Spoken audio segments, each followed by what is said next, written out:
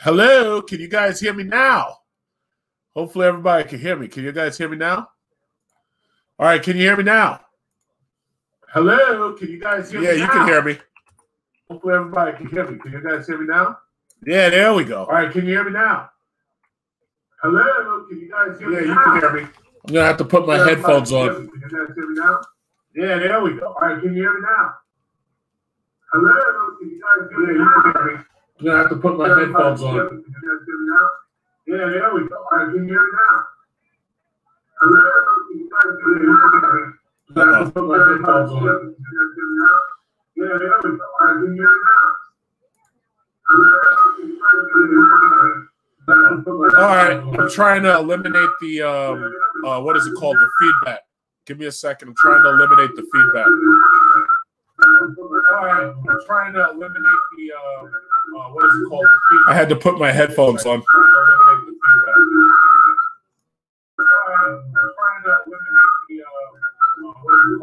I had to put my headphones on.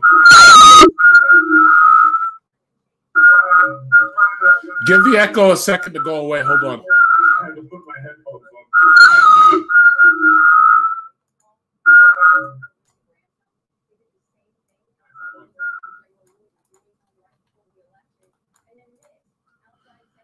All right. Okay, hold on. I think the echo should be going away. Give me a second to get rid of that echo because I put my headphones on. I'm using the microphone on my desk because I have like 3 microphones, you know? Yeah. The echo's gone now.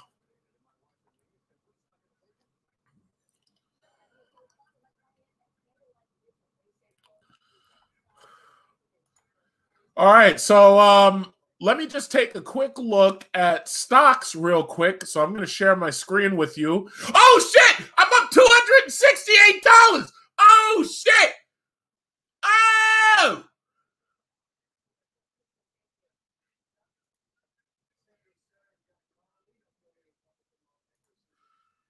Oh, snap. Look at this. Oh, okay. Wait. Let me share that screen with y'all. Oh, shit. Yeah. Oh, shit. What's this? I got...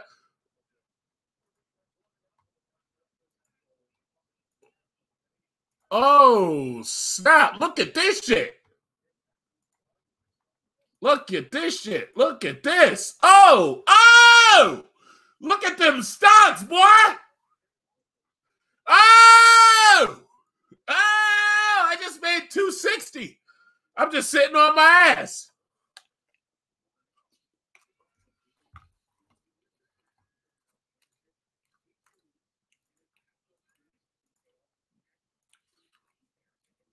All right. All right. That's the way to start the morning. Hell yeah, baby.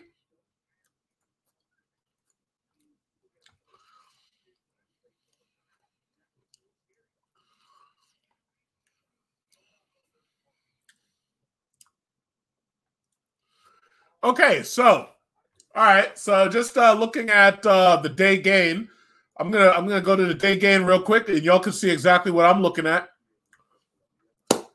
Okay.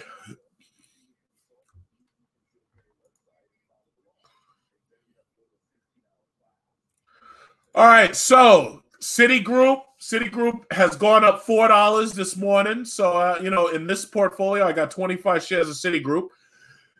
I made this morning $83. ISBC Investors Bank, I'm up $52. Blows off is $33 this morning. I'm looking at the day gain chart right here. Marijuana, MJNA, $21. NIO, $18.24 because it's up to $54.74. Okay. All right. Yeah. So let's look at these weed stocks. MCOA, $14 is up. I bought 20,000 shares of that. GRNH. Oh, shit. Oh, $17. Yeah.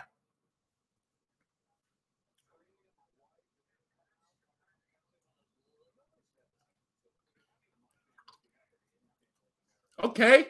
This is a good way to start the morning. $241 up. So I'm at $12,706, and I started with a measly $5,000. Very nice.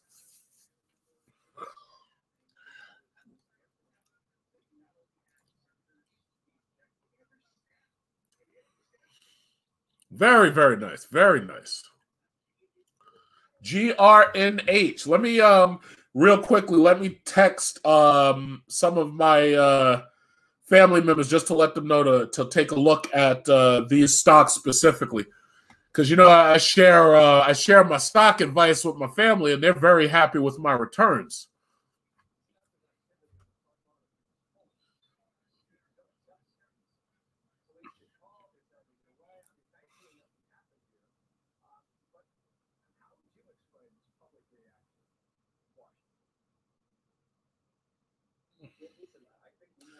Yeah. Okay. GRNH, MJNA,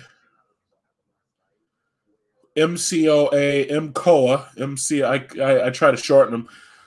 Hemp is up. Hemp is up. Oh shit. Hemp is up. Yes. Let's do this. Yes. Hemp is up, baby. ERBB is up.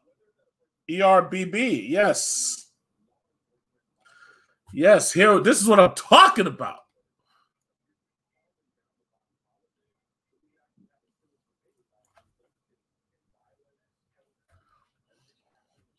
Yes.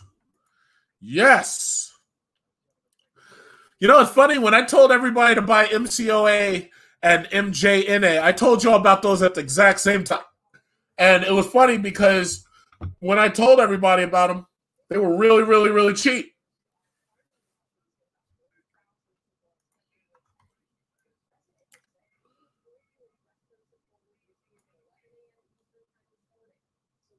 Yes.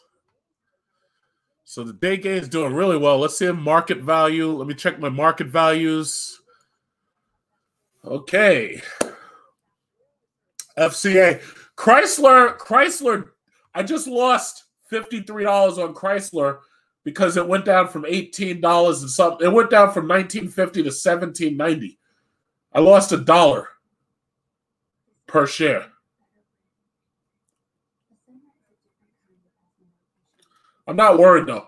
They're supposed to announce the new Jeep tomorrow. I should sell this shit.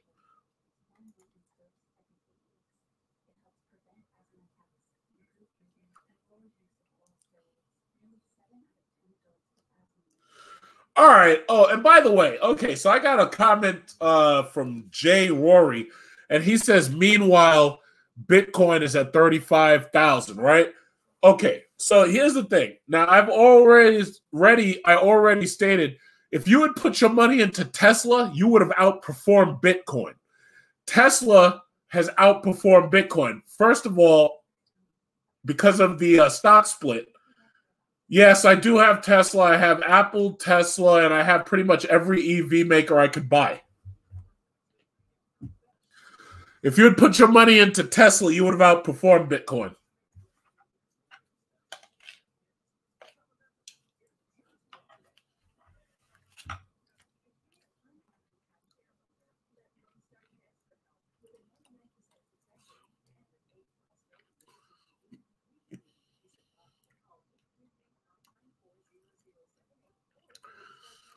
Did I buy NIO? I have NIO in 2 different portfolios, so I didn't buy any more.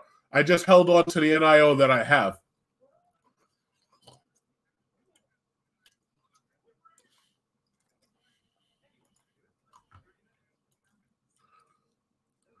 Okay, so I'm still up $217. See, when you look at it in green, this shows you how much you're up for the day. This shows you the total value.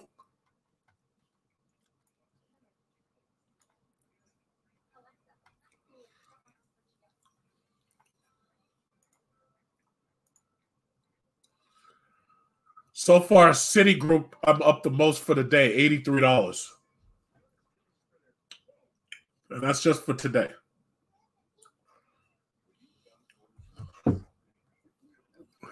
Investors Bank, I'm up 43. Okay, so far, so good. And this pays a dividend, so that's even nicer.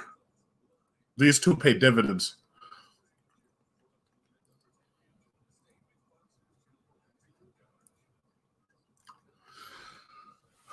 Okay, but I'm not really here. Oh, buy Dogecoin. Dogecoin is a joke, man. First of all, Coinbase doesn't even support Dogecoin, and Dogecoin literally is a joke. I'm not taking chances on that bullshit. The SEC is going to go after them just like they went after Ripple.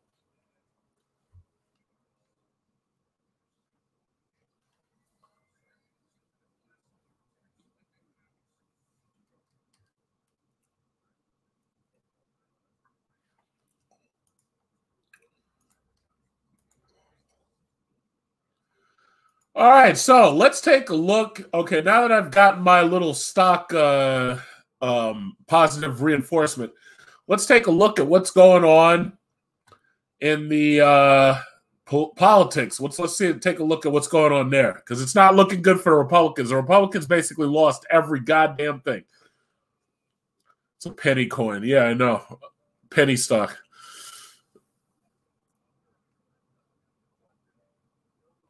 Yeah, let's take a look and see what they're doing.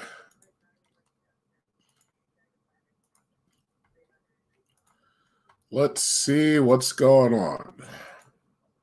The Million Madness March. Why? Let's see. Republicans are fearing Trump's wrath. These noobs. So as you know, the Republicans have lost Georgia. They have lost control of the Senate. And in having lost control of the Senate, what's going to happen is they're going to have a 50-50 split in the Senate between Republicans and Democrats. And Kamala Harris, as the vice president, is going to give them the ability to basically have a majority.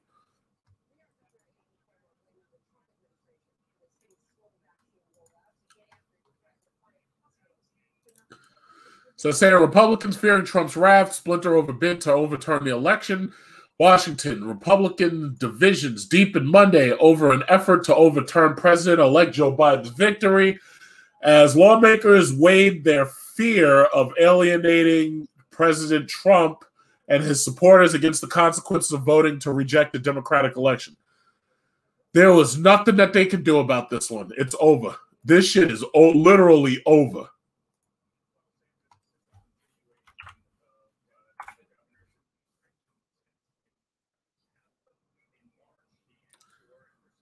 It's literally over. Game over, guys. Game over.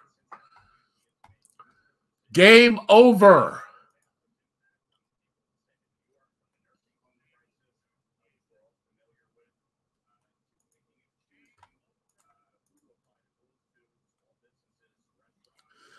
All right, I'm going to open up the floor to people to speak because, like, right behind me, I'm watching this bullshit on Fox right behind me. And Trump is supposed to speak at 11 o'clock.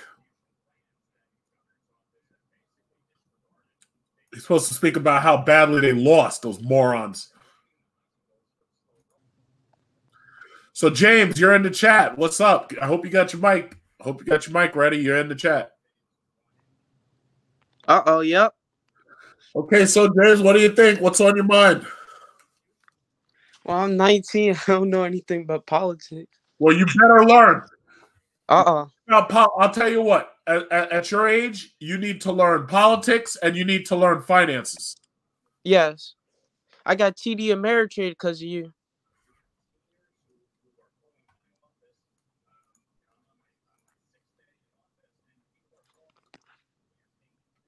Okay, great. So what kind of stocks do you have right now in your TD Ameritrade? Well, Pfizer, and that's about it. Okay, you got Pfizer? Okay. So your Pfizer stock, how many shares do you have of Pfizer?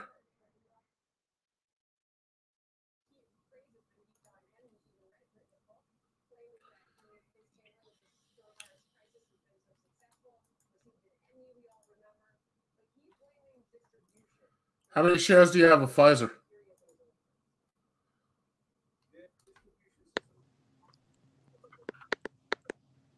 James? James, are you there? Are you there? Are you there?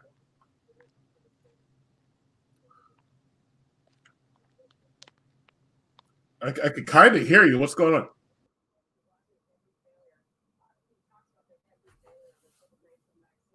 James, hello.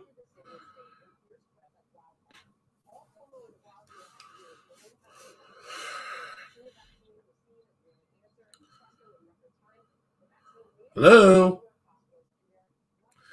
Anybody else want to get in? The StreamYard post is there. If anybody else wants to get in, I think James might be having technical difficulties.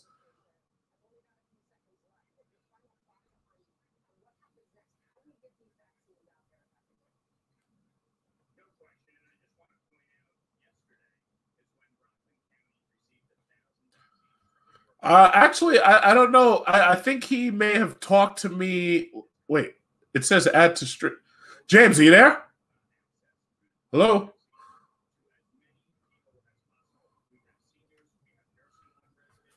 James, are you there? Hello? Hello? I guess not. Look at this. These losers on Fox News are still talking smack about Cuomo and de Blasio. They're still busy talking. See, this is what Fox News is propaganda, these losers. They're busy talking about Cuomo and de Blasio. Meanwhile, Trump and the Republicans have lost Georgia and the country. What a bunch of losers. Look at this. Look at all the Million Madness March. The Million Madness March is going on right now, everybody.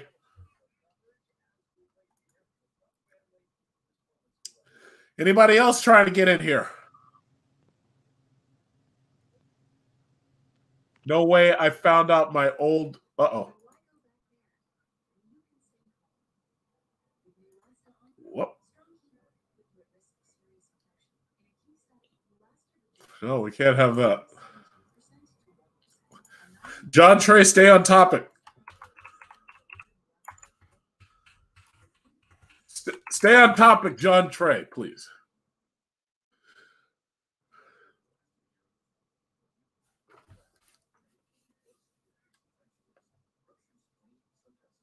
Okay, so anyway, anybody else trying to get on this mic?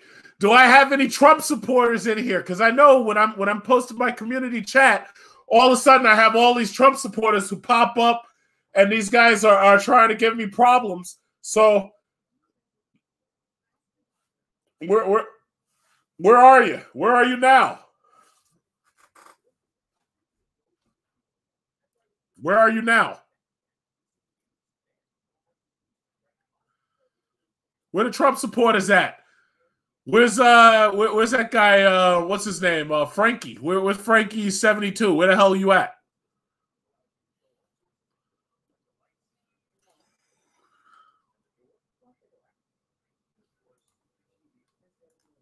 Where you at?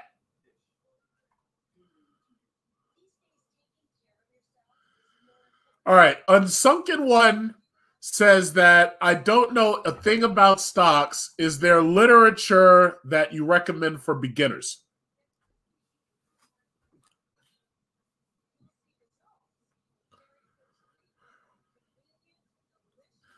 Okay, so let me just say it like this. Right now, you're in a stock market that right now, even the pros, a lot of people right now, I'll say, they are investing their money basically into any stock that they can afford, and they're also investing their money into stocks that they believe are going to appreciate. So what am I talking about? Okay, Amazon, Google, Microsoft, Tesla.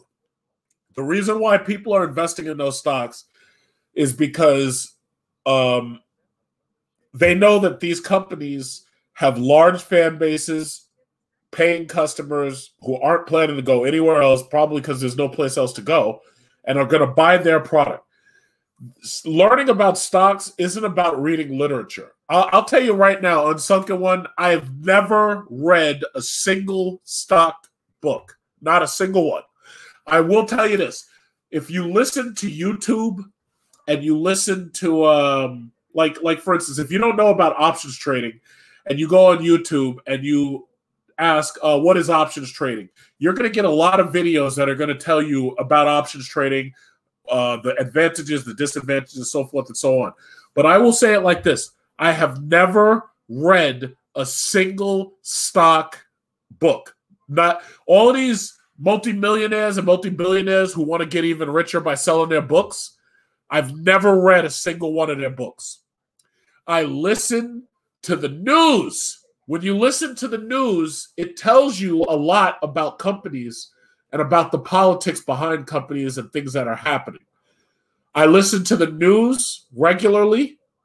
I listen to politics regularly because you got to understand Congress is in charge of a lot. Like, for instance, when they started going after these Chinese companies, when Trump was starting his Chinese trade war, I listened to the news. The news taught me everything I needed to know about what was happening. When they were passing these acts against foreign companies, like the Foreign Holding Companies Accountable Act, I listened to the news. I've never read a single stock book, not one. I hope that answers your question. If you want to learn about choosing good stocks, YouTube is great information, and the news is good information because you know about what's happening in the country and you know about what's happening around the world. If there's new companies you've never heard of, the news, even if it doesn't even matter what channel you listen to. You can listen to Fox Business, you can listen to MSNBC, CNBC, you can listen. I don't get advice from Jim Cramer. I don't trust him because I've seen him cost people a lot of money. So you have to basically keep your ear to the ground. But I'll say it again. I've never ever read a single stock book. And I listen to the news. I watch YouTube. I watch even Facebook news. But keep your ear to the ground. They have some very simple rules. Buy on the rumor, sell on the fact. So that means that if you hear that there's a company that's about to do big things, that's a rumor. If the stock is cheap enough, you buy on the rumor. Once everybody knows about it, chances are the stock is going to end up starting to get short. And when they start shorting the stock and start selling it off, you'd start losing money. That's why they say sell on the fact. Warren Buffett says buy when other people are fearful and sell when other people are greedy. So he's like, when other people are fearful, you should be greedy. And when other people are greedy, you should be fearful. So what he's saying is when everybody's backing away from something, that's when you might have a good opportunity to buy because the price is going to go down. So if the price goes down, that makes it easier for you to buy it. It gets cheaper. When everybody is buying something because they're being greedy, the price starts to go up. A great example is Tesla. So Tesla stock, I bought it when nobody really knew about it. I bought Tesla at $30. Once Tesla got really high, that's when you sell out of it and you make your money. So you buy on the rumor, sell on the fact.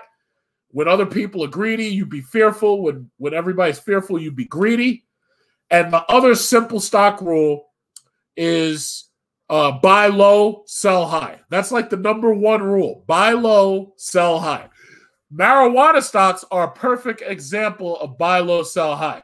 Like, I don't know if you're following my portfolio, but right now I'm up $239. My portfolio that I do share with the internet, because I keep one of my portfolios private, but I keep some of my portfolios, I share it with the internet just so everybody can see my advice as it goes through. But anyway, I'm up to $12,700. I might crack $13,000 on a $5,000 investment. That feels good. Okay, so again, I've never read a single book, and there's plenty of information out there where you don't need to read books. So I hope that answers the question. All right, here's a great question. Do I believe in Bitcoin?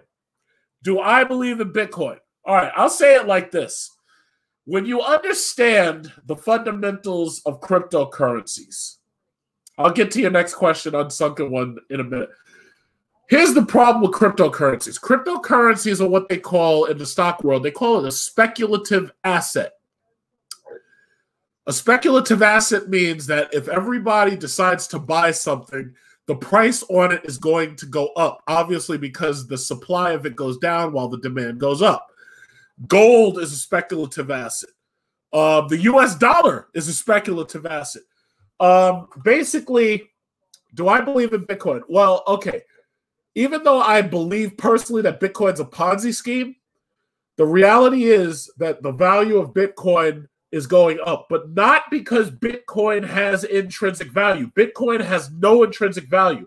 There's nothing that you can do with a Bitcoin. Let's compare Bitcoin to gold. Gold has intrinsic value. They make dental fillings with it. They make jewelry with it. They make copper platings with gold coverings for computer equipment. Gold has a value. Gold exists in the real world. Bitcoin does not exist.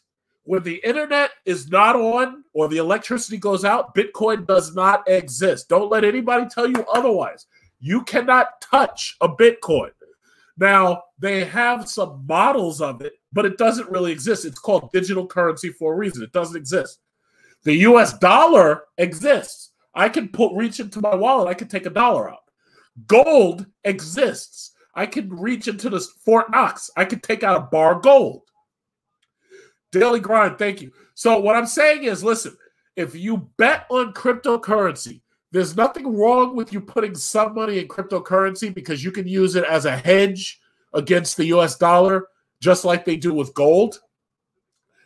But my problem is I don't trust cryptocurrency because I want you to look at what happened with Ripple.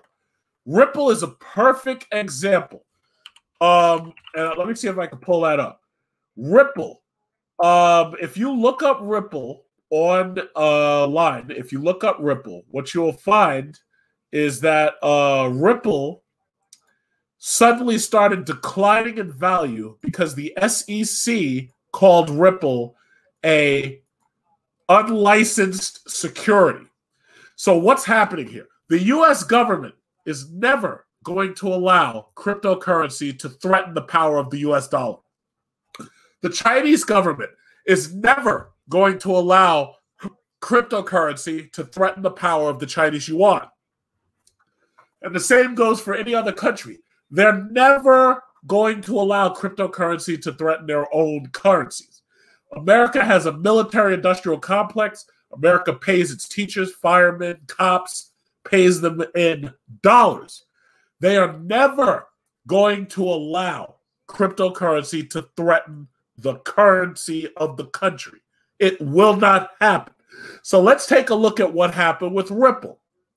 Ripple is a perfect example because what happened was Ripple started going up in value, and then the SEC sued Ripple to say that Ripple is a unlicensed security. So Ripple, even though it is a cryptocurrency, even though it exists on the internet, what happened was the SEC and the IRS got together to say that people who are trading cryptocurrencies are money laundering and they are hiding money. So what they're doing is they're forcing people to register cryptocurrencies. They're forcing Ripple to say, I'm a licensed security, and it may never be able to do that. So when they're going after these things, they're going, basically what's happening is the SEC, the IRS, the US government, the International Monetary Fund, the IMF, they are going to put the clamps on cryptocurrency by either making it illegal for you to buy it, or they're going to make it so that every single transaction you make is seen using, how should I say, you know how at the end of the year you have to file your taxes? The IRS knows that you're trading cryptocurrency. If you don't pay the taxes on it, they are going to audit you and they're going to take your real money. So when you say, do I believe in Bitcoin? Yeah, I believe in it because I understand that of what it is. But the problem is it's a red flag on your taxes. And in addition to being a red flag in your taxes, it leaves you open to being targeted by the SEC and the IRS. So the question that I would ask to you is, do you want to have investment that causes your finances to be targeted by the SEC and the IRS. So that's my question to you. You say, do I believe in it? Yes, I do, but it's risky. I don't want the IRS targeting me. I don't want the SEC targeting me. A lot of people are going to trade in it. Mostly it's corporations that are trying to use it because they know that if they buy these currencies, the cryptocurrencies, it allows them to transfer money faster internationally. I do not need the IRS on my ass. I just don't need it. Somebody asked me, how is my Ford stock doing? Well, I can show you how the Ford stock's doing. Give me a second. Ford stock is hold on. Let me show you how to. I'll show you my TD Ameritrade again. My TD Ameritrade right now, $266 up for the day. I'm up to $12,731, and this is off of $5,000. So I'm up more than double my $5,000 investment. $12,731. Ford stock, in my opinion, has been underperforming, but if you look at it right here, I have 100 shares of Ford in this portfolio. I bought it at $536. It's down to $876, but I still gained $340. The total market value of this portfolio is $876. So I think Ford is going places because they've got these electric cars coming now. My problem is right now it's slower than my FCA stock. My FCA stock is doing much, much better. My FCA stock went from $7.66 to $17.86. So my FCA stock is doing way, way better. I've doubled my money to the point where out of that 100 shares, and I bought FCA and Ford at about the same time in this portfolio, my gain has been $1,019, but my Ford stock, the gain has only been $340. So yes, I'm doing very well with the Ford stock. All right, so let me not forget, let me give a shout out right here to Daily Grind. So he says, thank you. I agree. Same principle applies. Buy low, sell high. That is the #1 rule of stocks.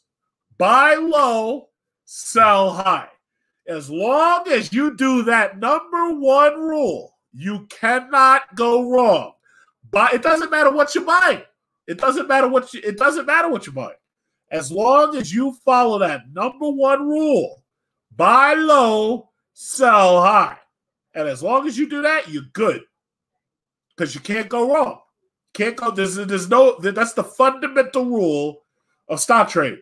I'm surprised. I don't know. Somebody probably should have made a book, and they should have called the book "Buy Low, Sell High." That is the #1 rule of stock trading. You don't need to know anything else. Buy low, sell high. That's it. If there was only one rule, buy low, sell high. When weed stock is low, buy it. When it's high, sell it. When Tesla is $30, buy. When Tesla is $730, sell. It's just that simple. It's just that simple. Can't go wrong. You can't go wrong. You need to treat everything like that. Everything. You treat buy low, sell high. That's it. That's it. Buy low, sell high. If you never learn anything else, buy low, sell high. You see? So that's just where it is, my friends. That's where it is. I never read any stock books. I don't need them. I don't need any stock books. All I need to know is buy low, sell high. So Savage Raccoon says, yeah, Ford has taken on a ton of debt retooling their Chicago plant and loses a ton of money on warranty repairs. Ultimately, as you saw in my last video with the Hyundai Genesis G90 and the, what is it called, the GV80, these foreign companies are just outperforming GM, Ford, and even Chrysler because the foreign companies have universal health care, which is something they don't have to worry about for their workers. They got universal health care. They have very high taxes, but they have universal health care in their countries. Canada, think about it like this. FCA is Canada. They build all that stuff, all these Fiat Chrysler products. That's Canada. They ship, they buy it, they build Hellcats, they build Jeeps and all that stuff, and they ship it down to us. Think about Canada. Canada has fewer people than California does. I think California has like 2 million more people than all of Canada. When we're buying all of these Chrysler and Dodge products, what we're doing is we're keeping Canada's industrial complex alive. Canada has universal health care. America doesn't.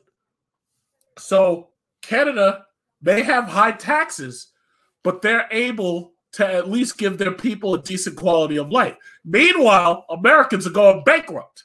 Meanwhile, if you try to have a baby, having a baby costs you $30,000. If you get into an ambulance ride here is $1,000 a mile. So let me tell you like this. Canada is doing something right that America's not doing. It's universal health care, and sooner or later it's going to come. Think about Germany. Germany has high taxes, and they have universal health care. Mercedes, BMW, Audi, all that shit is being shipped over here. Americans are buying that stuff, trying to look rich. And meanwhile, those people over there, we're keeping them alive. Look at Japan. Toyota. Japan has universal health care. Toyota, Acura, Nissan. We, as Americans, are spending all our money on these shitty-ass Nissan Ultimas. And we're keeping Japan alive. Think about that. They have universal health care. America doesn't. Think about what other country? Hyundai. Hyundai and Kia. When you're buying a Genesis or you're buying a Kia Telluride, Hyundai and Kia got universal health care. South Korea has universal health care. America doesn't. We're spending our money, and we're keeping them alive. We're keeping them wealthy. When you're buying Samsung, when you're buying them Samsung phones and those Samsung TVs, you're sending your money to South Korea to keep them up and running. They got universal health care. You don't. Why do you think you're bankrupt and they're not? Why? That's why. They have universal health care. You don't. So if you have a baby with your wife or your girlfriend, it should be your wife. You're supposed to wait till you get married to have children. You're going to go deep into debt just to have that baby if you don't have the right kind of health care. Meanwhile, if I was in South Korea, I can have as many babies as I want. I'm not going to go bankrupt because I have the health care for it. They take care of their people. America doesn't. America doesn't. That's why all these people are so angry showing up at these rallies, because they feel like this country has left them behind. They are absolutely right. The country has left them behind. Forgive me for a second. I have a little cold. I got to blow my nose. Have a little bit of a head cold this morning. Oh, by the way, I'm dropping this link. You guys, somebody's supposed to get up in here. Like, we're all these goddamn Trump supporters. You guys got so much shit to say when I'm talking smack in the community chat. All of a sudden, I get online. Nobody's here. What happened? Where are you? Where are you? Are you at the MAGA rally? Is that where you are? Where are you? Where are all of the Trump supporters? Where are you at? I'm ready to fight. I'm ready to go. Where the hell are you? You got to show up.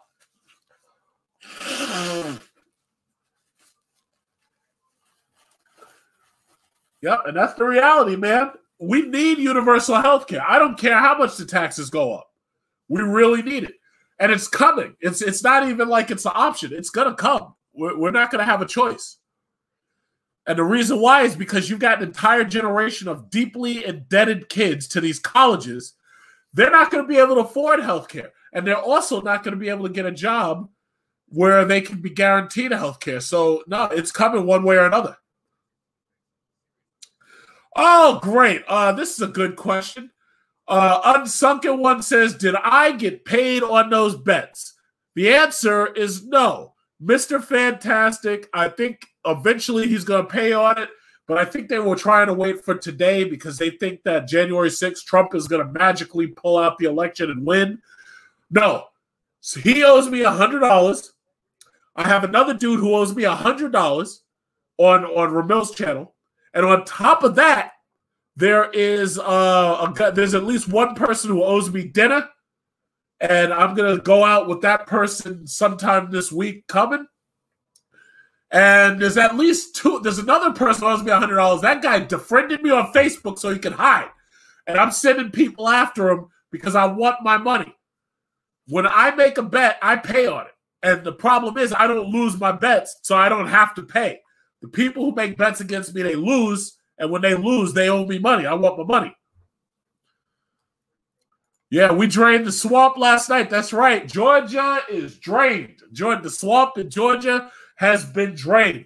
I don't think that they announced the Purdue versus Ossoff. I don't think that they called that one yet. But Loeffner, her ass is gone. Goodbye, Loeffner. Bye. Bye, you moron. Goodbye. Bye-bye, Loeffner. Bye-bye, Loeffner. Goodbye. She's gone. She look like, it's funny. Some of the photos of her, she looks so young, and in some of the photos, she looks so old. Goodbye, Loeffner. Goodbye. You're gone. Goodbye. It's time to pay what you owe. That's right. That's what I'm talking about. It's time to pay what you owe. John, the collector of debt. That's right. That's who I am. I am the collector of debts. You make the mistake of betting me, you're going to lose. The question is how much money you going to lose. That's the question. Goodbye, Loeffner. Goodbye, Purdue. Uh-oh. Eric Trump is speaking at this rally. Eric Trump, you loser. Eric Trump, I want to come there and help you pack your shit. Wait, hold on. Let's turn this up. I'm going to turn it up just so you can hear it. Democrats, this fight has only just begun. You lost! You're a loser! You lost! You lost! You lost Georgia and you lost the White House. We're going to pack up your shit and throw you out. You lost! I hope y'all can hear that behind me. You're a loser! This woman's insane. You lost. Can y'all hear that behind me? Can y'all hear that? That I want to make sure everybody knows today. Today happens to be my husband's birthday. Your husband is a loser! For his birthday, he lost. He's a loser! Loser! Loser! Well, I actually have one birthday present that I want from all the senators. The only birthday present you get is a U-Haul truck. Bitch, you lost! Have some backbone. Show some fight. Learn from Donald Trump. Learn how to lose. He has more fighting. You lost. The other one combined, and they need to stand up, and we need to march on the Capitol today. Go ahead, march. You lost. You're a loser. Stand up for what's right. We love you, America. God bless you all. God bless you, loser. Can you guys help me sing happy birthday to my husband? Yes, absolutely. Let's sing it. Let's sing happy birthday to you.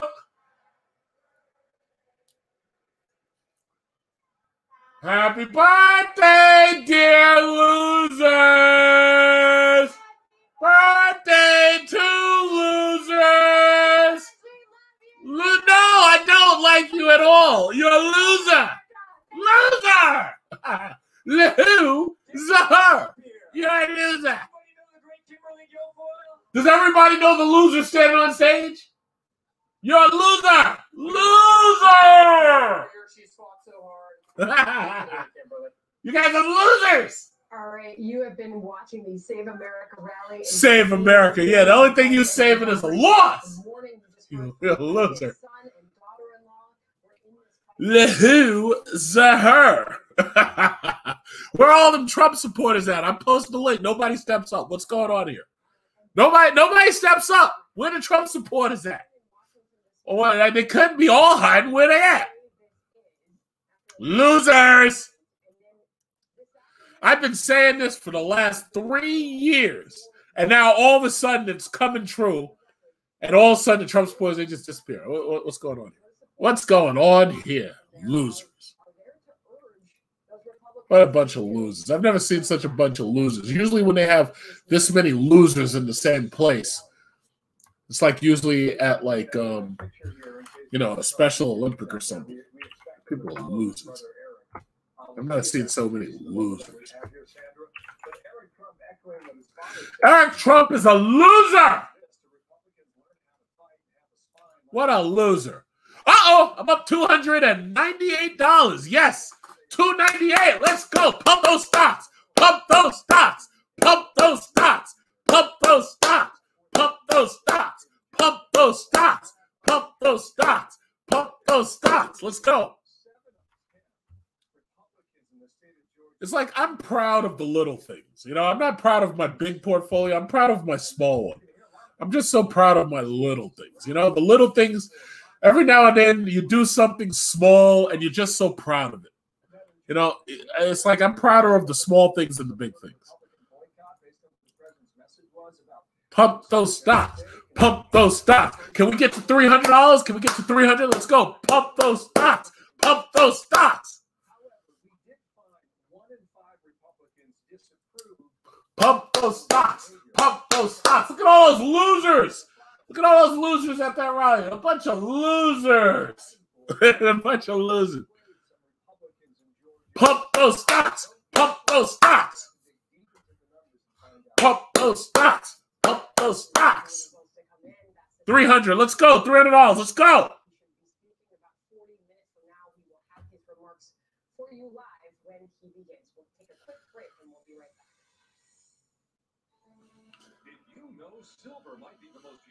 Pump those stocks. Let's go. Let's get to 300. Let's go. $300. Uh-oh, $296. Uh-oh, I dropped $2. Come on, let's go. Let's go. $296. Come on, let's go. Where's everybody? Nobody wants to talk? Where the hell is the Trump supporters? Nobody wants to talk? Everybody's quiet. What's going on here? I keep posting this goddamn link. Nobody's joining. The hell? Come on, let's get some voice chats. GRNH is up 34%. Yes. I told you to buy these weed stocks when they were low. I told you buy low, sell high. Where's GRNH right now? Let's see. I got 10,000 shares in this portfolio. I bought it at less than a penny, 0.004. And right now it's up to 1 penny. I made $89. $89. That's where we are, baby. I told you, buy low, sell high. Pump those stocks. Pump those stocks. Let's go. Pump those stocks. Pump those stocks. GRNH is a weed stock.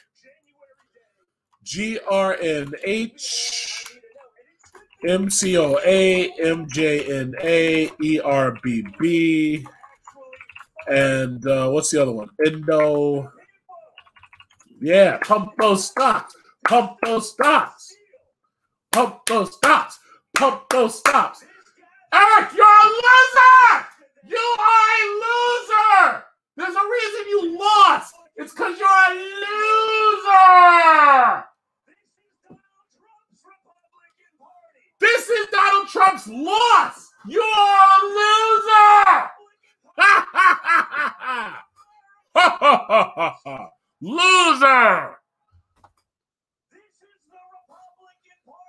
Stop the steal! Stop the steal! This is the Republican Party that's not just gonna roll over and die because the Democrats loser! You too. You're a loser! And your daddy's going to jail! All you gotta do is look to Georgia where you had Republicans saying, well, I don't like the way the game is played, so let's take our ball. Loser!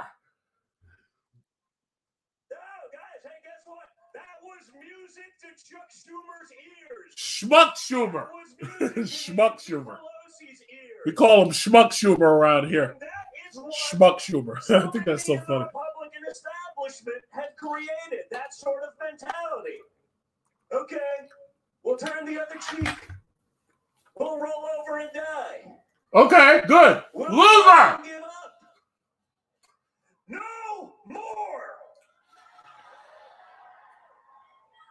So to those Republicans, many of which may be voting on things in the coming hours, you have an opportunity today. You can be a hero or you can be a zero. And the choice is yours, but we are all watching. The whole world is watching, folks. Loser! Choose wisely.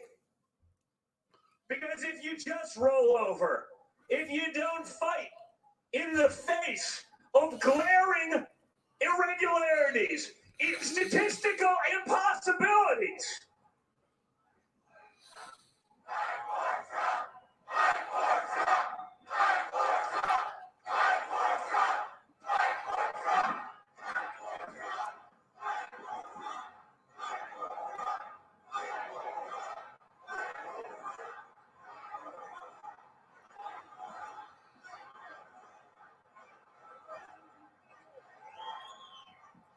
that's right, guys. That's the message. These guys better fight for Trump. Because if they're not, guess what? I'm going to be in your backyard in a couple of months. Come to my backyard, bitch. Go and try it. Come to my backyard. Come and try it.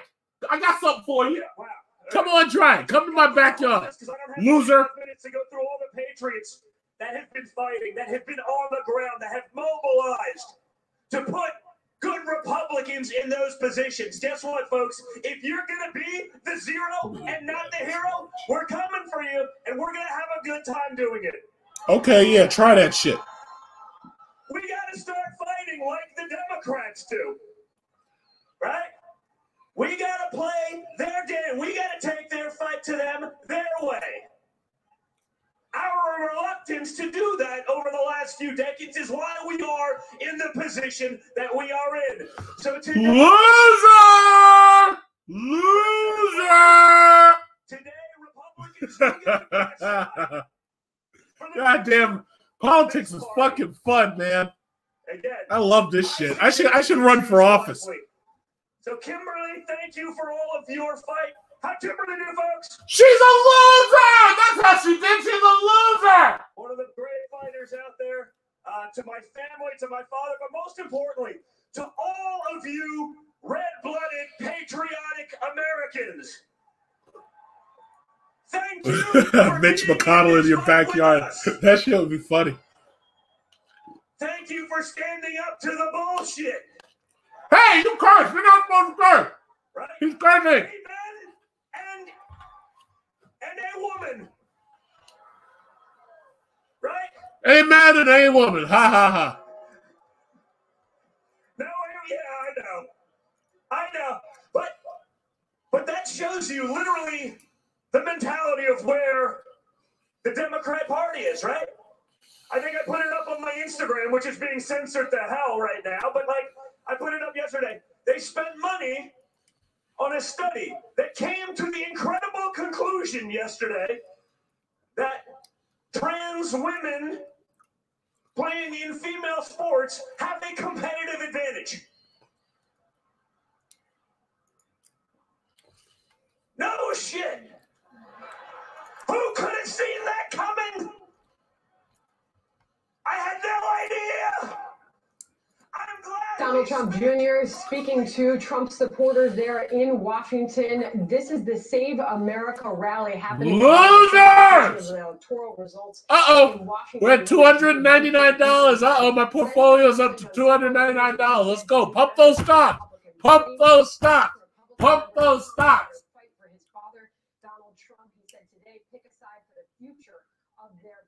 Donald Trump. I'm going to call him Donald Trump. Pump those stocks. Pump those stocks. So you mean to tell me none of y'all got a mic? Nobody's planning on jumping on this live stream. Nobody's jumping on this live stream at all, huh? Nobody. Nobody's on this live stream. Come on. I got to talk to myself? Where's them Trump supporters at? Where's Frankie at? We're guaranteed a $2,000 stimulus coming now with Biden. Yeah, well, I'm Appalachian and don't like my own voice. Yeah, okay. Melania files for divorce. Yeah, we'll see about that one. That'll be funny. Junior also saying the Republicans, you have an opportunity, referring to the Electoral College certification that will get underway at 1 o'clock in Congress. You can be a hero or you can be a zero. Pick a side. Now we wait to hear from the president momentarily. All right, that's about half an All right, Trump is supposed to be speaking. So I'm waiting for this bullshit. So we got to hear Trump with his criminal fucking audio tape where he's up there trying to threaten people to find votes for him. What a criminal. I can't understand why they haven't locked his ass up yet. I mean, I do understand it, but I would have locked his ass. Oh shit! Oh, look at those stocks. 350. Oh, snap. Look at that. I'm up 350. What's that day gain? Oh, shit. I was waiting for it to go to 300. I'm up 350. Oh, snap. Oh, snap. Something is going up real fast. I don't know what it is. I think it's these marijuana stocks. Look at these marijuana stocks. Oh, my goodness. Look at the marijuana. Where's this marijuana? GRNH. That must be what it is. $44. I got 10,000 shares of it. Oh, my goodness. Oh, my goodness. 350. I made 300. I'm sitting here talking shit, and I made $350. 352.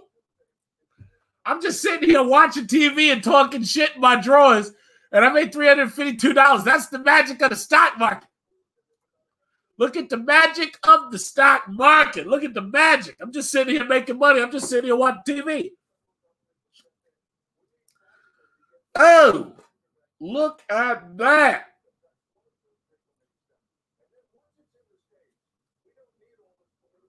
Oh, my goodness.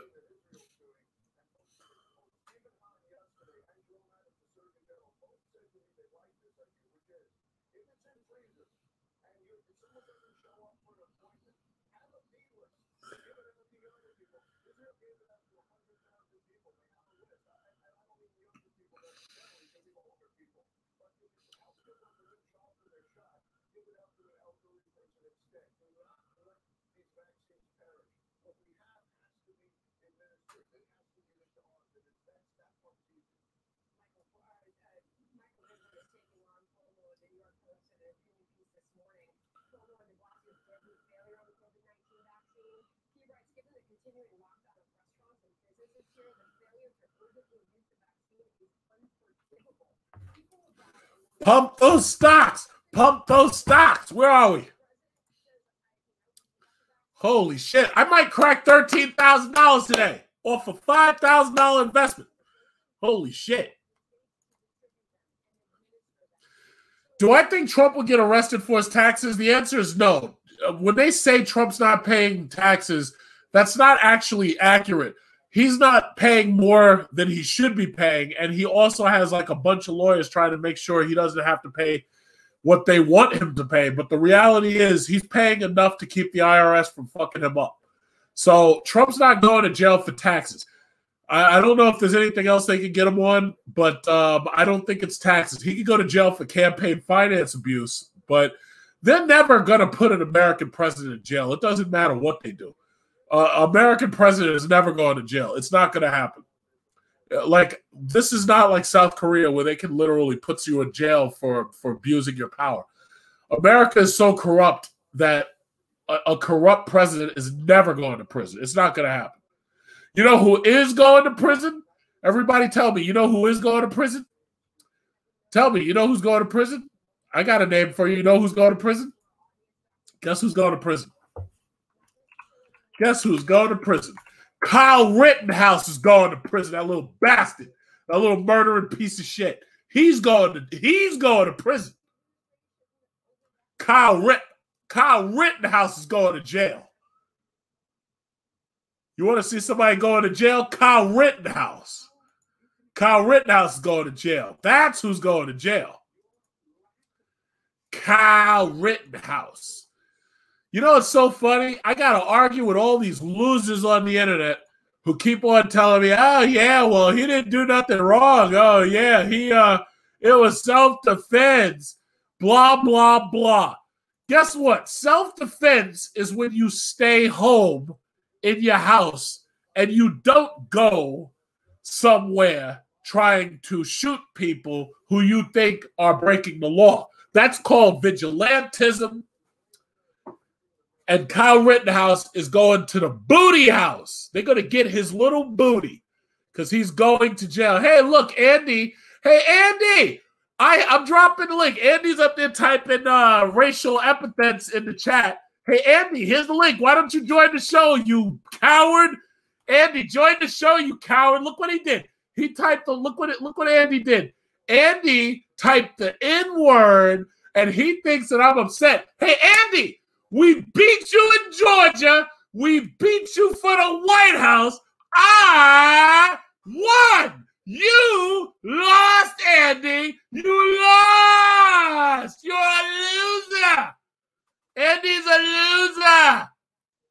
Hey, Andy, join the chat, you loser, you coward. Join the chat, Andy. Let's go. Andy, look what Andy typed. Andy typed N-I. Look at him. Look at that fat Appalachian. Look at this guy. This guy is a stereotype. Look at this guy. Look at him. Look at those cheeks. His cheeks look, oh my God, look at this guy. Oh my God, this guy tried to upset me this morning. You can't upset me. I won. You lost. You West Virginia coal miner. Look at you. Oh my God, you're a Trump supporter and you're a loser. You lost. You can't beat me. You can't beat me, Andy. Look at him. What a loser. Hey, Andy, join the chat, you loser. Join the chat. Join the chat, loser.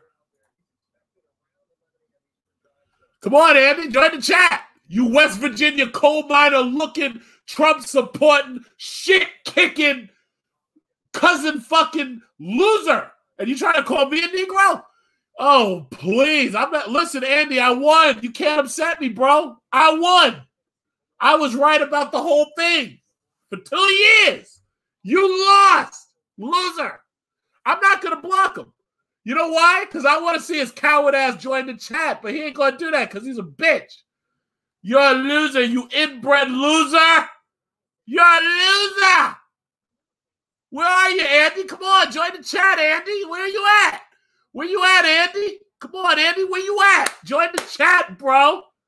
Join the chat, bro. Or are you so busy sniffing your cousin's butt? That's what y'all do down there. You West Virginia coal miner. You up there sniffing your cousin's booty. Come on, Andy. Come on, join the chat. Get off your cousin's booty and come join the chat, Andy. Stop eating those mayonnaise sandwiches, Andy. Up there eating mayonnaise sandwiches. Come join the chat, Andy. Come on, where you at, bro? Where you at? I got something for you. Where you at? Andy is a West Virginia coal mining, Trump supporting, shit kicking, cowboy wannabe, you fat Call of Duty cosplayer, you cousin slut sleeping. Uh-oh, he's still talking shit. Look at this. He's still talking shit. He won't join the chat because he's a coward. We're watching Fox News. Why don't you join us, Andy? Come on, coward. Come on, get up in here, Andy. Come on. Show everybody what a big man you are, Andy. Come on, let's go. Where you at, Andy? Come on, where you at? Uh-oh, he called me a monkey. Oh, shit. This is typical standard white racist where they think that they can win by calling you names. Andy, I won. You can't beat me. I already won. Warnock beat Loeffler. Perdue got beat by Ossoff. Trump is packing his shit. I won. You're a loser, Andy. You're a loser. Cowardly Andy. That's what they call him. Cowardly Andy. Andy's a coward. Come on, Andy. Come on in here. Here's the link, Andy. Where you at? Where you at, Andy? Where you at? Where you at? Come on, Andy. Come get me. Come on. I'm right here. I'm right here, Andy. Come on, get me. Come on. Come on, Andy. Come get me. Where you at? Where you at, Andy? Andy thought he was going to ruin my morning. Unfortunately for him, he didn't realize that my morning can't be ruined. Sorry, Andy. Not today, Andy. Not today. Where you at, Andy? Come on in here, Andy. Where you at? Uh-oh, look. This guy's still talking shit. He says, this guy, oh, my God. This guy's a joke. Where is this guy? Come on, Andy. Where you at? What does he say? George Floyd has been drug-free for 6 months. Hey, Andy, guess what? The cops may have, and I'm not even sure exactly what happened, but the cops may have killed George Floyd, but how many of you right-wing losers have gotten murdered since the George Floyd killing? How many? How many cities have been burned up since the George Floyd murder? How many? You tell me, how many? Seattle, Portland, New York City. How many? How many? Andy, you're a loser. You're a loser. That's the reason why I don't even bother just blocking you and moving on. It's because you're a loser. And the thing about it is it's fun to fight losers because I know you can't win. Your boy Kyle Rittenhouse is going to be in prison and he's going to be getting his booty poked by his cellmate. Why? Because he is a loser just like you. Oh, well. Oh, Andy, I'm exhausted, to tell you the truth, Andy. I'm exhausted. I was hoping you were going to join the chat, but you're a little bitch. Why doesn't Andy join the chat, Andy? Where you at, Andy? Where you at? Come on, join the chat, Andy. Where's that Trump 2020 bullshit now? Where you at, Andy? Where you at? Where you at, Andy? Where's the Proud Boys? The Boogaloo Boy. Andy's a Boogaloo Boy. That's what it is. Andy's a Boogaloo Boy. Andy's a Boogaloo Boy. I've been waiting for Andy to come up here to New York. I've been waiting for you to come get me, but I don't know where you are. Where you at, Andy? Oh, look at this. He says, calm down, eat a watermelon. Oh, my God. This guy's hilarious. You're so funny, I forgot to laugh. Good job, Andy. Good job. Keep talking shit. Good job. Come on, Andy. Why don't you join the chat, loser? Join the chat. You know what's funny? I had a Trump-supporting woman in here a couple of months ago, and she wasn't afraid to join the chat. But you are. Why is that, I wonder? Why are you afraid to join the chat, Andy? Why are you afraid to join the chat, Andy? You busy on your cousin's booty? Huh? Where you at, Andy? Come on. I keep calling you out, but you're afraid. You might as well throw them sheets back over your head because you ain't coming after me. You ain't got what it takes to come after me, Andy. Where you at, Andy? Stand by and stand back, Andy. Stand by and stand back. Where you at? Where you at, Andy? Where you at? Where you at?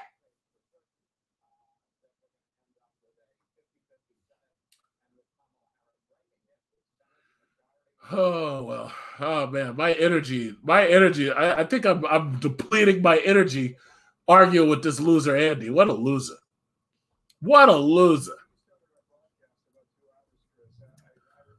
I think I'm running out of energy. Andy, you're a loser. I'll wait for Andy to show it. Where's Andy at? You're a loser! You get the sense that the country has moved back to that position a little bit, and perhaps even more liberal with the amount of progressives that are coming to Washington, D.C., and the committee heads that will be appointed in all likelihood, if the results hold up the way they will, or the way they could, I should say. If that's the case, it's a very different city out there in D.C. I'd say yes, but, Bill, because the margins, remember, with Barack Obama, he at one point had a oh, look at this asshole majority, or rather a filibuster-proof majority in the Senate. You had a huge... Hey, everybody, let's laugh at Loadout Drop. Look at his comment. He says Trump's going to come back stronger than ever. Everybody laugh at him. Everybody laugh at Loadout Drop because he's funny. Everybody laugh. Everybody laugh at Loadout Drop who thinks Trump's coming back. Trump's going to fucking jail, idiot. Trump's going to jail. Barack Obama came in 2009, but the margin that Joe Biden is going to have to work with in both the House and the Senate, assuming that Ossoff wins, is going to be. Oh, look at this guy, Dwan Jamal, huh? Conservative Democrat openly said. Dwan Jamal got himself timed out, you stupid asshole. So at a certain point, This is just too easy. one of them to switch to the Republicans. This is just too easy. A Biden, How much stuff did you guys steal during the riots? Well, I'll tell you like this. If I was going to steal anything during the riot, I probably would have stolen maybe an 85-inch television, and maybe I probably would have stolen a track hog. The thing about it is I stayed at home and I didn't bother stealing anything. I just stayed at home and I just watched the rest of the world destroy itself on television. That's how I do it. I stay home and I watch the rest of you go ape shit on fucking television. It's fun. Well, Andy, if you're not going to join the chat, then I don't need you here. Because the thing about it is you're just taking up space. You're a loser. People point back to 2005 when. Look at this asshole. Hey, Star Platinum, why don't you join the chat? Stop fucking trolling and join the chat. I keep putting the link there, but you're afraid. You Star Platinum. You know what you are, Star Platinum? You're a loser. And not only are you a loser, but bottom line is I don't even like your hat. I think there's something wrong with you. And I already said that I don't think Trump's going to jail, so I would never place a bet. I think your hat looks too big for your head. Your earring in your right ear tells me that there's a problem with you. Most likely it's mental illness. And you might as well join the chat because otherwise you're not going to be able to talk back to me because, like, you don't have the ability and you're a loser. Star P, who's this? We got some. Star P, what up, though? What up, Big Joe? What up, though? I see you talking all this fire and shit. Hey, Star P, are you there? Yeah, can you hear me? Can you hear me? Yeah, I hear you now. What's up? No, what up, though? What up, though? I ain't talking all this cash ass shit, but you just said he going to jail. That's why I said you want to make the bet. Then it was, what's up? Put the 100 up. You just said he's going to jail. Did you not just say that?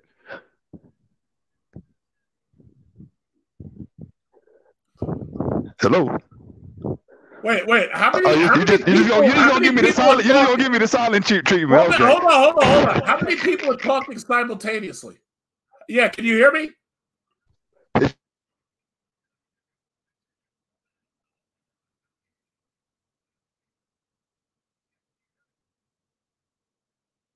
Can you hear me?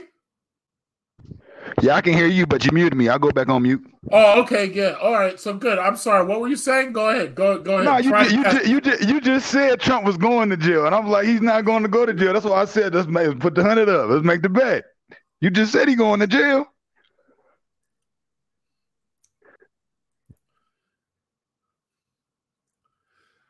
Okay, first of all, we've never put an American president in jail. I said that like a half hour ago. Number two, if anybody were to put his ass in jail, it would be the state of New York, which is why he's probably not coming back to New York anytime soon. That motherfucker has so many different escape routes, man. They wouldn't even be able to find him if they tried to get him, man. Let me ask you a question, Star. What state do you live in? I'm in Colorado. What about yourself? I'm in New York City. So you know, if you're in Colorado, I'm in New York City. You already know that I know politics better than you do. Yeah, you probably do. Most likely, yeah, you do. Because you right there in the heart of it. Yeah. I know a little something though. I ain't all the way.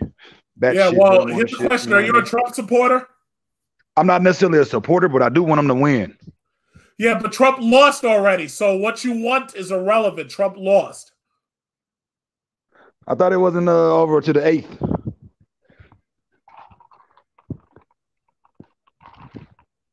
Isn't it like the final decision or something on January 8th? No, wrong. The final decision is right now on January 6th. And he lost Georgia. Yes. Oh, okay. Yeah, you need to pay attention to these things. Yeah, I'm a busy guy, man. I poke my head in every now and then on certain things, but you know.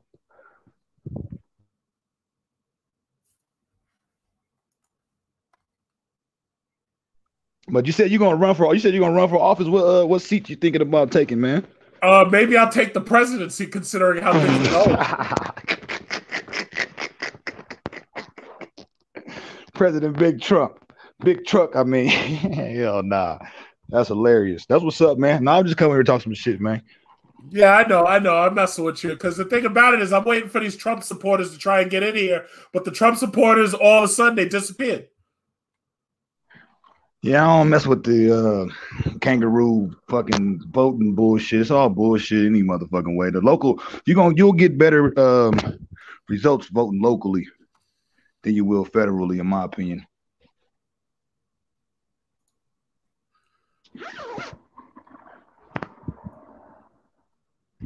Well, it's like this. Now that Trump lost the presidency, I don't think you're going to see a Republican president for a long time to come. You really think that, man? I really, really believe that because the thing about it is this country is trending left. All these new kids are liberals. All these new kids are indoctrinated in school to be liberals. They're not voting Republican. Trust me. I actually agree with that. You're right about that. It actually took me a while to come around to the more Republican side because of what was taught to me in school and shit. So I understand that. You're right about that. But I know a republic is a better form of government. People basically going after their own right to support their own selves without the support of with small amounts of support of the government. You know, I do think that that's a better way to live.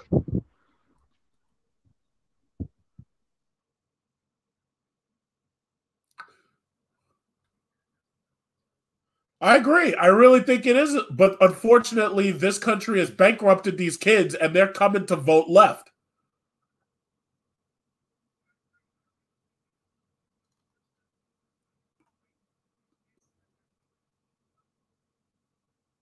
Yeah, it's going to be interesting, man. Yeah, universal health care is going to come, man. That's the reason why Biden and Harris are in there right now and the reson why Republicans have lost Georgia. Trust me, it's coming. Well, I think that's dangerous because then they can implement certain policies to get you to, comply with certain things. You know what I'm saying? I just think, I don't know. It's going further down the shithole to me if we continue to go that way, man. Well, keep in mind, the shithole got us to where we are right now. I can't disagree with that. That's actually true, man. I agree with that. It's just been a big shithole. It really has. Purposeful manipulation of the mind, man, through indoctrination, and yeah, that's a big one right there, man. These damn schools, these slave camp schools. No thought of independence, just all dependence. It takes special characters to recognize, how powerful being independent actually is, man.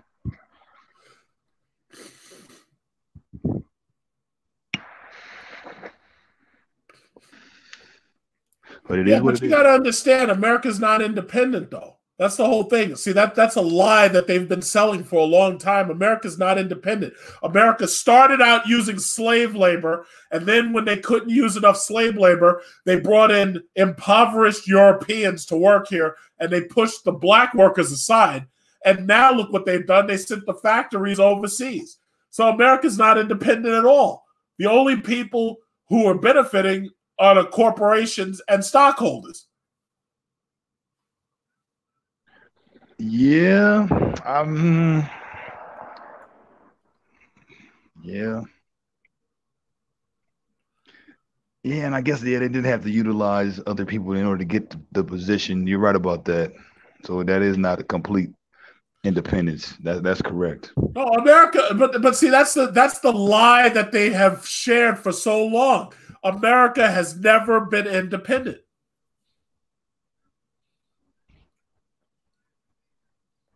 Yeah, I have to agree with that. Always some type of outsourcing, getting some type of assistance from other countries, certain products and resources and shit. So yeah, people, yeah. And I think that big part of that too is just most people being disenfranchised, man. Like they're like, I don't know, man. Like to be able to take someone and automatically put them under your corporate establishment just through just through legal aspects of like the manipulation like of like births and stuff. There's a way to pull you within the jurisdiction of of the government and stuff, and it's just weird, man. Like it's intentional for you not to know how to get out of that situation of being under the net of the government, man. It's weird, man.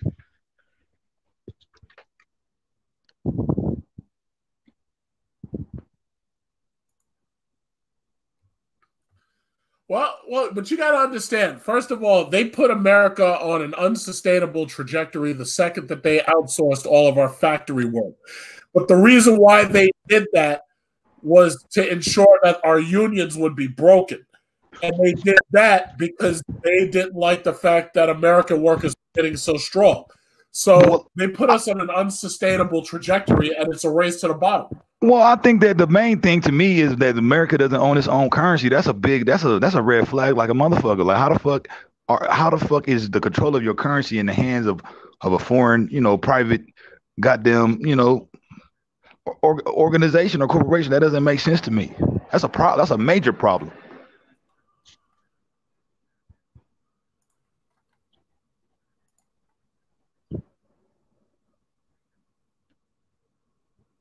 Well, yeah, I mean, I agree with that, but the problem there is America's allowed itself to go so deep into debt.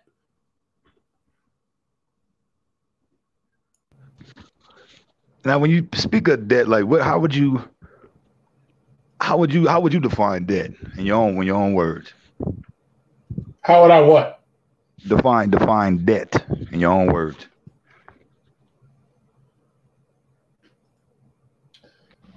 You can hear me, right? Yeah. Well, when I say debt, I'm talking about the fact we're almost $28 trillion in debt. Well, no, I get that, but I'm just saying, what's your perspective? What's your perspective of that? $8 trillion in debt. Well, no, now, when you say that, like, do you have any faculty to how it's been accounted for as far as that debt being created? When you say that, like, I do. How it's been accounted for as far as that debt being created. All right. Well. First of all, let's understand what's going on here. America is outsourcing inflation by sending U.S. dollars outside of this country. There's an echo. Shit. There's an echo. Hold on.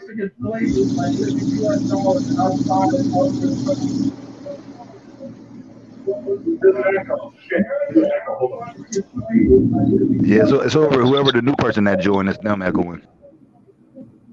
All right, how about now? Can you hear me a little bit better? Because even on my side, I end up getting an echo. Whoever the new person that joined, that's them echoing.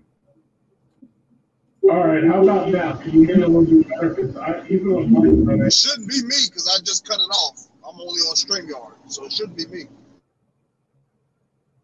Echo's gone. Can you hear me?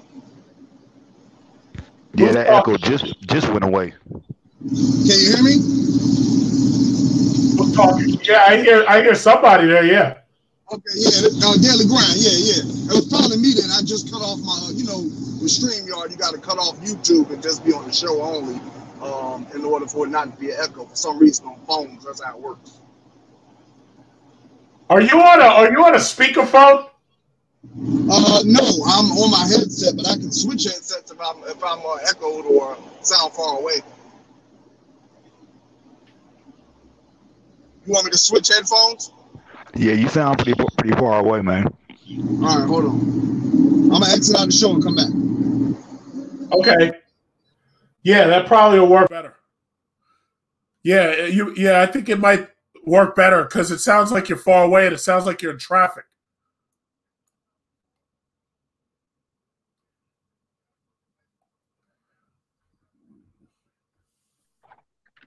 I just wonder how all this is gonna play out, man. Just I don't know.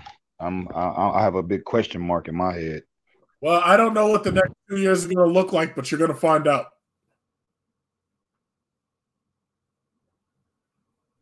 But I know I'm in on these stocks though.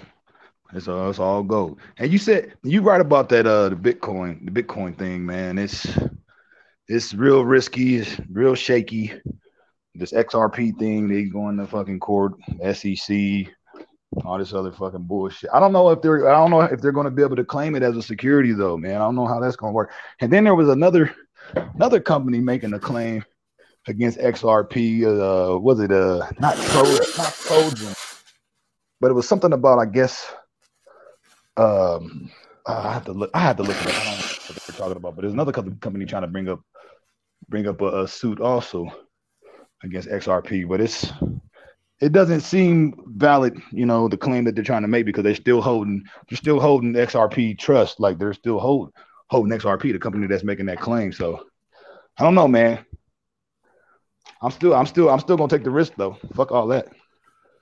Well, you know what? The reality is, whatever the SEC is what goes. That's just what it is. The SRC makes the law. The SEC and the IRS make the law. But they don't regulate the private sector though.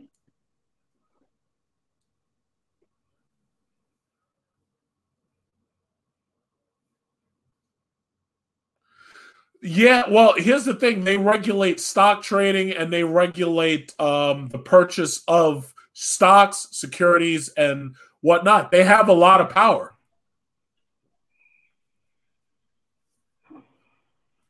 And my guess is the power is that because the utilization of, like, say, U.S. currency is under the Federal Reserve. So since it's in that jurisdiction, I would say that's where their power comes from. Now, if it was outside of that, I think it would be a different situation. But since it's not, since a lot of people are using in their Federal Reserve notes in order to, especially in America, if you're using those notes, you're accepting the benefit from the government. Therefore, they can restrict it. I get that. I understand that. Now, if you draw up your own instruments, to me, that's something completely different.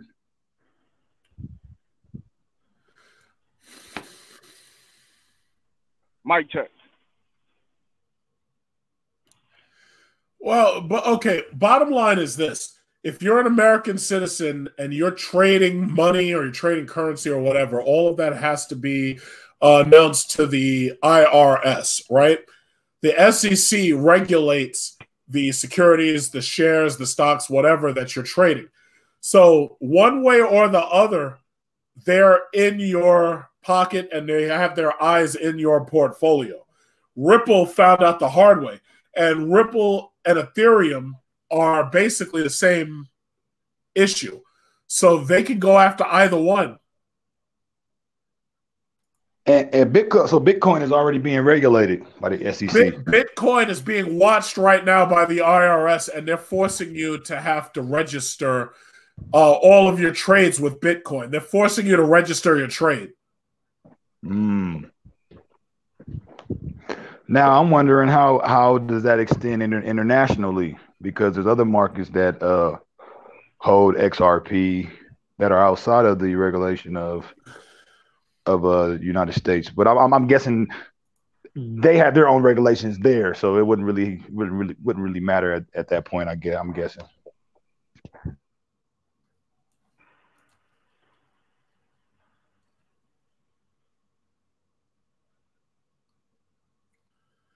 Well, okay, we can't really stop other countries from trading crypto, but what we're doing is we're going after American citizens here. We're expecting China to go after Chinese citizens, and we're expecting other big countries that we control to go after their people to make it so that they can't trade crypto. But America can't hold on with the IMF. They can't hold on to everybody else's economy forever. It's not going to happen.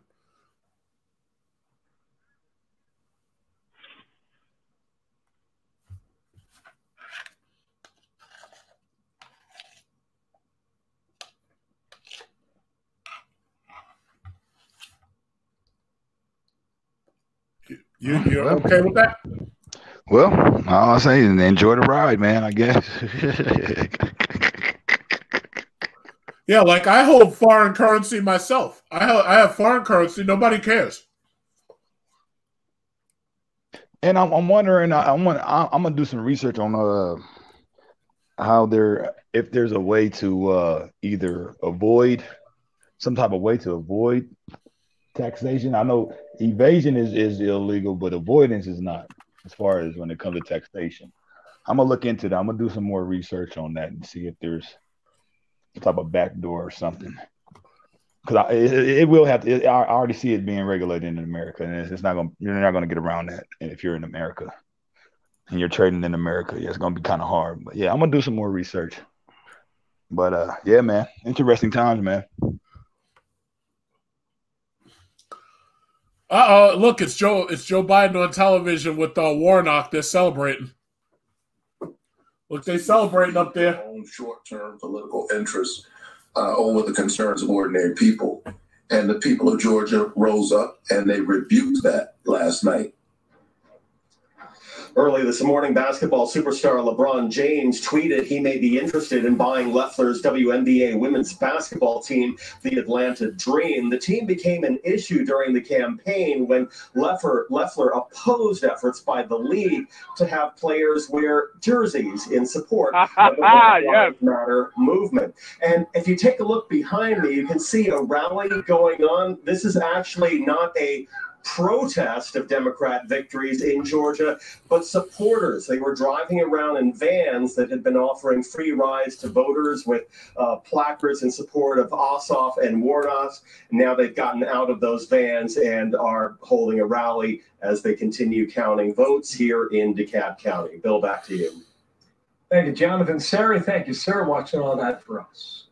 All right, we are awaiting the president. He is set to speak any moment now. When he begins, we will take him live. But first, what do the Georgia results mean for the president's claims of voter fraud, with the state sending at least one Democratic senator to Washington 2 months after it helped elect Joe Biden win the White House? Here to talk about it, anchor of The Story, back in New York with me now, Martha McCallum. Good morning, Martha. Great to see you. Great to be with you. Great coverage last night. We're still waiting on more results to come in from Georgia. I had Rachel Campos Duffy on with me earlier this morning with her analysis of what we saw in Georgia last night. Listen. I'm waiting for Trump to speak so I can make fun of him. You won't hear him speak. He's in the shell. He'll tweet, though. Well, he's going to be speaking soon at 11 o'clock, I think. Yeah, only thing we're going to hear from Trump is opposing the election and saying fraud, and all of a sudden they were up, and then they didn't stop the vote, and then they lost. They found some ballots in the back. There was already a picture that was tweeted of ballots being shredded after they were counted, and they claimed that this was voter fraud. It's on his Twitter feed. And then he's going to ask Mike Pence to pretty much help him. You know, you have the power to make things right, pretty much. And Mike say, hey, look, man, you're on your own ship, and it's going down, and I ain't on it.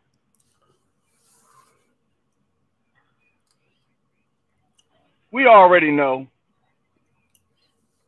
The difference between Democrats and Republicans, if we were to lose an election, we're not going to cry about it. You know, we'll be upset. Hey, you know, we might challenge it. Oh, no. Y'all going to cry about it. Y'all liberals going to cry about it. Because y'all some hoe-ass motherfuckers, man. Liberals, y'all going to cry about it. Nah, look, I'm telling you exactly look, there's a difference between parties. Here's the difference. Both are corrupt. We understand this. One's blatantly corrupt, openly corrupt. The other one is a hidden corruption, and that's the Democrats. Okay? Now, look, it's covert. Check this out. Any election we have lost, yes, we've challenged. Yes, we've talked about it. What we're not going to do is cry about it like Trump has been doing ever since he's lost. He still won't accept the fact that he's lost. Half of his party won't accept the fact. The other half is already saying, look, man, it's over. You know, their whole party is shattered. They're broken. There will be no uniform Republicans in 2021. I will say this. I will say this. I don't like to lose, but if I do lose, I'm gonna be talking shit on my way. Hold on. I'm gonna be talking shit on my way out. But I will accept defeat. God damn it. But I'm gonna be talking my shit. Like, fuck you, fuck ass motherfucker. I'm gonna be talking my shit on the way out though. But yeah, go ahead. Hey, look, I'm used to losing. Look, I'm a Washington Redskins fan, or now, as they say, the Washington football team. Look, I'm used to losing. I don't pout about it no more. I don't cry about it. But guaranteed, when we win, I let it be known. You know, and that's how Democrats are. You know, when they lose, yeah, they go back in their little corner, suck it up. You know, and say, okay, well, you know, this is what we got to do to win the next time. What we're not going to do is hold no protests in D.C. about losing, or go around, you know, with big ass flags on the back of our truck and claiming that the election was rigged and stolen, you know, because if that was the case, then all of the elections have been rigged and stolen, because this has happened every year, every election, you know, where the votes always need to be counted the next day, or so forth, or so. This isn't nothing new. If you ask any Republican who is a true Republican and goes by their party standards, not Trump standards, but Republican standards, which I agree with. However, I vote Democrat because I do not like Trump. I'm against his ways. He's a blatant racist. That's what you're voting for, and that's what his party has stood behind. If you actually watch, Kepler, his interviews with Trumpers and Trump supporters, and interviewing them and actually trying to find the logic behind their vote and the reason why they're voting for him, it's almost like you're bringing trailer park trash out and asking them a statement or asking them to think logically, and they can't do it. Just watch one interview where he goes out to each Trump rally and asks legitimate, actual questions, factual statements to them that have been proven factual, and listen to their responses to those questions.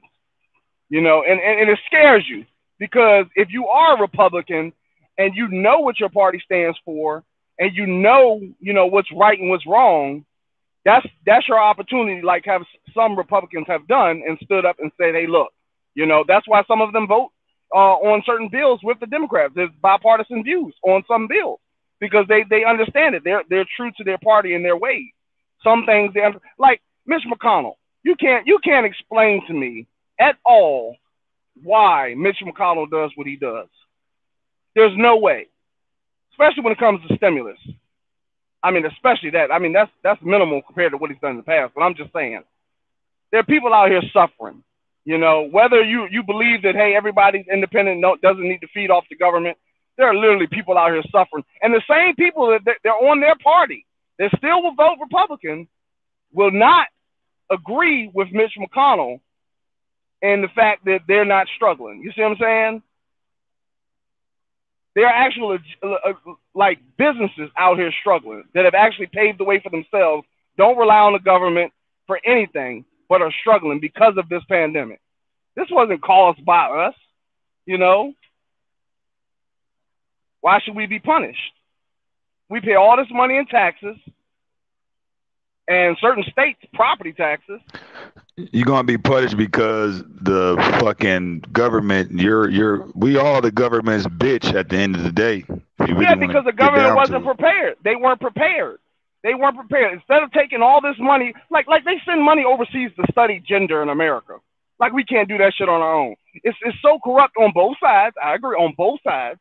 I'm not just speaking about the Republic. On both sides, it's so corrupt to the fact that you're telling me that they shouldn't already have this in their minds, that something like this would happen one day, and that the steps that need to be prepared would to be something as simple as having PPE available for healthcare workers only. You know, the American public, you know, it's pretty much fend for yourself, but they barely had enough they didn't have enough for healthcare workers. You see what I'm saying? And then you have a president who does realize the issue, downplays the issue, said he didn't downplay it, but then the tape came out that he did, that he didn't know about it, but the tape came out that he did, lying to American people, you know, and basically saying, hey, this is what you call the mentality, the herd mentality. You know, well, if one has it, you know, just let it spread, and then assess the damage afterwards. That's what his mentality on the whole pandemic was. And with that mentality, you're gonna have a whole lot of human life loss. Your fiscal and monetaries are gonna take a dump. no matter how much you prop them up to make them look good, so that people, won't withdraw their money, because we already saw that part where people were lined up at the ATMs and banks are turning people away because they didn't have the cash on hand. I learned something then. I went to try to go take out $100 grand of my money because I already knew what was coming, and I was turned away. and that was my taking it out. I no longer depend on the banks to hold my money. But that's a whole nother story. I'm just saying in general, as far as what this pandemic has shown us and what type of leadership we had during it, how could you vote for someone like Trump? There's only one reason that I think is that you're racist. And that's for black people, brown people, Asian people. No matter what the fact that this man's party has backed him up on the simple fact that he will not denounce racism. And that's who his supporters are. The blatant race. That's why he would not denounce them. If he denounced racism, Jerry's and with this whole racist thing, we gotta stop. We gotta stop with this shit, man. You're only gonna be able to regulate racism within a public, within some type of corporation. You're not gonna be able to adjust somebody's racism within their private lives. That will never. That will never. That will never happen. That will never happen, bro. Yes, no, you can't. You're not going to be able to do it. You're not going to be able to adjust nobody. You can't change the way a motherfucker. If a motherfucker feel or think the way that they think, you're not going to be able to change that. That's how a motherfucker is. No, I got you in the corner. I got you in the corner. Watch this. Go ahead. You're not going to be able to change how a motherfucker think about somebody. Watch this. Where'd you learn how to count? Where'd you learn how to say your alphabet? Where'd you learn the sky was blue? Huh? Okay, what does that matter? That means it was taught to you. This is a learned behavior. It's a learned. That's what happens. Because even when you get older, you be like, I don't like this motherfucker. Like, you know what I'm saying? That you can develop that on your own life experience too. You're speaking on emotions. I'm speaking on racism. It don't have to be taught to you. Look, you're speaking on emotions. I'm speaking on racism. Everybody's going to hate somebody at one point in their life. Everybody's going to love somebody at one point in their life. I'm talking about hating someone for the color of their skin, where they come from, or their ethnicity, their background, period. That is a learned behavior. But you're not going to be able to change. Even if it is learned, you're not going to be able to change it. Yes, you can. If somebody dig down and be like, nigga, this is where I'm going. This is what I'm riding on. And if you don't like it, fuck you. Some people are just like that. But that's the difference between generations. When the old die out and those stories aren't taught anymore, those lessons aren't shown to their children, then society is able to change and grow. If you're telling me that change isn't possible, then therefore we wouldn't have the economy we're in now. I mean, to be honest with you, all I'm saying is once someone is get to the stage of that mindset, you're not going to be able to change it. They're already set in their ways, man. Where are the Nazis? So why be worried? So why be worried about it? Where are the Nazis? I get tired of people using racism as a goddamn excuse to get off their motherfucking ass and go get it. You're right. No. Hold up now. Now I agree with you, because we're going away from racism. We're going into what I would call, as far as depending on others to survive, and blaming others, because of the color of your skin. That's not racism, and that's not racism. When you're blaming others for your downfall, you blaming someone for hating you for the color of your skin. That's not racism. No, that is not definition of racism. No, I'm sorry, sir. Look, check this out. If I hate you because I feel like my life is impoverished because of where I have grown up and the life I have lived, you actually go to the hood and you find a child that has actually been impoverished. Their parents been crackheads, or daddy wasn't around, locked up in jail. They already have 2 steps backwards from the average American who has a mother and a father. Okay. That's one. Number 2, if you actually look at their environment they're grown up in, because I've seen this firsthand. I've been blessed with a life where I was raised with mother and father, not in the best neighborhood, but in a neighborhood where I was taught lessons from both sides, white and black. I also saw the crackheads and the prostitution, but there I did see little Jimmy, whose dad was the supervisor in the shipyard, and how his dad his dad taught him how to start his own business. Actually left money behind for him to get started, a head start, which right, the impoverished neighborhoods don't have. What's your point, man? You going on a tangent, bro. Like, what's your point? All right. My point is that you're saying racism in America has no influence on us being divided pretty much by our presidency, our leader. That's my point. Our leaders Man, values. I think once a person comes into the development of their mind, they have to make a decision on their own and not let however someone thinks or feel about them affect them. Even though there are already factions set up in place for if you were to go to this certain organization and try to be amongst those people in that organization, you could be denied because of the philosophy that's a part of that organization. Now, what I'm saying is you have to be okay with that. But there's nothing stopping you or any of us from saying, hey, all right, I can't get in over here. I'm a start up this over here. You're right, but there's nothing stopping you. You don't have to be a part of that shit that you don't have to be a part of something that is already has the philosophy of hating who you are for the color of your skin or whoever the fuck you are. It's nothing stopping you from saying, hey, okay, I can't. They don't allow me over here. Well, I'm gonna come over here and I'm gonna create this. And the same thing could apply once that gets established. Okay, well, I was denied over there. I remember, and somebody can give an example. I remember when I tried to come join this certain club or this certain faction of organization or something, and I was denied. Now it could be it could be a similar thing on the flip side. Now, when somebody, if your whatever you develop starts to thrive, people start joining. You can turn around and do the same thing. Like, hey, I remember when you guys didn't accept me, but now you see I'm thriving. Now you want to come be no access denied. Well, here's what I have to say to that, and I'm gonna call you brother because I can hear it in your voice that you are one. You are my brother. Check this out. The same thing you just said about being denied access to and not having that lending or that helping hand. That little boy that's raised up in the impoverished neighborhood, and every time he goes outside, the only thing he sees is the drug deal on the corner. His mama smoking crack and his daddy's not home. Guess who he learns from? Here we go, learn behavior. He becomes the product of society. Therefore, there is a 2 steps backwards in motion. He doesn't have the tools necessary. Hold on. Let me finish. He has to grow his mind to realize that, hey, I am better than this. I don't have to grow up in this environment. I don't want to be like my father or see my mother like this. I can change. What comes with that? Then you have the motivation of others. Also a learned behavior. You look around you and you see, okay, little Jimmy, whose daddy was a supervisor, who saved him this amount of money to help him start a business, he's going to say, I want that for my son. Then in his mind, it clicks. I'm going to go out here and I'm going to be different. I'm going to work for my money. I'm not going to sell drugs. Then not only that, I'm going to save my money, invest my money. Then I'm going to leave a little bit of money behind for my child. So he has the 2 steps forward instead of backwards that little Jimmy was given. And we only were oppressed by that because of society. All right, no, because there are I have a gripe with that because there are people that are whatever you want to call this phantom. I don't believe in it. This whole black community phantom bullshit. There are those that are already within a certain wave where they have certain information where motherfuckers can thrive.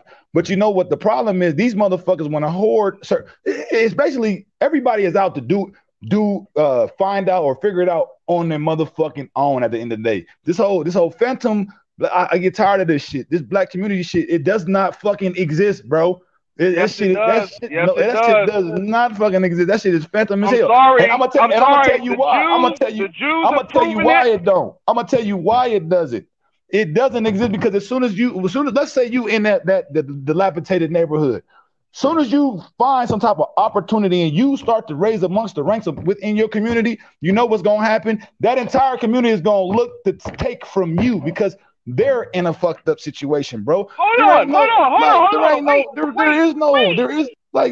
bro. But I wasn't even trying to make that point. What I'm saying is there are those that come before a certain generation where they have certain things where they don't how you want to say, they don't I don't want to say spread the resources, but certain information where people got to spend so much amount of time define shit for themselves. Where if certain people that came before them was just to pass certain shit down, these motherfuckers wouldn't have to start at fucking zero, bro.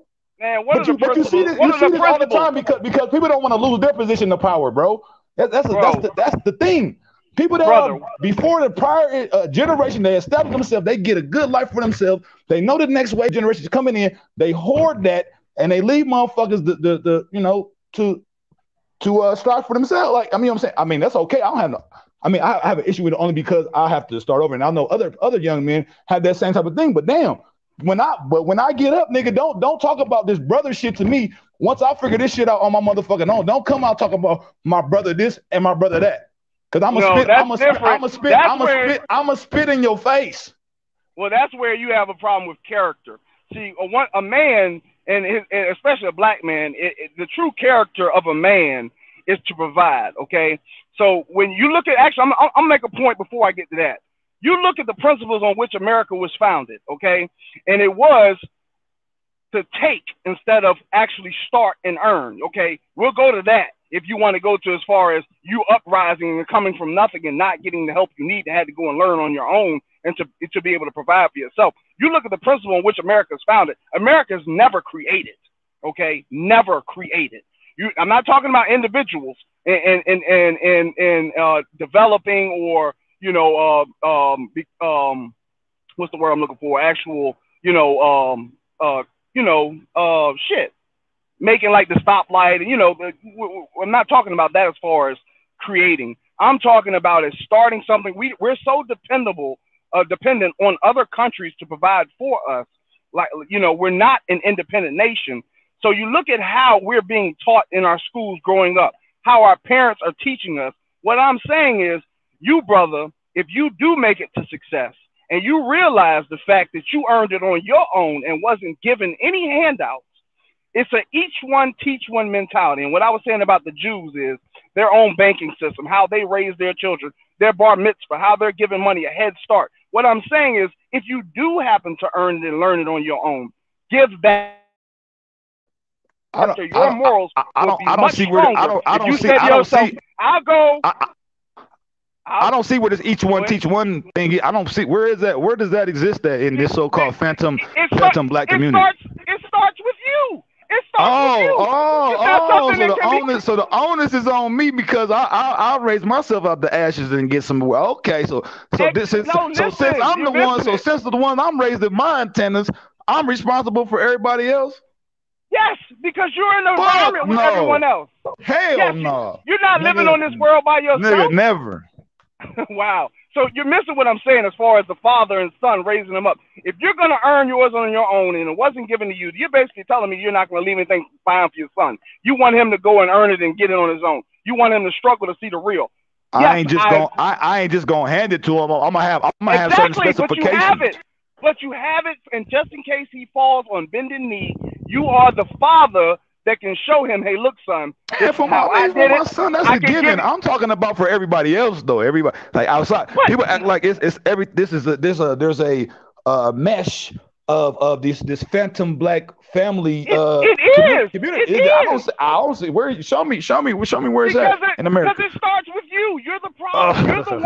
You're the one that's gonna make You're the one that's gonna make $1 billion and then not go out and teach a brethren like you how to do what you did. You're gonna tell him, go and find out for yourself, and that's where we lack as a people. Where, like I said, little Jimmy's daddy is gonna teach him the ways, show him the ways, and give him the head start to make it happen. And you're the problem because you're not seeing the solution. That's plain and simple. You're the one out there saying, I'm going to go get it on my own. I don't need nobody. You're the black woman saying, I'm independent. I don't need a man. When you actually do, we all need each other to survive. And the problem with us as a people is exactly what you're saying. The reason we take from each other is because we don't teach each other. That is the ultimate problem right there. And that's why we're frowned upon as a race, because we're out here killing ourselves and then complain when a white man comes and kills us, because you, my brother, are the one that is out there saying, hey, look, go get it on your own. I'm not here to help you. Yeah, we share the same, we share the same skin color or the same tone, or we come from the same environment, but we are not the same. And that's the problem, because guess what? In their eyes, Your Trump ally friends, you are the same. When you stand next to your brother, they can't see your pockets are fatter than his. They can't see that you came from a better environment or do this or own this. They can't see that. You know what they see? Another dumb nigga killing himself, and it starts with you. And you don't have no controversy for these certain groups that actually purposefully I obviously do. I know what you're trying to say. I obviously do. I have gripes against because every nigga, it can't start with me, nigga. I'm the next generation. But you need to talk to these old. You need to talk to these old niggas, man. No, their time is nigga, I'm in my 30s, nigga. Don't put that. You can't put that. You can't put that shit on my goddamn shoulders, nigga. Yes, you niggas been here longer than me. You know so why? Fuck all that. I'm younger than you. But look, check this out. You sound like an old nigga. All right. No, I learned more. Look, like, I learned more about. I'm glad you are younger, man. Because I'm about to say, if you was an old nigga talking this shit, I'm about to say, nigga, you need to get smacked. All right, that's what's up. But that's why you're proving my point. Nigga, that sound like an old nigga talking point, man. Nah, I'm only 31. I'm 31. Okay. But look, that's my point. You're proving me right the more that you talk. Because here it is. I'm 31. You're 40. You're supposed to be telling me these I'm not 40. things. I'm not 40. Don't put that. I'm not 40. I'm in my 30s, bro. I'm not 40. Well, same difference. We're the same demographic. We're the same generation. What I'm saying is, if you are older than me, you're supposed to be explaining this to me and helping me understand, because that's why our youth are lost. That's why the 16-year-old is out there on the corner. It's funny to me. It's the same with the women. Let me ask you a question. Let me ask. Go ahead. Yo, can you hear me? Yeah, go ahead. Can you hear me? Big truck. I hear you, Big Truck. You got to echo, Big Truck. Star P, how old are you? Yeah, go ahead. I hear you, Big Truck. I just turned 37. You got to echo, Big Truck. I have a delay. Star P, how old are you? Yeah, you got a major delay. I just turned 37. Because you're listening on YouTube. Grind, how old are you? I'm 31. Yeah, you got a major delay.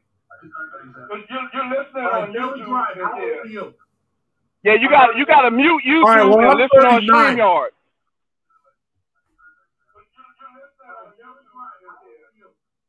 Yeah, you got to mute YouTube and listen on StreamYard.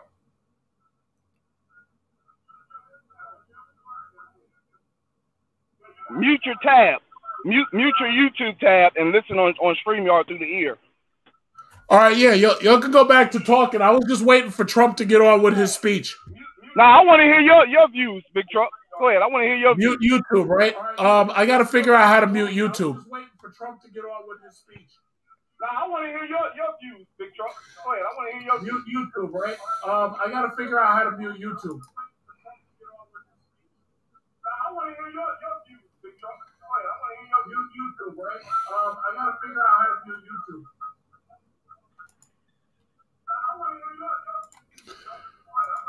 You got that shit on repeat. You got a loop on it. You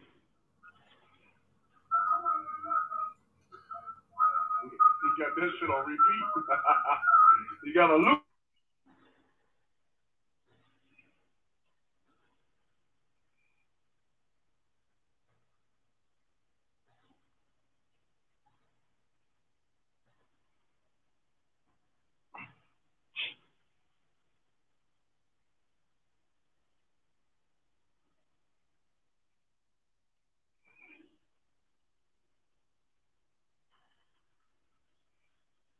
You know what's crazy? I actually have been considering of taking a seat in president, not presidency, but like Congress or some type of local government. I actually been contemplating on that shit. Starts with education, my brother. I'm not saying school. I'm just saying reading, literacy, and understanding the inner workings of it. Because politics is not about a party. It's literally about money. It's who you know, not what you know. But knowing how to operate once you get in is what's going to help you succeed. But you definitely got to have either money or some type of backing, because, I mean, AOC is the perfect example. Many people don't like her, but she was a waitress, okay, first. So it's possible, but you got to have some type of backing. You got to have a strong core behind you in order to get in. I'm not interested in that lifestyle. I had to sit down and work on my philosophy, man. You know what I'm saying, and make it convincing. I think I could come up with something that'd be convincing enough for people to get behind me. I really think that. Oh, most definitely. That's all you need is to convince one. AKA, back to my lesson, each one teach one. If you do that, then you're fine. If you find some type of reason or get people to like you. I'm not gonna take responsibility for someone else if I get success on my own. I'm not about to do that, man. I'm not. So, but you would take responsibility if you walk outside, right? And then you know make love to a woman and you get AIDS, and then you end up passing that AIDS on all because you know you didn't have it. You would take responsibility for that. That is your fault, though, right? Yeah, it is. It is my fault. It's the same principle. That is my fault. Whoa. No, why you mixing? How you blurring the lines with that, man? Hold on, man. It's the same principle. Because if I had it and I try, like, yeah, I'll take responsibility to that. Like, that's foul as fuck to me. That's foul. Right. You can't be doing that and then you act like don't nothing exist, like didn't nothing happen. Like, nah, bro, all day. But the other thing, I don't think that's not to me, that's not the same, man. That's something completely different, bro. Well, okay, how am I coming in now? I think I should be what? I think I should be good. You sound good. Yeah, you're good now. When you told me to mute YouTube, that's what I couldn't figure out. So what happened was YouTube. You got an Apple. I know you. I've been following you. No, you know what it is? YouTube has the delay. I was, StreamYard is live. YouTube has the delay. So I had to mute the YouTube page, and I'm working through StreamYard. I couldn't figure that shit out for the life of me. So I turned off my broadcast within a broadcast. That's why. So yeah, YouTube, you're broadcasting into, yeah. All right, no, but it's anyway, like live television. What I'm saying is, first of all, just simple things like giving advice to other people, just like I do, and I do it for free. Like a lot of people try to con people, and they got these programs, they got books and shit. I'm not writing any fucking books, and if I'm gonna give advice, I'm just gonna give it for free. That's why nobody pays attention to me. So it's like when I'm making money, we pay attention to you. I've been following you since 30,000 subscribers. You don't have your amount up now, but I've been following you for a long time. Yeah. I'm not a talker in the chat, but I've watched for a long time. I actually built my credit up because of you. I saw you when you first got that help. Now look, I'm the same way, but I'm not about to chase nobody down to try to give them, give them something. You know what I'm saying? Well, no, here's the thing. I'm just saying me. I'm not saying you are. I'm just saying me. I'm not chasing anybody down. If somebody asks me for advice, I'm gonna guide them as best I can. If I find that giving out advice, if it goes ignored, then yeah, I'm gonna be careful about whether or not I want to waste my time. But I'm listening to both of you guys talk, and I will tell you this. As far as racism in politics, my bottom line is, yeah, you can't legislate how people think. But the problem is, if you have some inkling or idea that there's somebody who's not looking out for your best interest, that's the kind of person that you got to be careful about voting for. However, it isn't like... I see there's some people in the chat and they were talking about like who's a racist, who's not. It's like that kind of discussion really doesn't go anywhere because you're never gonna, find out whether or not that person is or not. So it really doesn't go anywhere.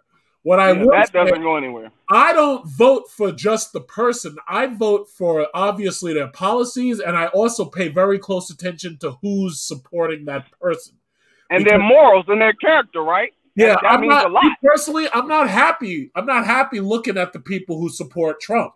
And I'm also disgusted by the way he behaves in office. As far as I'm concerned, that's conduct unbecoming an executive branch officer. It's not a leader. It's not a leader's conduct. That's not a leader.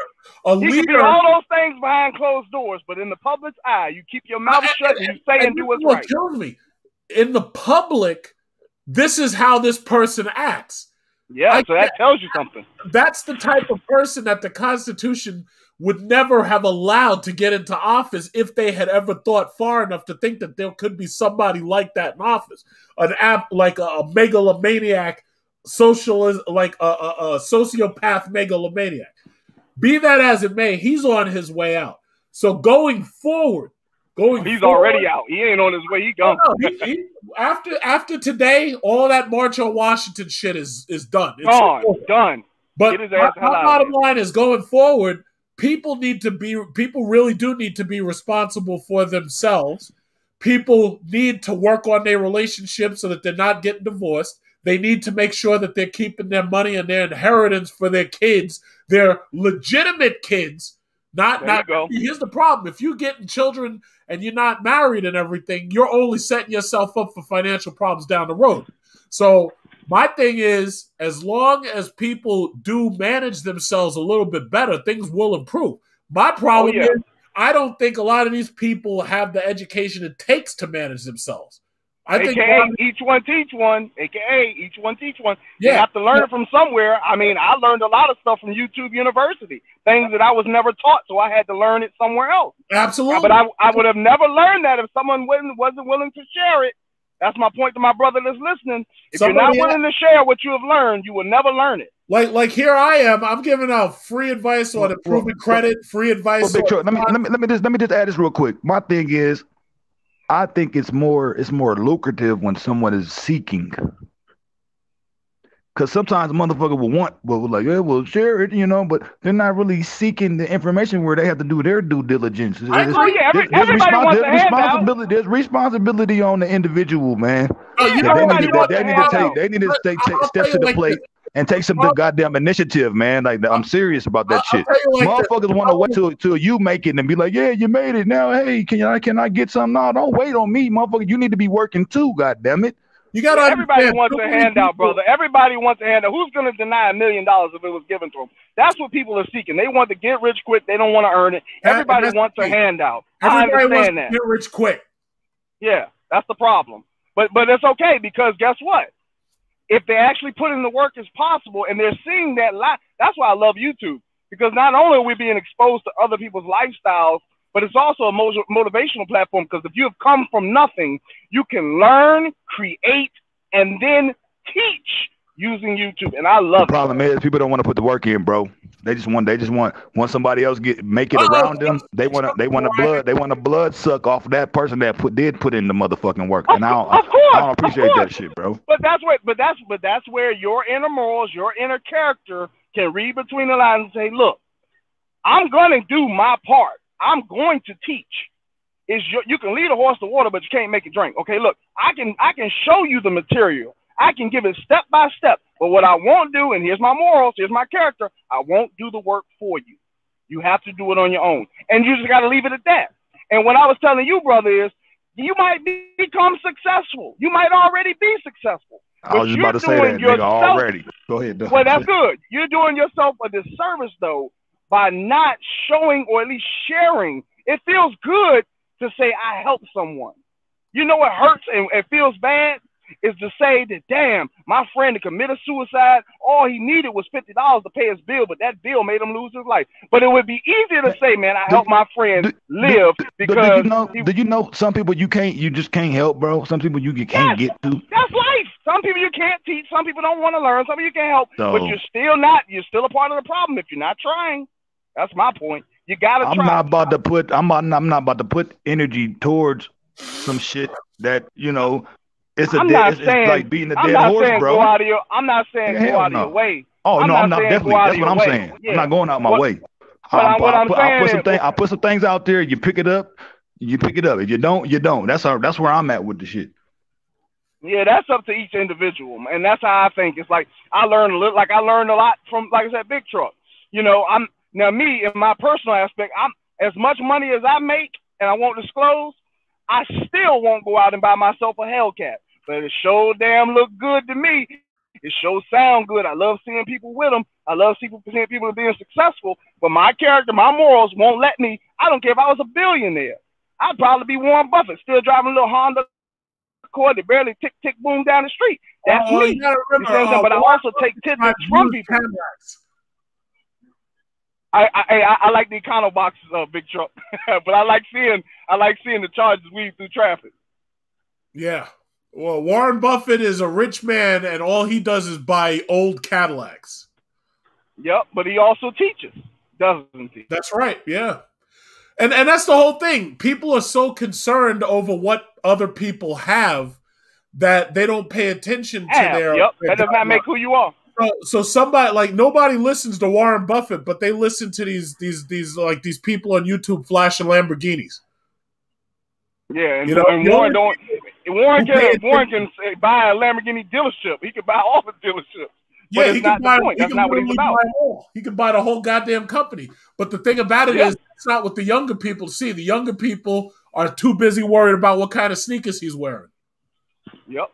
But well, you see, and that's where I say, I take tidbits from from everyone. So I love me some Jordans. Will I wear them? No. Will I buy them? Yes, because I buy and sell for a profit. That's one of my streams of income. When the PlayStation 5 came out, I've actually already sold over 60 PlayStation 5. I've come across them. Why? Because I use my same bot that I use to buy sneakers. I'm the one that's out there taking advantage of people's idiocracy. Any of that because you just exposed yourself as a scammer, and now everybody's going to direct hate towards you. Oh, I don't care. I love it because here I am. Each one teach one. I'm teaching you how to be successful as I'm speaking. You don't have to love or see. I think video games and TV is a waste of time. But guess what? I learned from it. I learned how to make money. I increased my net worth. I have learned to stream income. I don't care about no gamer out there that feels like, well, you're keeping me away from getting my PlayStation. Look, pretty much you don't have patience because it's a limited time before it's available to any and everyone. And it's also a limited time before they make even better console. So you're actually the loser in the situation when you could have created profit, been patient, wait a couple months and still get your console. So, but that's a different level. Yeah, I hear that. It's like even right now, I'm thinking about the money that I spent upgrading my computer. If I'd rolled all that money into one of these stocks, man, I would have fucking quadrupled that shit.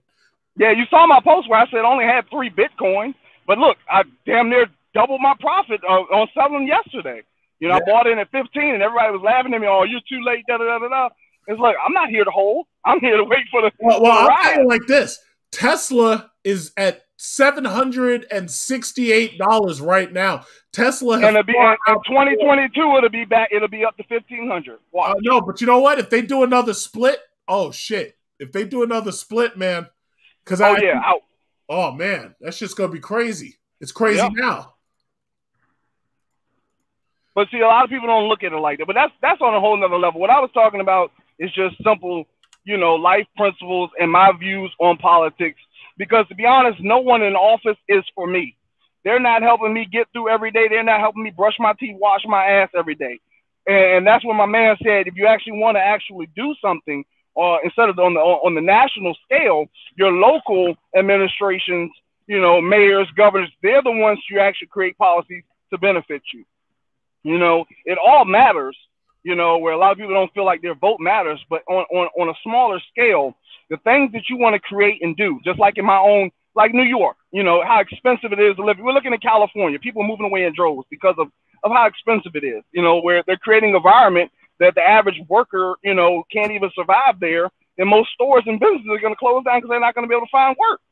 The work is to work the place. You want to go get your coffee and you're a multimillionaire, you can't because you outprice the worker that wants to live there. So your policies start locally, okay? And where I'm from in Virginia, I don't mind saying I'm from Richmond, Virginia, born and raised in Hampton, Virginia. And for me, like the SBA, as far as starting a business and learning about things, on how to create profits and stuff, being a business owner, the average person doesn't realize that their local markets have benefits to them to help them get started, especially those coming from, out of country. The foreigners are the ones that are really taking advantage of the system, and especially our credit system. They're coming here with nothing. Holes, ripped jeans, and creating their own. The problem the Republicans see is the Mexicans. I have no quarrel with the Mexicans. I actually admire them because they come from nothing, and here they are creating wealth and showing that you really can be and survive and when everything's opposed against you, And that's what my brother was talking about, creating. You see what I'm saying? He's not for teaching, but he's for creating. Well, the Mexicans are a prime example. They're your lawn care service providers. They're your plumbers. They're the ones that's laying brick and on the foundation. They're the ones that's, doing trash, They're doing all the jobs most people don't want to do, and they're becoming successful at it and sending their money right back home to their people. And when one of their cousins come, each one teach one, they're teaching them the trade. You see what I'm saying? And that's where us as America, where we're failing, especially in the black population, because we're not willing to teach each other. Because my brother here is not willing to share what he's learned, his success, and then not give a handout, but show how to get it. Have you ever tried to show somebody something and it just falls on deaf ears, bro? Yeah, all the time, every day. Well, yeah, I'm doing it right now to you. I done wasted enough time doing that shit, bro. No more. You can never tell me that, because tomorrow's not promised. Life is precious. I will do it to the day I die. I don't care if you listen, but I'm still gonna say it. Good luck with that journey, man. And salute to you. I'm on it. I'm happy to be on it. I'm excited. It's thrilling, and I appreciate all the ones who did take it in and say, look, man, I can check my own life and say, you know what? I learned how to sell sneakers. Let me teach somebody how to do it, because someone taught me.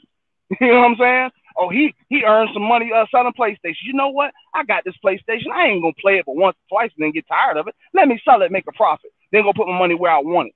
I'm glad if I can help somebody. They might not be willing to accept it right now, but later on, you never know. Next week they got a bill they gotta pay. Hey, you know what? That man taught me I can do this. Da, da, da, da. It falls on deaf ears until it's needed. I'm just saying. I'm done.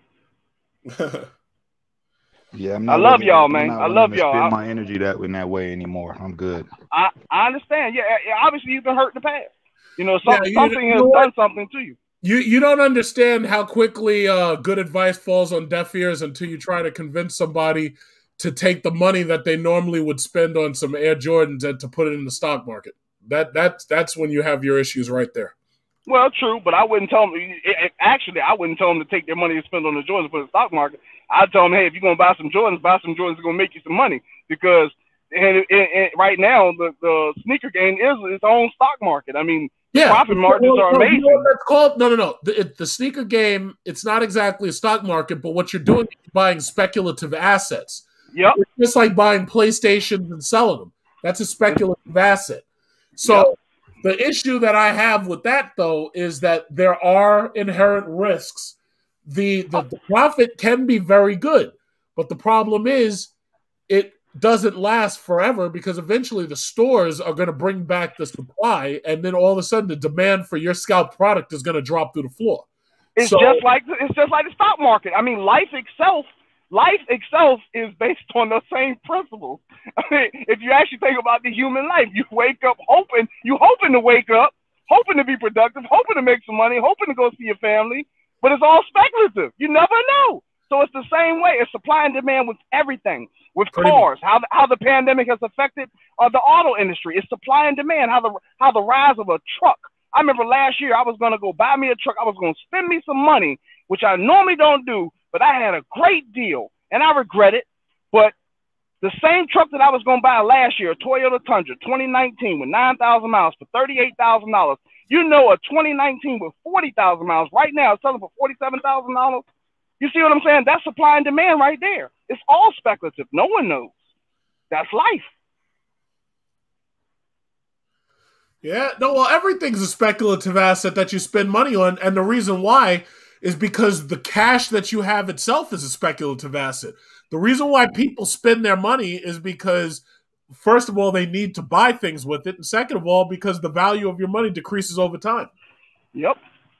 That's why the green piece of paper means nothing to me.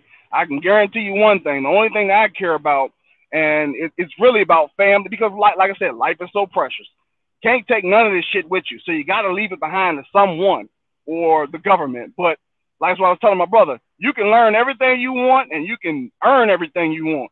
But if you didn't teach anyone, you failed yourself, and you failed the man coming up behind you, because I didn't fail myself with that. Incorrect. I probably failed somebody else, but I ain't failed myself. That's bullshit. You ain't let me finish, because you might not make it tomorrow and he might will. You see what I'm saying? That's how you failed yourself. You can be the greatest and the best. I disagree. I didn't fail myself. Michael Jordan. I did not fail myself. That's Michael incorrect, Jordan. bro. Listen, Michael Jordan. I made a goddamn killing for my goddamn self. I didn't fail myself. That's where incorrect. That's false. When you die, where it you don't matter. Put? While I'm here, I didn't fail myself, bro. Now for somebody else, if they didn't get the opportunity from me, okay. But that's not I'm not responsible for that individual. I'm responsible for me. No one said you're responsible. I'm just saying you're because doing when you yourself a disservice. You're failing when you say I failed myself, how I failed myself if I'm doing good for myself. That's not a failure in my eyes, bro. What is the definition of doing good? I'm going to interject you every time because you're not making. Doing good is my own definition. Well, not based off you or nobody else. I can't disagree with that. You are your own definition and your beliefs are. There you go. Yeah, I can't disagree with you there. I'm just saying, as far as my life and the plan that I have for myself, if I do become, the greatest at anything or successful at anything, I find a need to not only be the greatest, but to show and prove and explain, which I owe no one. It's just my choice. And that's why I feel like, it's the greater good, because you can have everything in the world. But to me, in my mind, you're nothing if you don't show someone how to at least get to where you are. Because we wouldn't learn if someone hasn't taught us or shown us the exact way to do things. Or even if you innovate yourself and figure it out on your own. Well, you're still gonna have to have your own comprehending aspect of things, regardless of if somebody does help you or not. So to me, the best way is to teach your motherfucking self and not to get a motherfucking handout, And actually, you know what? I'm somewhat how can I say, exhilarated from my own accomplishment of works that I've done where I didn't get a motherfucking hand. I'm like, okay, I can say, look, nigga, this is what I motherfucking did.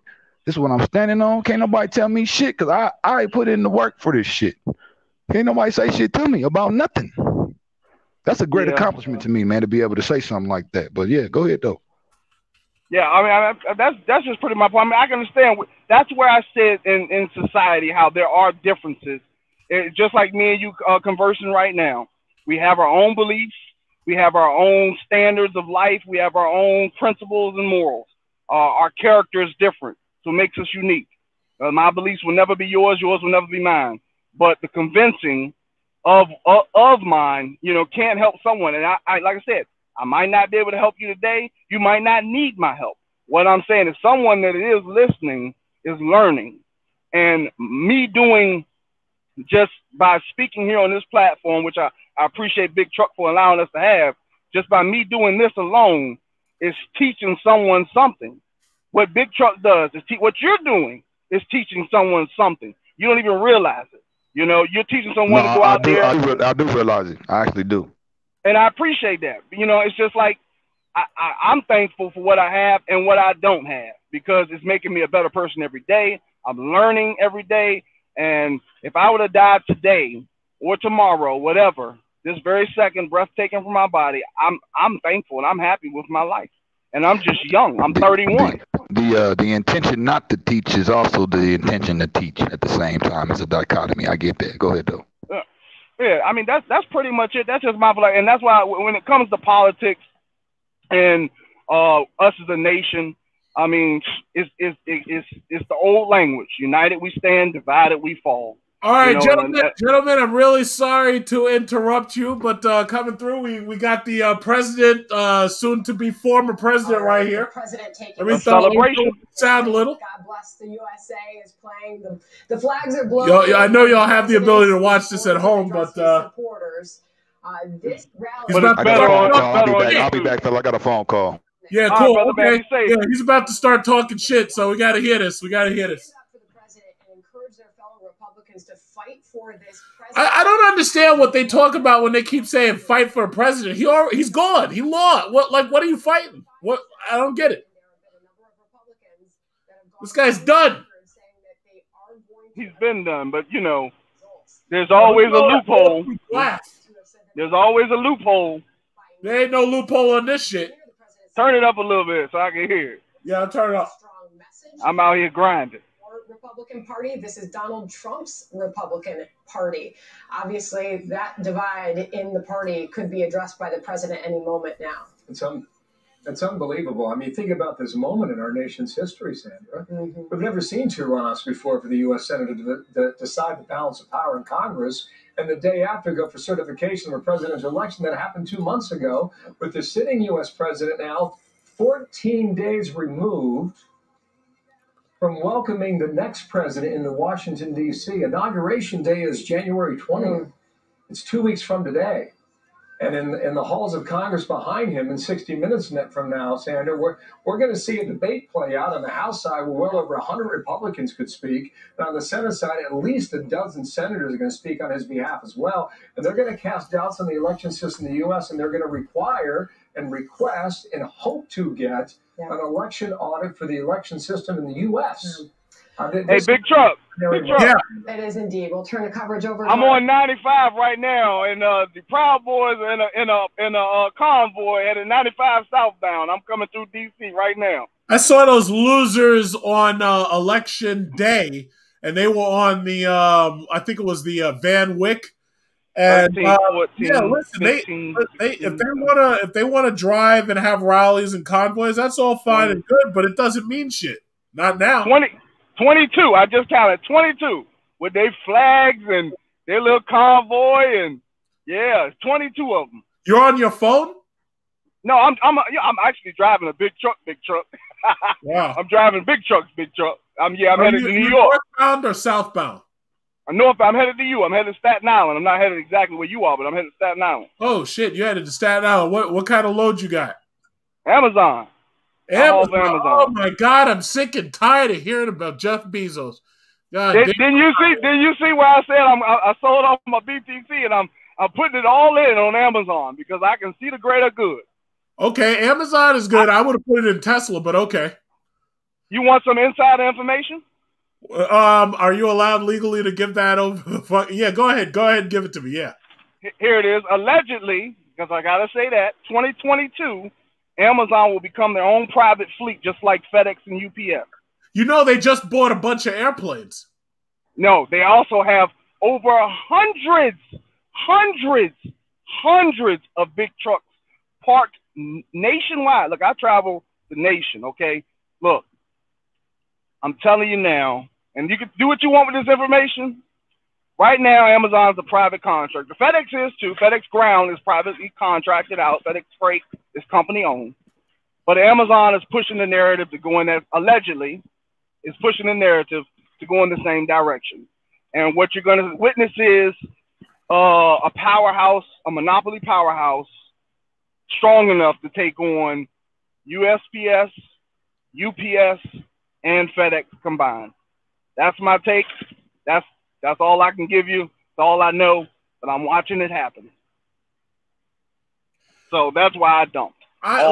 Listen, Amazon's about to take over the whole fucking country, so I already know to bet on Amazon. But in my opinion, the main place to put your money is Amazon, Google, Microsoft, Tesla, and there are a couple of others, but the main ones are those trillion-dollar companies. Yeah, but Tesla's not a buy and hold for me. Tesla's, well, the general principle, buy low, sell high, only because they are the innovators, they are the first, but they won't be the last. When you said Ford, I agree with Ford. There will be many more to come behind Ford. However, Ford's debt scares me. Let me turn the president up. Yeah, go ahead. We're going to stop the steal. He ain't stopping shit. Some of the evidence proving that we won this election. I love the way this guy keeps on talking about how he's about to always release evidence. This is the last fucking day, and the last bit of evidence was you caught trying to intimidate people on the phone. Yeah, where's his repeal and replace for Obamacare? Where's that at? That's nuts. Where's his taxes he's about to release in due time? Any incumbent president by far. And that's another bit of bullshit. He keeps on saying that he got the most votes ever. Thing about it is Biden got 80 million and he only got 70 million. It's like, how the fuck does he keep running that bullshit? And then he complains about the electoral college, but that's the whole reason he won in the first place. This guy's a joke. That's a joke. I was told if I went from 63 million, which we had 4 years ago, to 66 million, there was no chance of losing. Well, we didn't go to 66. We went to 75 million, and they say we lost. We didn't lose. You lost. And by the way, does anybody believe that Joe had 80 million votes? I believe it. The counts believe it, asshole. He had 80 million computer votes. It's a disgrace. There's never been anything like that. You could take third world countries. Just take a look. Take third world countries. Their elections are more honest than what we've been going through in this country. It's a disgrace. It's a disgrace. Even when you look at last night, they're all running around like chickens with their heads cut off with boxes, and nobody knows what the hell is going on. There's never been anything like this. We will not let them silence your voices. We're not going to let it happen. And see, that's the problem with Trump, man. He says anything in the public's eye. You know, little kids and everything listening to this man, you know? But I tell you what, after the end of today, it ain't even going to matter. Well, you know, I think the stand by part when he said the Proud Boys, I think that's going to come into fruition. And that's the scary part. Tens of thousands of people would be allowed, the military, the Secret Service, and we want to thank you, and the police, law enforcement. Great, you're doing a great job.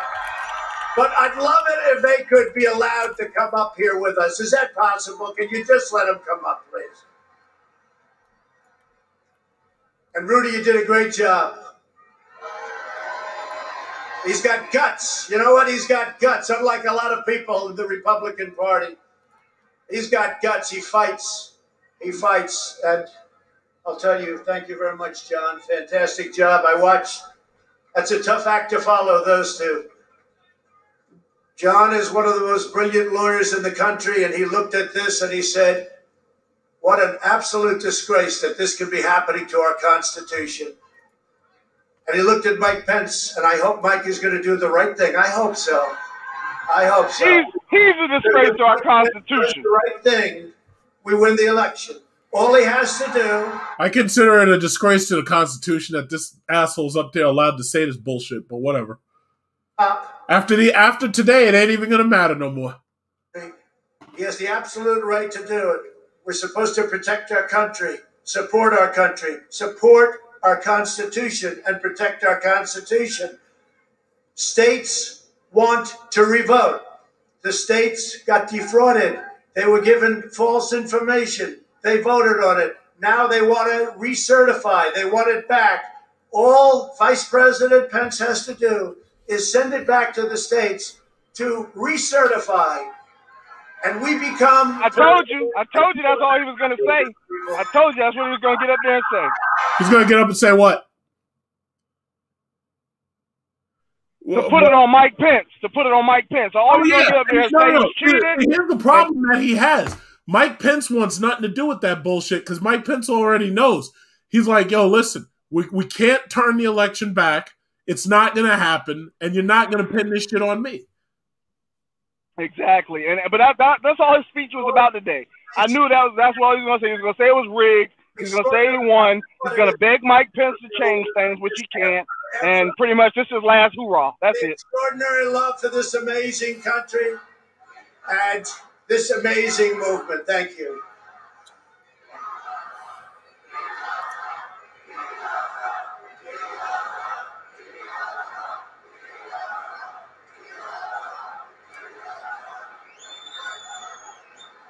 By the way, this goes all the way back past the Washington Monument. Do you believe this? Look at this.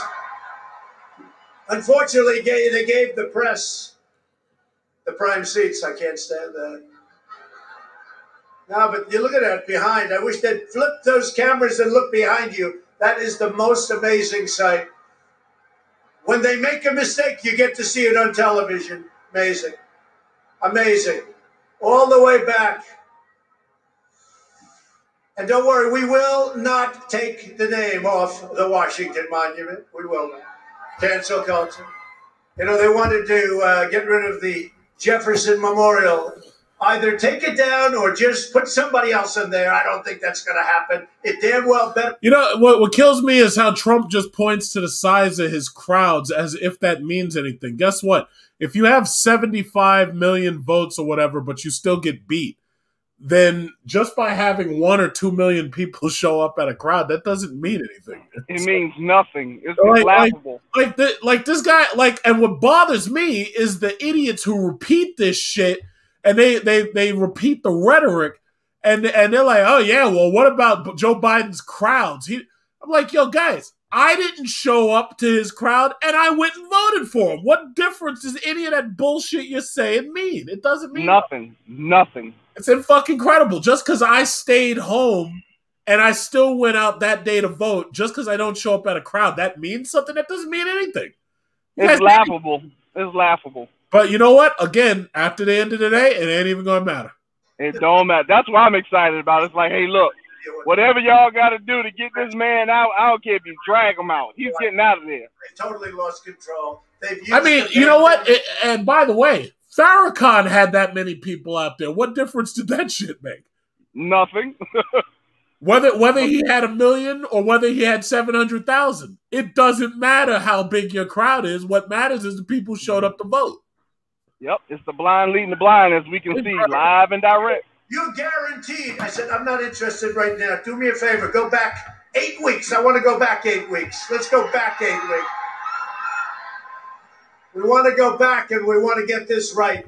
Because hey, I'm an exit big truck. I'm just be in the chat, okay?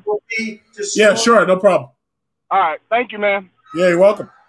For years, Democrats have gotten away with election fraud and weak Republicans, and that's what they are. There's so many weak Republicans and ones. Jim Jordan and some of these guys, they're out there fighting. The House guys are fighting. But it's incredible. Many of the Republicans, I helped them get in. I helped them get elected. I helped Mitch get elected. I could name 24 of them, let's say. I won't bore you with it. And then all of a sudden you have something like this, and it's like, gee, maybe I'll talk to the president sometime later. No, it's amazing. The weak Republicans, they're pathetic Republicans, and that's what happens. If this happened to the Democrats, there'd be hell all over the country going on. There'd be hell all over the country. But just remember this. You're stronger. You're smarter. You've got more going than anybody. And they try and demean everybody having to do with us. And you're the real people. You're the people that built this nation. You're not the people that tore down our nation. The weak Republicans, and that's it. I really believe it. I think I'm going to use the term, the weak Republicans. You got a lot of them, and you got a lot of great ones, but you got a lot of weak ones. They've turned a blind eye, even as Democrats enacted policies that chipped away our jobs, weakened our military, threw open our borders, and put America last. Did you see the other day where Joe Biden said, I want to get rid of the America First policy? What's that all about? Get rid of How do you say I want to get rid of America first? Even if you're going to do it, don't talk about it, right? Unbelievable what we have to go through. What we have to go through, and you have to get your people to fight. And if they don't fight, we have to primary the hell out of the ones that don't fight. You primary them, we're gonna let you know who they are. I can already tell you, frankly. But this year, using the pretext of the China virus and the scam of mail-in ballots, Democrats attempted the most brazen and outrageous election theft. And there's never been anything like this. It's a pure theft in American history. Everybody knows it. That election, our election, was over at 10 o'clock in the evening. We're leading Pennsylvania, Michigan, Georgia by hundreds of thousands of votes. And then late in the evening or early in the morning, boom, these explosions of bullshit. And all of a sudden,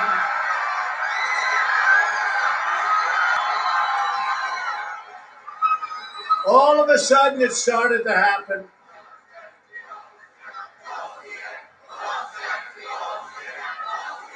They're chanting bullshit. These people are losers. Romney got beat. Romney, did you see his? I wonder if he enjoyed his flight in last night. There is no logic. There's no logic at all. He stands up like you're more typical. Well, I'd like to congratulate the victor. The victor. Who is the victor, Mitt? I'd like to congratulate. They don't go and look at the facts. Now, I don't know. He got slaughtered. Probably. Maybe it was okay. Maybe it was. That's what happened. But we look at the facts.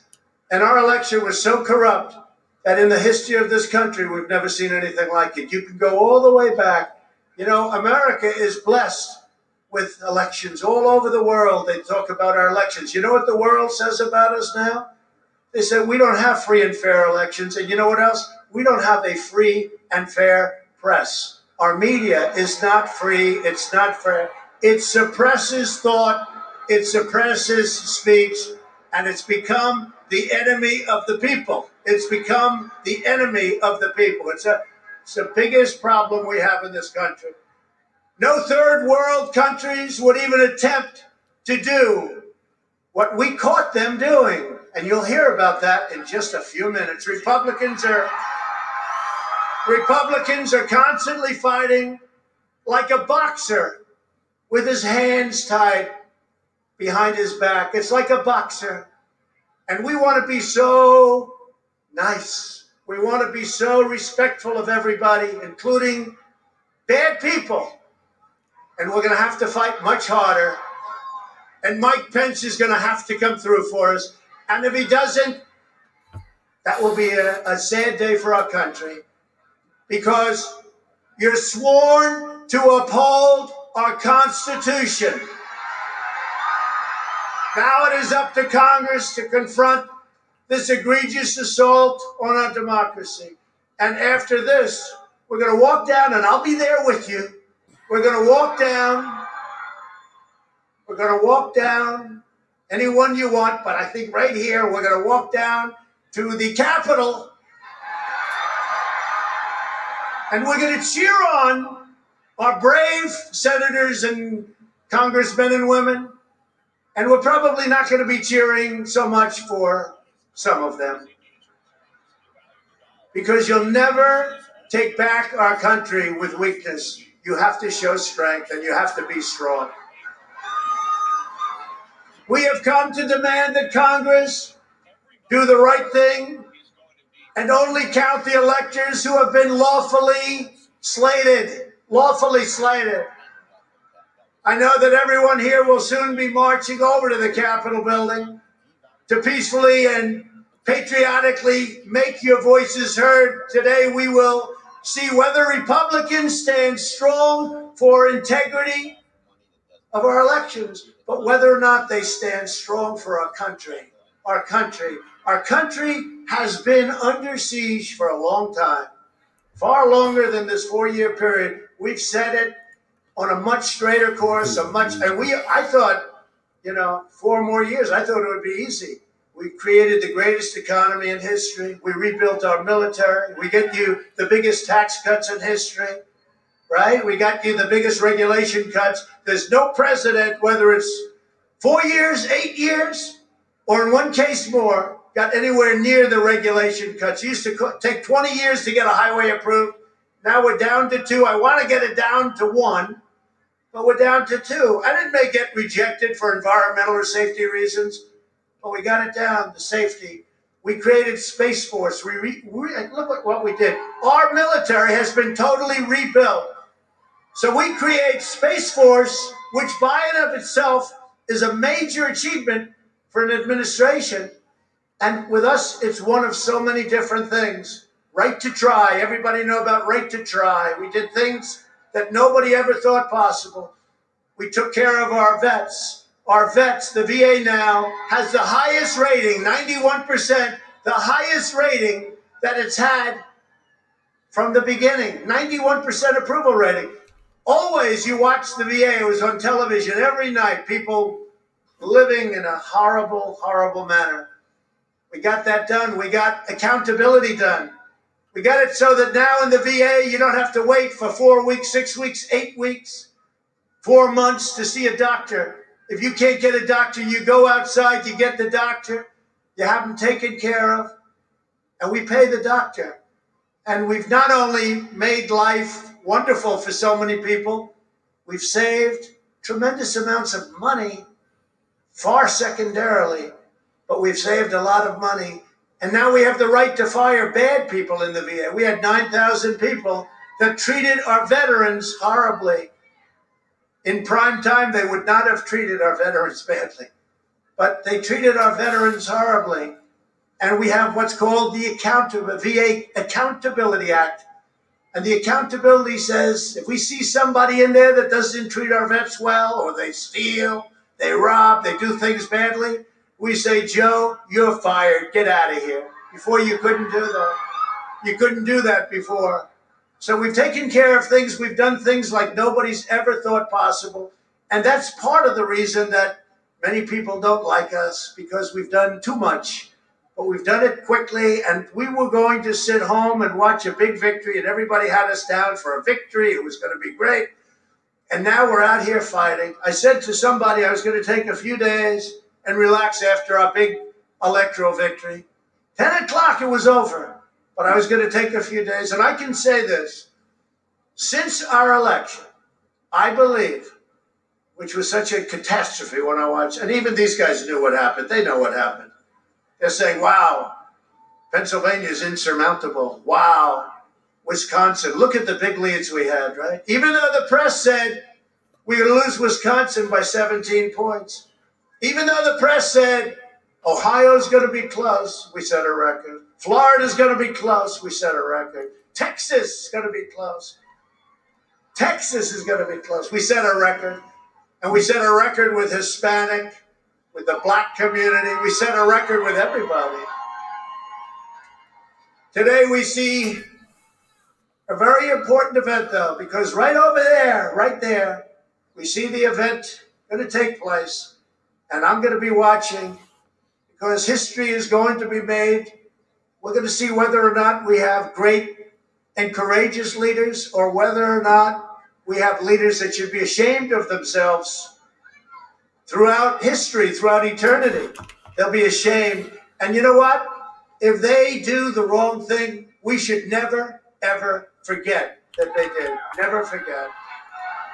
We should never, ever forget. So if they do the wrong thing and hand your stupid ass the loss that the voters who voted against you have handed you, we shall never forget. We will never forget that you ruled against us. You know what? After the end of today, this is pretty much over. And then there's January 20th, the inauguration. I really think that what I want to do, as long as the weather is not bad, I think I want to drive down to Washington, D.C., and I think I want to do a live, and I'm going to drive probably a wide-body Hellcat down to fucking D.C. And I don't want to go down there, but I think I would go down there just to, like, raise my middle finger at the White House on camera. And not the White House, but Trump in the White House. You know, I'm really thinking that that's what I want to do. You know, I think I want to drive down to D.C. in a wide-body Hellcat. That's what I think I want to do. You have the right. But we'll see what happens. But if the weather's not bad, January 20th, I just might do that. Now, if I get one, believe me, I'm going to borrow it. I'm not going to buy anything right now. The one I really want is the red eye, and I think they're going to try to overcharge people, so I'm going to wait until the price of the red eye goes down and decide what I want to do then. But we'll see what happens. D.C., January 20th, I think I just might do something interesting. Change the votes. 10,000 in Michigan. You could have changed the whole... All right, you stupid asshole. We're not changing any votes, moron. It's over. But I want to thank all of those congressmen and women. I also want to thank our 13 most courageous members of the U.S. Senate. Senator Ted Cruz, Senator Ron Johnson, Senator Josh Hawley, Kelly Loeffler. And Kelly Loeffler, I'll tell you, she has been so great. She worked so hard. So let's give her and David a little special head, because it was rigged against them. Let's give her and David, Kelly Loeffler, David Perdue. They fought a good race. They never had a shot. That equipment should never have been allowed to be used. And I was telling these people, don't let them use this stuff. Marcia Blackburn, terrific person. Mike Braun, Indiana. Steve Daines, great guy. Bill Haggerty. John Kennedy. James Langford, Cynthia Lums. Tommy Tuberville, the coach. And Roger Marshall. We want to thank them. Senators have stepped up. We want to thank them. I actually think, though, it takes, again, more courage, not to step up. And I think a lot of those people are going to find that out. And you better start looking at your leadership, because your leadership has led you down the tubes. You know, we don't want to give $2,000 to people. We want to give them $600. Oh, great. How does that play politically? Pretty good. And this has nothing to do with politics. But how does it play politically? China destroyed these people. We didn't destroy them. China destroyed them. Totally destroyed them. We want to give them $600. And they just wouldn't change. I said, give them $2,000. We'll pay it back. We'll pay it back fast. You already owe $26 trillion. Give them a couple of bucks. Let them live. Give them a couple of bucks. And some of the people here disagree with me on that, but I just say, look, you got to let people live. And how does that play, though? Okay, number one, it's the right thing to do. But how does that play politically? I think it's the primary reason, one of the primary reasons. The other was just pure cheating. That was the primary, super primary reason. But you can't do that. You got to use your head. As you know, the media has constantly asserted the outrageous lie that there was no evidence of widespread fraud. You ever see these people? While there is no evidence of fraud, oh really? Well, I'm going to read you pages. I hope you don't get bored listening to it. Promise? Don't get bored listening to it. All those hundreds of thousands of people back there. Move them up, please. Yeah. All these people, don't get bored. Don't get angry at me, because you're going to get bored, because it's so much. The American people do not believe the corrupt fake news anymore. They have ruined their reputation. But you know, it used to be that they'd argue with me. I'd fight. So I'd fight, they'd fight, I'd fight, they'd fight. Pop, up. You'd believe me, you'd believe them. Somebody comes out, you know. They had their point of view, I had my point of view. But you'd have an argument. Now what they do is they go silent. It's called suppression. And that's what happens in a communist country. That's what they do. They suppress. You don't fight with them anymore unless it's a bad serve. They have a little bad. Uh-oh, everybody. Breaking news. Cuomo, my governor, has just said that recreational weed is going to be legalized in New York City. Yeah! Legal weed. Yeah! Oh my God. Oh my God. Legalized weed. My weed portfolio's blowing up, guys. My weed portfolio's growing up. Ah, yeah, legalized weed. Yeah. It's kind of hard cheering on something when you're like the only person doing it. But holy smokes. Cuomo, the governor that all the right-wingers love to hate, has just said that legalized weed is coming to New York. Yay! Yay! Everybody's going to get high. Yay! Oh, this stupid freaking thing. I'm not interested, God damn it. Come on. Yay! Legalize weed. Legalize weed. Yeah! Weed stocks. Weed stocks. I've been saying it for years. Weed stocks. Weed stocks. Weed stocks. Weed stocks. We need weed. We need weed. We need weed. We need weed. We need weed. We need weed. We need weed. We need weed. We need weed. We need weed. We need weed. We need weed. We need marijuana. We need marijuana. We need cannabis. We need hemp products. It's coming! Yeah!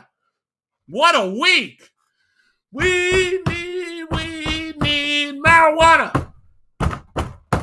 We need cannabinol. We need processed weed. And it's funny because I've never smoked weed a single time in my entire life, and I own fucking millions of shares of this shit. Amazing. Amazing. It's an amazing week. It's like Christmas. 2021 is the year of the pothead. 2021 is the year of the pothead. If you smoke weed, you're in luck. This year, you're not going to jail for it. Oh, shit. Governor Cuomo. The right wing loves to hate. He's like, y'all should hate Governor Cuomo. He killed your grandma by putting her in the can. He put her in there in the place and he let her die because of coronavirus. What a fucking loser. I look at that and I look at what's happened, and he turned out to be a disaster. This stuff happens. You know, I'm not happy with the Supreme Court. Marijuana. I love to rule against me. I picked 3 people. I fought like hell for them. One in particular I fought. They all said, sir, cut him loose. He's killing us. Senators, you know, very loyal senators. They're very loyal people. Sir, cut him loose. He's killing us, sir. Cut him loose, sir. I must have gotten half of the senators. I said, no, I can't do that. It's unfair to him and it's unfair to the family. He didn't do anything wrong. They're made-up stories. They were all made-up stories. He didn't do anything wrong. Cut him loose, sir. I said, no, I won't do that. We got him through. And you know what? They couldn't give a damn. They couldn't give a damn. Let him rule the right way. But it almost seems that they're all going out of their way to hurt all of us and to hurt our country. To hurt our country. You know, I read a story in one of the newspapers recently, how I control the 3 Supreme Court justices. I control them. They're puppets. I read it about Bill Barr, that he's my personal attorney, that he'll do anything for me. And I said, you know, it really is genius, because what they do is that, and it makes it really impossible for them to ever give you a victory. Because all of a sudden, Bill Barr changed, if you hadn't noticed. I like Bill Barr, but he changed because he didn't want to be considered my personal attorney. And the Supreme Court, they rule against me so much. You know why? Because the story is, I haven't spoken to any of them, since virtually they got in. But the story is that they're my puppet, right? That they're puppets. And now the only way they can get out of that, because they hate that, it's not good on the social circuit, and the only way they get out is to rule against Trump. So let's rule against Trump, and they do that, so I want to congratulate them. But it shows you the media's genius. In fact, probably if I was the media, I'd do it the same way. I hate to say it. But we got to get them straightened out. Today, for the sake of our democracy, for the sake of our Constitution, and for the sake of our children, we lay out the case for the entire world to hear. You want to hear it? In every single swing state, local officials, state officials, almost all Democrats, made illegal and unconstitutional changes to election procedures without the mandated approvals by the state legislatures. That these changes paved the way for fraud on a scale never seen before. And I think we can go a long way outside of our country when I say that. So just in a nutshell, you can't make a change on voting for a federal election unless the state legislature. Shut the fuck up. No judge can do it. What a moron. Just shut up. You're wasting time, loser. Example, in Pennsylvania or whatever, you have a Republican legislature. You have a Democrat mayor. What a loser. A lot of Democrats all over the place. What a freaking loser. To the legislature laughs at them, says, we're not going to do that. They say, thank you very much. And they go and make the changes themselves. They do it anyway. And that's totally illegal. That's totally illegal. You can't do that. In Pennsylvania, the Democrat Secretary of State and the Democrat State Supreme Court justices illegally abolished the signature verification requirements just 11 days prior to the election. So think of what they did. No longer is there signature verification. Oh, that's okay. We want voter ID, by the way. But no longer is there signature verification. 11 days before the election, they say, we don't want it. You know why they don't want them? Because they want to cheat. That's the only reason. Who would even think of that? We don't want to verify a signature? There were over 205,000 more ballots counted in Pennsylvania. Now think of this. You have 205,000 more ballots then you had voters. That means you had 200. Where did they come from? You know where they came from? Somebody's imagination, whatever they needed.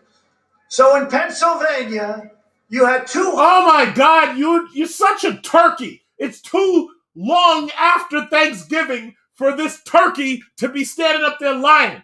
You are such a turkey. Mathematical impossibility, unless you want to say it's a total fraud. So Pennsylvania was defrauded. Over 8,000 ballots in Pennsylvania were cast by people whose names and dates of birth match individuals who died in 2020 and prior to the election. Think of that. Dead people. Lots of dead people, thousands. And some dead people actually requested an application. That bothers me a bit more. Not only are they voting, they want an application to vote. One of them was 29 years ago died. It's incredible. Over 14,000 ballots were cast by out-of-state voters. So these are voters that don't live in the state. And by the way, these numbers are what they call outcome determinative, meaning these numbers far surpass. I lost by a very little bit. These numbers are massive, massive. More than 10,000 votes in Pennsylvania were illegally counted, even though they were received after Election Day. In other words, they were received after Election Day. Let's count them anyway. And what they did in many cases is they did fraud. They took the date and they moved it back so that it no longer is after Election Day. And more than 60,000 ballots in Pennsylvania were reported received back. They got back before they were ever supposedly mailed out. In other words, you got the ballot back before you mailed it, which is also logically and logistically impossible, right? Think of that one. You got the ballot back. Let's send the ballots. Oh, they've already been sent. But we got the ballot back before they were sent. I don't think that's too good, right? 25,000 ballots in Pennsylvania were requested by nursing home residents, all in a single giant batch. Oh my God, this guy is full of bullshit. Hurry up and impeach this asshole. Jesus Christ. You reported the number of absentee ballots.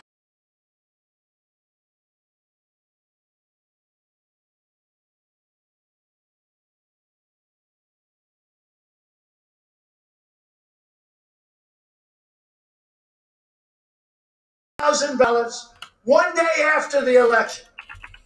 It remains totally unexplained. They said, well, we can't figure that. Now, that's many, many times what it would take to overthrow the state. Just that one element. 400,000 ballots appeared from nowhere right after the election. By the way, God damn, this guy's full of shit. God damn, this guy is full of bullshit. My God. How much can somebody talk all this shit? Doesn't happen that fast. This guy talks so much shit. They want to recertify their votes. They want to recertify. But the only way that can happen is if Mike Pence agrees to send it back. Uh-oh, he's trying to blame Mike Pence, everybody. He's trying to put it all on Pence. Uh-oh, he's trying to put it all on Pence. Pence ain't going to have it. Watch. Pence is not playing that fucking game. Pence already knows what it is. He's not playing that game. You're trying to put this shit on Mike Pence. It's not going to work, stupid. And think of what you're doing. Let's say you don't do it. Somebody says, well, we have to obey the Constitution. And you are. Because you're protecting our country and you're protecting the Constitution. So goodbye, asshole. What happens? Let's say they're stiffs and they're stupid people. And they say, well, we really have no choice. Even though Pennsylvania and other states want to redo their votes, they want to see the numbers. They already have the numbers. Go very quickly. And they want to redo their legislature. Because many of these votes were taken, as I said, because it wasn't approved by their legislature. What a liar. That in itself is legal. And then you have the scam. And that's all of the things that we're talking about. But think of this. If you don't do that, that means you will have a president of the United States for 4 years with his wonderful son. You will have a president who lost all of these states. Or you will have a president, to put it another way, who was voted on by a bunch of stupid people who lost all of these states. You will have an... Did this motherfucker just call the people who voted for Biden stupid? Is that what just happened? Because it sounded like that's what he just said. It sounds like this loser just called me stupid. What a bitch. What a bitch liar. That's why you lost, motherfucker. Cameras went off, and that's a lot of cameras back there. But a lot of them went off. But these are the things you don't hear about. You don't hear what you just heard. I'm going to go over a few more states. But you don't hear it by the people who want to deceive you and demoralize you and control you, big tech media. Just like the suppression polls that said, we're going to lose Wisconsin by 17 points. Well, we won Wisconsin. They don't have it that way because they lost just by a little sliver. But they had me down the day before, Washington Post ABC poll, down 17 points. I called up a real pollster. I said, what is that? Sir, that's called a suppression poll. I think you're going to win Wisconsin, sir. I said, but why don't they make it 4 or 5 points? Because then people vote. But when you're down 17, they say, hey, I'm not going to waste my time. I love the president, but there's no way. Despite that, we won Wisconsin. It's going to see. I mean, you'll see. But that's called suppression because a lot of people, when they see that, it's very interesting. This pollster said, sir, if you're down 3, 4, 5, people vote. When you go down 17, they say, let's go and have dinner and let's watch the presidential defeat tonight on television, darling. And just like the radical left tries to blacklist you on social media, every time I put out a tweet, that's even if it's totally correct, I get a flag. Lies, lies, lies. On Twitter, it's very hard to come onto my account. It's very hard to get out a message. They don't let the message get out nearly like they should. But I've had many people say, I can't get on your Twitter. I don't care about Twitter. Twitter's bad news. They're all bad news. So get the fuck off Twitter, liar. If you want to get out a message, just get off. If you want to go through big tech, what a liar. Media, they are really, if you're a conservative, if you're a Republican, if you have a big voice, I guess they call it shadow ban, right? Shadow ban. They shadow ban you, and it should be illegal. I've been telling these Republicans, get rid of Section 230. And for some reason, Mitch and the group, they don't want to put it in there. And they don't realize that that's going to be the end of the Republican Party. Yo, this guy is a loser. Oh, my God. Let them get out. This guy's a loser. Let the weak ones get out. This is a time for strength. They also want to indoctrinate your children. They already did that one. Things that aren't so. They want to indoctrinate your children. It's all part of the comprehensive assault on our democracy, and the American people are finally standing up and saying, no, this crowd is, again, testament to it. I did no advertising. I did nothing. You did no advertising, really? Oh, okay. I want to thank that, Amy, and everybody. We have some incredible supporters. Incredible. But we didn't do anything. This just happened. 2 months ago, we had a massive crowd come down to Washington. I said, what are they there for? Sir, they're there for you. We have nothing to do with it. These groups they're forming all over the United States. And we got to remember, in a year from now, you're going to start working on Congress. And we got to get rid of the weak Congress people, the ones that aren't any good, the Liz Cheneys of the world. We got to get rid of them. We got to get rid. You know, she never wants a soldier brought home. I brought a lot of our soldiers home. I don't know, somewhat like it. They're in countries that nobody even knows the name. Nobody knows where they are. They're dying. They're great, but they're dying.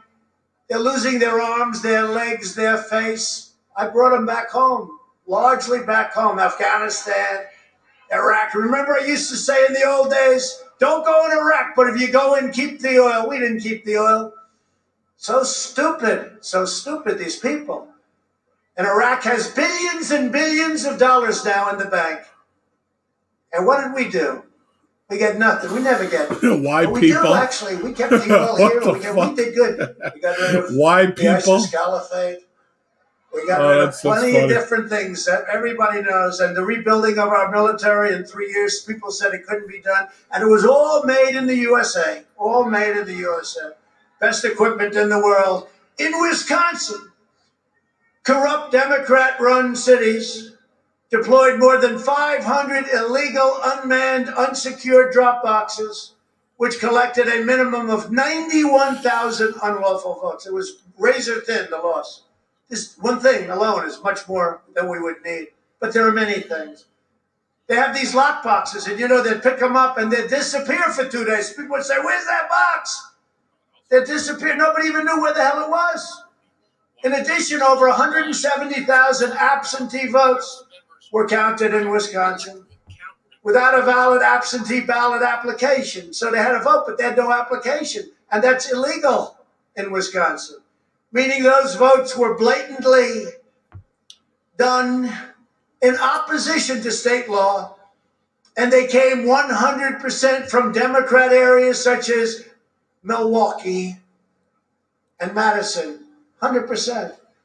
In Madison, 17,000 votes were deposited in so-called human drop boxes. You know what that is, right? Where operatives stuffed thousands of unsecured ballots into duffel bags on park benches across the city in complete defiance of cease and desist letters from state legislature. Your state legislature said don't do it. They're the only ones that can approve it. They gave tens of thousands of votes. They came in duffel bags. Where the hell did they come from? According to eyewitness testimony, Postal Service workers in Wisconsin were also instructed to illegally backdate approximately 100,000 ballots. The margin of difference in Wisconsin was less than 20,000 votes. Each one of these things alone wins us the state. Not exactly, asshole. That's not how it works. Your Secretary of State, who I can't believe this guy's a Republican. He loves recording telephone conversations. That was I thought it was a great conversation, personally. I'm sure you did, up until you got played on the news, idiot. Because it says what's going on. These people are crooked. They're 100%, in my opinion, one of the most corrupt. Between your governor and your Secretary of State. And now you have it again last night. Just take a look at what happened. What a mess. And the Democrat Party operatives entered into an illegal and unconstitutional settlement agreement that drastically weakened signature verification and other election security procedures. Stacey Abrams, she took them to lunch. And I beat her 2 years ago with a bad candidate, Brian Kemp. But they took, the Democrats took the Republicans to lunch because the Secretary of State had no clue what the hell was happening, unless he did have a clue. That's interesting. Maybe he was with the other side. But we've been trying to get verifications of signatures in Fulton County. They won't let us do it. The only reason they won't is because we'll find things in the hundreds of thousands. Why wouldn't they let us verify signatures in Fulton County, which is known for being very corrupt? They won't do it. They go to some other county where you would live. I said, that's not the problem. The problem is Fulton County, home of Stacey Abrams. She did a good job. I congratulate her, but it was done in such a way that we can't let this stuff happen. We won't have a country if it happens. As a result, Georgia's absentee ballot rejection rate was more than 10 times lower than previous levels because the criteria was so off. 48 counties in Georgia with thousands and thousands of votes rejected 0 ballots. There wasn't one ballot. In other words, in a year in which more mail-in ballots were sent than ever before, and more people were voting by mail for the first time, the rejection rate was drastically lower than it had ever been before. The only way this can be explained is if tens of thousands of illegitimate votes were added to the tally. That's the only way you can explain it. By the way, you're talking about tens of thousands. If Georgia had merely rejected the same number of unlawful ballots as in other years, There should have been approximately 45,000 ballots rejected, far more than what we needed to win, just over 11,000. They should find those votes. They should absolutely find that. Just over 11,000 votes, that's all we need. They defrauded us out of a win in Georgia, and we're not going to forget it. There's only one reason the Democrats could possibly want to eliminate signature matching, oppose voter ID, and stop citizenship confirmation. Are you a citizenship? You're not allowed to ask that question. Because they want to steal the election. The radical left knows exactly what they're doing. They're ruthless, and it's time that somebody did something about it. And Mike Pence, I hope you're going to stand up for the good of our Constitution and for the good of our country. And if you're not, I'm going to be very disappointed in you. I will tell you right now. I'm not hearing good stories. In Fulton County, Republican poll watchers were ejected, in some cases physically, from the room under the false pretense of a pipe burst, water main burst, everybody leave, which we now know was a total lie. Then election officials pulled boxes, Democrats, and suitcases of ballots out from under a table. You all saw it on television, totally fraudulent, and illegally scanned them for nearly 2 hours, totally unsupervised. Tens of thousands of votes. This act coincided with a mysterious vote dump of up to 100,000 votes for Joe Biden, almost none for Trump. Oh, that sounds fair. That was at 1:34 a.m. The Georgia Secretary of State and pathetic governor of Georgia have reached, although he says I'm a great president, you know, I sort of maybe have to change. He said the other day, yes, I disagree with President, but he's been a great president. Oh, good, thank you very much. Because of him and others. Yeah, Brian Kemp, vote him the hell out of office, please. Well, his rates are so low. You know, his approval rating now, I think it just reached a record low. My God, how much longer do we have to listen to this bullshit? For an independent and comprehensive audit of signatures in Fulton County. Even without an audit, the number of fraudulent ballots that we've identified across the state is staggering.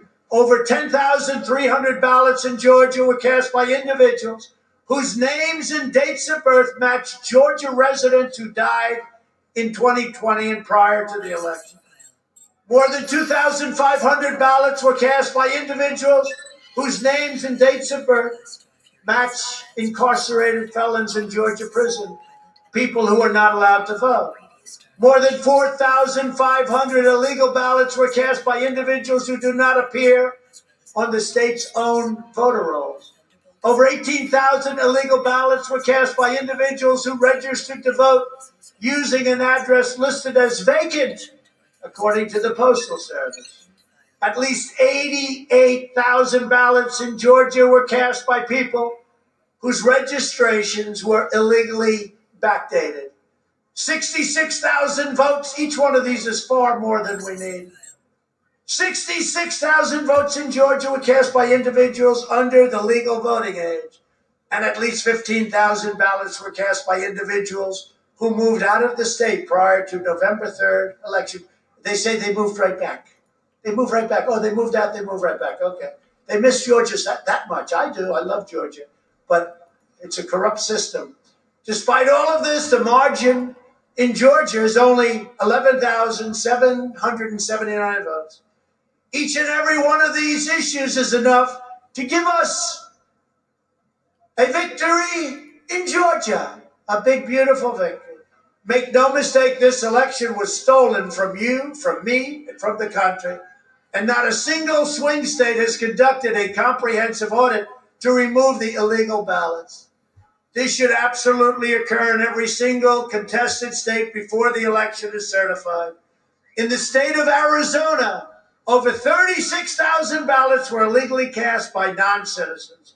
2,000 ballots were returned with no address. More than 22,000 ballots were returned before they were ever supposedly mailed out. They returned, but we haven't mailed them yet. 11,600 more ballots and votes were counted.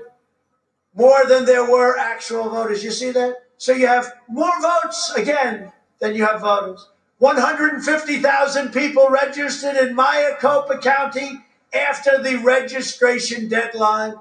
103,000 ballots in the county were sent for electronic adjudication with no Republican observers.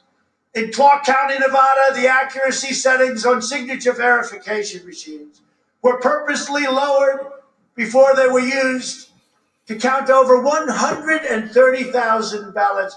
If you signed your name as Santa Claus, it would go through. There were also more than 42,000 double votes in Nevada. Over 150,000 people were hurt so badly by what took place, and 1,500 ballots were cast by individuals whose names and dates of birth matched Nevada residents who died in 2020 prior to November 3rd election. More than 8,000 votes were cast by individuals who had no address and probably didn't live there. The margin in Nevada is down at a very low number. Any of these things would have taken care of the situation. We would have won Nevada also. Every one of these we're going over, we win. In Michigan, quickly, the Secretary of State, a real great one, flooded the state with unsolicited mail-in ballot applications sent to every person on the rolls in direct violation of state law. More than 17,000 Michigan ballots were cast by individuals whose names and dates of birth match people who were deceased. In Wayne County, that's a great one. That's Detroit. 174,000 ballots were counted without being tied to an actual registered voter. Nobody knows where they came from. Also in Wayne County, poll watchers observed canvassers rescanning batches of ballots over and over again, up to 3 or 4 or 5 times. In Detroit, turnout was 139% of registered voters. Think of that. So you had 139% of the people in Detroit voting. This is in Michigan, Detroit, Michigan. A career employee of the City of Detroit testified under penalty of perjury that she witnessed city workers coaching voters to vote straight Democrat while accompanying them to watch who they voted for. When a Republican came in, they wouldn't talk to him. The same worker was instructed not to ask for any voter ID and not to attempt to validate any signatures if they were Democrats. She also told to illegally and was told backdate ballots received after the deadline and reports that thousands and thousands of ballots were improperly backdated. That's Michigan. 4 witnesses have testified under penalty of perjury that after officials in Detroit announced the last votes had been counted, tens of thousands of additional ballots arrived without required envelopes. Every single one was for a Democrat. They got no votes. At 6:31 a.m. in the early morning hours after voting had ended, Michigan suddenly reported 147,000 votes. An astounding 94% went to Joe Biden, who campaigned brilliantly from his basement. Only a couple of percentage points went to Trump. Such gigantic and one-sided vote dumps were only observed in a few swing states, and they were observed in the states where it was necessary. You know what's interesting? President Obama beat Biden in every state other than the swing states where Biden killed him, but the swing states were the ones that mattered. They're always just enough to push Joe Biden barely into the lead. We were ahead by a lot, and within a number of hours, we were losing by a little. In addition, there is the highly troubling matter of Dominion voting systems. In one Michigan county alone, 6,000 votes were switched from Trump to Biden, and the same systems are used in the majority of states in our country. Senator William Ligon, a great gentleman, chairman of Georgia Senate Judiciary Subcommittee, Senator Ligon, highly respected, on elections, has written a letter describing his concerns with Dominion in Georgia. He wrote, and I quote, "The Dominion voting machines employed in Fulton County had an astronomical and astounding 93.67% error rate. It's only wrong 93% of the time. In the scanning of ballots requiring a review panel to adjudicate or determine the voter's interest, in over 106,000 ballots out of a total of 113,000. Think of it. You go in and you vote, and then they tell people who you're supposed to be voting for. They make up whatever they want. Nobody's ever even heard. They adjudicate your vote. They say, well, we don't think Trump wants to vote for Trump. We think he wants to vote for Biden. Put it down for Biden. The national average for such an error rate is far less than 1%, and yet you're at 93%. The source of this astronomical error rate must be identified to determine if these machines were set up or destroyed to allow for a third party to disregard the actual ballot cast by the registered voter. The letter continues, there is clear evidence that tens of thousands of votes were switched from President Trump to former Vice President Biden in several counties in Georgia. For example, in Bibb County, President Trump was reported to have 29,391 votes at 9:11 p.m. Eastern Time, while simultaneously Vice President Joe Biden was reported to have 17,213. Minutes later, just minutes, at the next update, these vote numbers switched, with President Trump going way down to 17,000 and Biden going way up to 29,391. And that was very quick, a 12,000 vote switch, all in Mr. Biden's favor. So, I mean, I could go on and on about this fraud that took place in every state. And all of these legislatures want this back. I don't want to do it to you because I love you and it's freezing out here. But I could just go on forever. I can tell you this.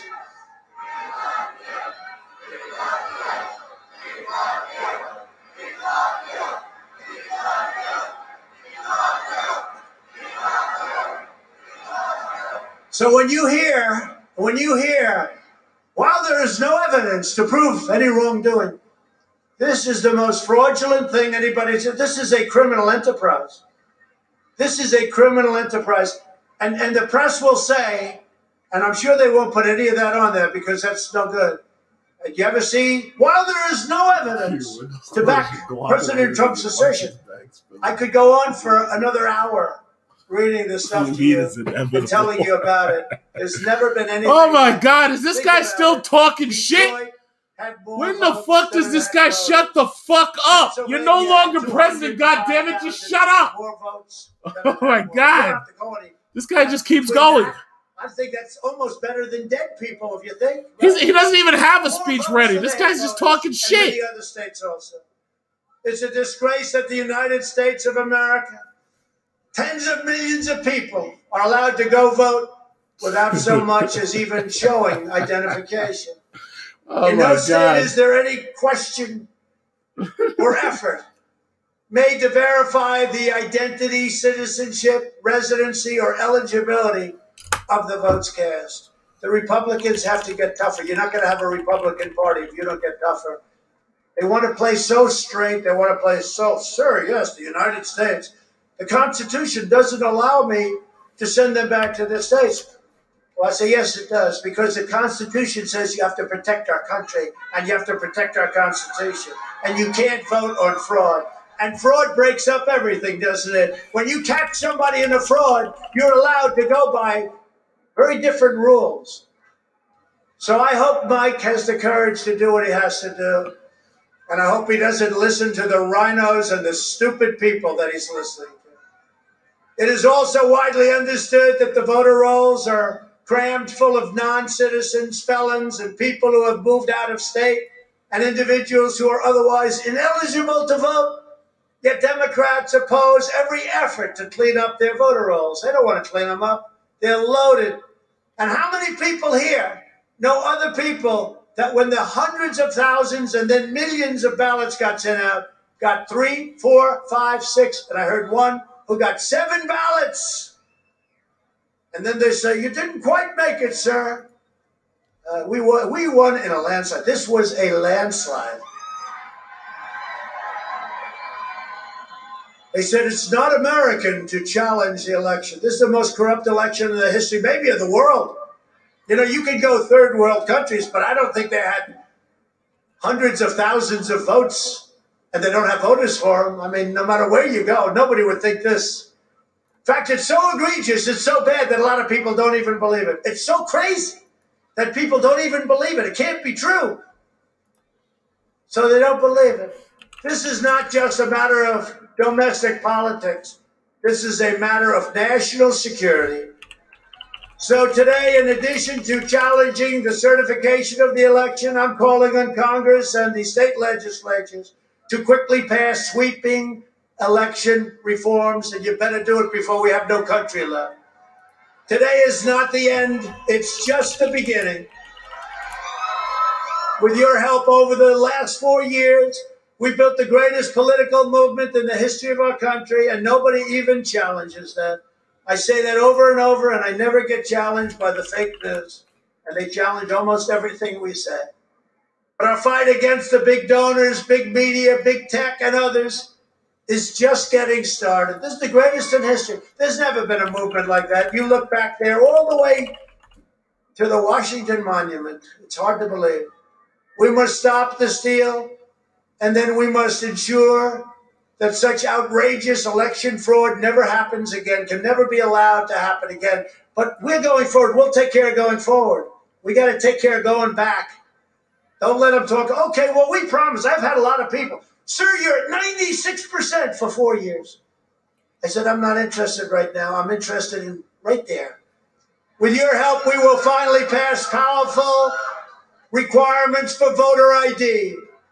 You need an ID to cash a check. You need an ID to go to a bank, to buy alcohol, to drive a car. Every person should need to show an ID in order to cast your most important thing, a vote. We will also require proof of American citizenship in order to vote in American elections. We just had a good victory in court on that one, actually. We will ban ballot harvesting and prohibit the use of unsecured drop boxes to commit rampant fraud. These drop boxes are fraudulent. Therefore, they disappear, and then all of a sudden they show up. It's fraudulent. We will stop the practice of universal unsolicited mail-in balloting. We will clean up the voter rolls and ensure that every single person who casts a vote is a citizen of our country, a resident of the state in which they vote, and their vote is cast in a lawful and honest manner. We will restore the vital civic tradition of in-person voting on Election Day so that voters can be fully informed when they make their choice.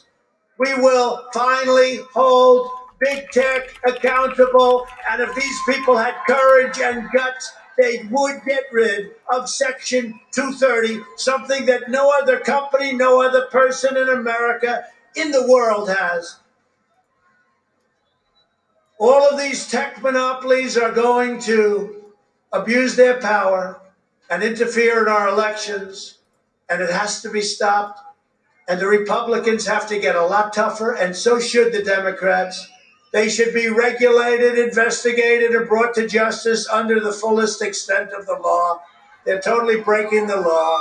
Together, we will drain the Washington swamp, and we will clean up the corruption in our nation's capital. We have done a big job on it, but you think it's easy? It's a dirty business. It's a dirty business. You have a lot of bad people out there. Despite everything we've been through, looking out all over this country and seeing fantastic crowds, although this, I think, is our all-time record. I think you have 250,000 people. 250,000.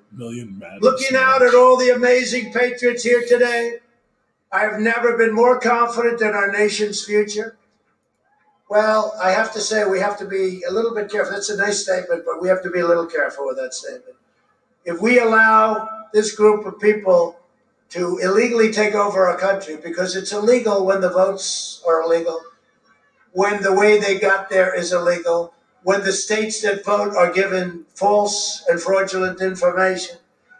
We are the greatest country on earth, and we are headed and were headed in the right direction. You know, the wall is built We were doing record numbers at the wall. Now they want to take down the wall. Let's let everyone flow in. Let's let everybody flow in. We did a great job in the wall. Remember the wall? They said it could never be done. One of the largest infrastructure projects we've ever had in this country.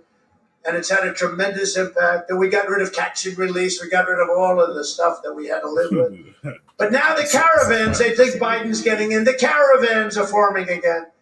They want to come in again and rip off our country. Can't let it happen. As this enormous crowd shows, we have truth and justice on our side. We have a deep and enduring love for America in our hearts. We love our country. We have overwhelming pride in this great country, and we have it deep in our souls. Together we are determined to defend and preserve. Oh my God, would you shut the fuck up? By the people and for the people. I can't believe that this guy has lasted this long. Oh my God. Our brightest days are before us. No, they're not. You're Our greatest achievements still wait. I think one of our great achievements will be election security, because nobody until I came along had any idea how corrupt our elections were. And again, most people would stand there at 9 o'clock in the evening and say, I want to thank you very much.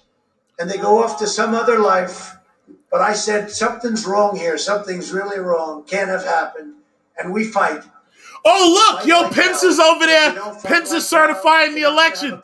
Oh, shit, Pence is certifying that shit right now. And boldest endeavors have not yet begun. My fellow Americans, for our movement, for our children, and for our beloved country. And I say this, despite all that's happened, the best is yet to come. Thank fucking God that stupid shit is over. God damn, what a loser. So anyway, going to more important news, Congress convenes to record electoral votes. Going to more important news, not that stupid shit with that idiot and con man on the other channel. Now we're, look at that, that's Vice President Pence up there certifying the election. Expect the first objection. Here that fucking idiot. Purports to be a return from the state, and then has annexed to it a certificate from an authority of that state, purporting to appoint or ascertain electors.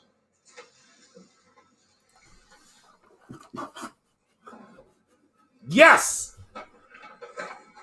Mr. President, the certificate of the electoral vote of the state of Arizona seems to be regular in form and authentic, and it appears therefrom that Joseph R. Biden Jr. of the state of Delaware received 11 votes for president, and Kamala D. Harris of the state of California received 11 votes for vice president. Are there any objections to counting the certificate of vote of the state of Arizona that the teller has verified appears to be regular in form and authentic? Mr. Vice President, I, Paul Gosar from Arizona. For what purpose does the gentleman from Arizona write? I rise for myself and 60 of my colleagues to object to the counting of the electoral ballots from Arizona. Is the objection in writing and signed by a senator? Yes, it is. It is.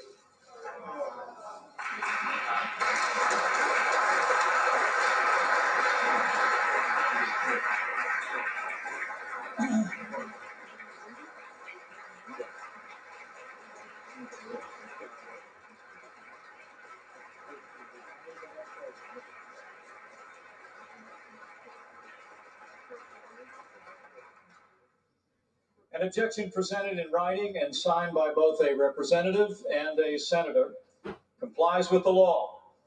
Chapter 1 of Title 3 of the United States Code. The clerk will report the objection.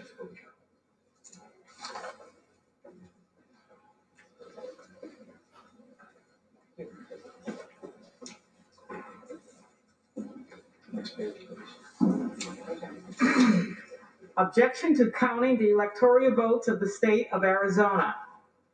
We, a member of the House of Representatives and a United States Senator, object to the counting of the electoral votes of the state of Arizona on the ground that they were not, under all of the known circumstances, regularly given.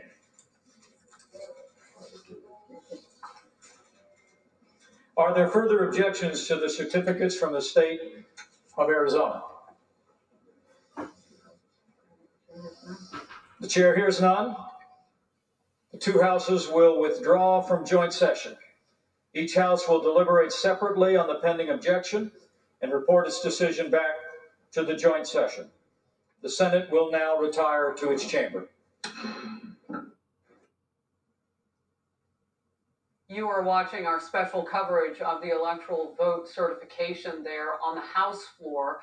And the process has been that the Speaker of the House, Nancy Pelosi, at about 1:01, top of the hour, had the Senate join the House members. And of course, the President of the Senate is the Vice President of the United States, Mike Pence. And so they are together, and they will now separately go and discuss the objections to the electoral vote count in the state of Arizona. You're watching special coverage, Outnumbered Overtime. I'm Harris Faulkner. We have an all-star panel for you here today, this hour. Brett Baer, Fox News chief political anchor. Martha McCallum, anchor of The Story. Chris Wallace, Fox News Sunday anchor. Britt Hume, senior political analyst. And Katie Pavlich and Ken Starr, both Fox News contributors. Martha, I will come to you first. And, you know, as we watched this unfold today, we knew, because we had a list of states, that Arizona might be that first place that we would see an objection.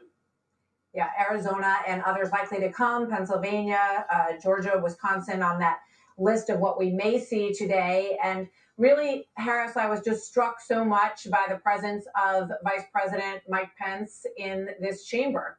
And we just watched the very dramatic delivery from President Trump speaking to his ardent followers on the ellipse in Washington, D.C., and calling out his vice president several times during the course of that rally, saying, I hope that Mike Pence does the right thing. I don't like what I'm hearing. I hope he doesn't listen to the rhinos, as he put it, that have been in his ear, essentially. I'm paraphrasing a bit, but that's essentially what the president said. Mike Pence has been so disciplined in his message and his support of this president, so unfailingly loyal from the campaign and all of the things that happened during that through the course of the last 4 years. So this is a very significant moment. And Mike Pence is hearing, following the letter of the law. He's listening to the responses from all of these states. And Arizona has just contested the election. And then you saw Ted Cruz stand up and say, yes, I am the senator who agrees with this decision. And then a chorus of applauding, standing Republicans who are also on this side of the fence with this decision today. So this is very, very high drama that we're watching right now, Harris. Brett Baer, moment by moment, things are changing so quickly, and you have just learned some breaking news. Well, just before 1:01 Eastern Time, Vice President Pence released a letter to Congress in which he laid out what he is going to do today, and it is in direct defiance of what President Trump wants him to do today, despite all that the president said on the National Mall. Pence writes in this letter, and it goes on for some time, but it says, quote, "It is my considered judgment that my oath to support and defend the Constitution contains me from claiming unilateral authority to determine which electoral votes should be counted and which should not." Essentially, in this letter, he lays out, Harris, how he will not be saying which states will go back to the state legislatures. He will not be doing what the president wants him to do. And even as they debate these, and they go to their chambers, and right now they're in the process of debating Arizona's electoral votes, the bottom line is that what the president said his path is, Vice President Pence, with this letter to Congress, has just shut down. Wow. You know what is fascinating too, Brett? I want to come back to you with just a follow-up question. Is, you know, we're seeing today others come online with what they will do. I know just a few moments ago, as we were carrying President Trump's speech live, Senator Tillis issued a statement on electoral college certification saying that he will not oppose the certification of the electoral college votes and would not embolden politicians in the future to appoint their presidents instead of having the American people duly elect them, so on and so forth. Are we looking at a situation, perhaps, as America watches this unfold, where decisions are being made today as they glimpse what the future could look like? 100%. I mean, some of the objectors today, Harris, are clearly doing this to put a marker in the ground, whether it's a political marker to attract Trump supporters down the road or not. It is also a fight for vote integrity, they believe, down the road. That's how they explain it.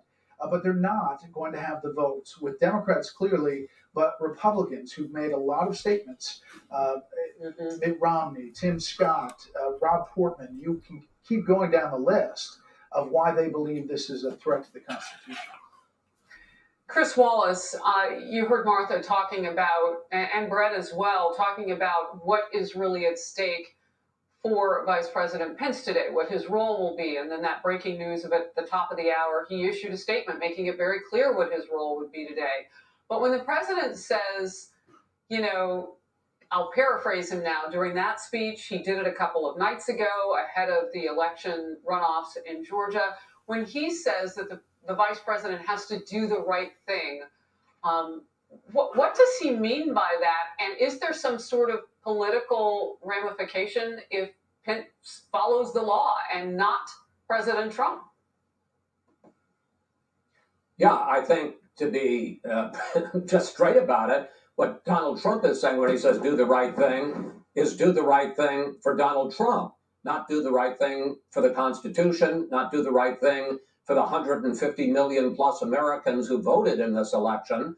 And he's following the Constitution. He's following the Electoral Count Act of 1877. Nowhere in the Constitution or in the 1887 Act does it give the vice president that kind of power to unilaterally reject electors from a state, lawfully certified electors from a state. There's nothing in there that says that he can do that.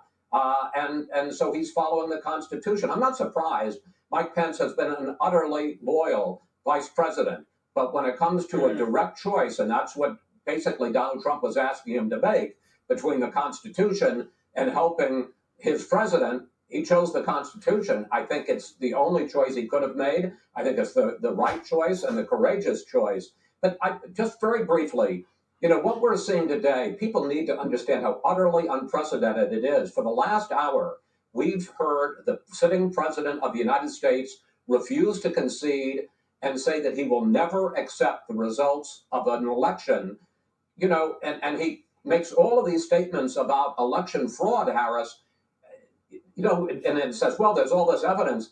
You don't have to listen to me. Listen to the federal judges, the state judges, federal judges appointed by Donald Trump, the 6-vote conservative majority on the Supreme Court, his own attorney general, his own head of cybersecurity in his administration. They have all said that there was not the kind of vote fraud in this election that would in any way challenge the results in a single state, let alone overall. The president is making up stories, but the people who have heard the evidence, all of them, have rejected it. And I think that's what's at stake today. You talked about what's at stake today. What's at stake is whether a bunch of insiders in Congress can overturn the will of the American people, 150 million of them, when they went out to vote. Chris, thank you. I'm wrapping you a little bit. Two things happening real quickly. The other thing to factor in is those 74 million plus Americans who believe the president and think that this process can yield a different action and result than November 3rd did. And you see some of them, an enormous crowd gathered to hear the president speak the last hour at the Save America rally in D.C. I want to go now to the House floor, because what's happening now in that joint session is it has broken apart, and they are considering the objections to the electoral college votes per state. Arizona, we knew would be the first. This is a congressman who's talking about it now. Let's listen. Each state has a process for selecting their electors and sending them to Washington. And Madam Speaker, in a number of those states, that constitutional process was not followed. And that's why we're here to object. If you look at what the requirement says, nowhere in Article 2, Section 1 does it give the Secretary of State of a state that ability. Nowhere does it give the governor that ability. Nowhere does it give a court that ability. It exclusively gives that ability to the legislatures. And in fact, in most states, that's the process that was followed. But for those states that this wasn't followed, unfortunately, this is not new. We've seen over and over again more states where the Democrat Party has gone in and selectively gone around this process. That has to end, Madam Speaker. We have to follow the constitutional process. Now, there might be reasons why some people don't like the process laid out by a legislative body. Madam Speaker, I served on one of those legislative bodies when I was in the state legislature for 12 years. I served on the House and Governmental Affairs Committee where we wrote the laws for our state's elections. And I can tell you, when we had to make changes, those were extensively negotiated. We would have people on both sides come, Republicans and Democrats, Madam Speaker, would get together to work through those changes. Oh, man, what a bunch of bullshit. To how a precinct would function, to how a change would be made in the time of an election, signature requirements, all the many things that involve a clerk carrying out the duties in each parish in our case. You would see people come and give testimony. Madam Speaker, both sides could come. Clerks of court were there in the hearing rooms. It was an open process, by the way, not behind closed doors in a smoke-filled room where somebody might want to bully a Secretary of State to get a different version that might benefit them or their party or their candidate. That's not what our founding fathers said is the process. Maybe it's how some people wanted to carry it out, but they laid out that process. And so when we would have to make those changes, they were in public view. They were heavily debated. Signature requirements, all the many things that involve a clerk carrying out the duties in each parish in our case. You would see people come and give testimony. Madam Speaker, both sides could come. Clerks of court were there in the hearing rooms. It was an open process, by the way, not behind closed doors in a smoke-filled room where somebody might want to bully a Secretary of State.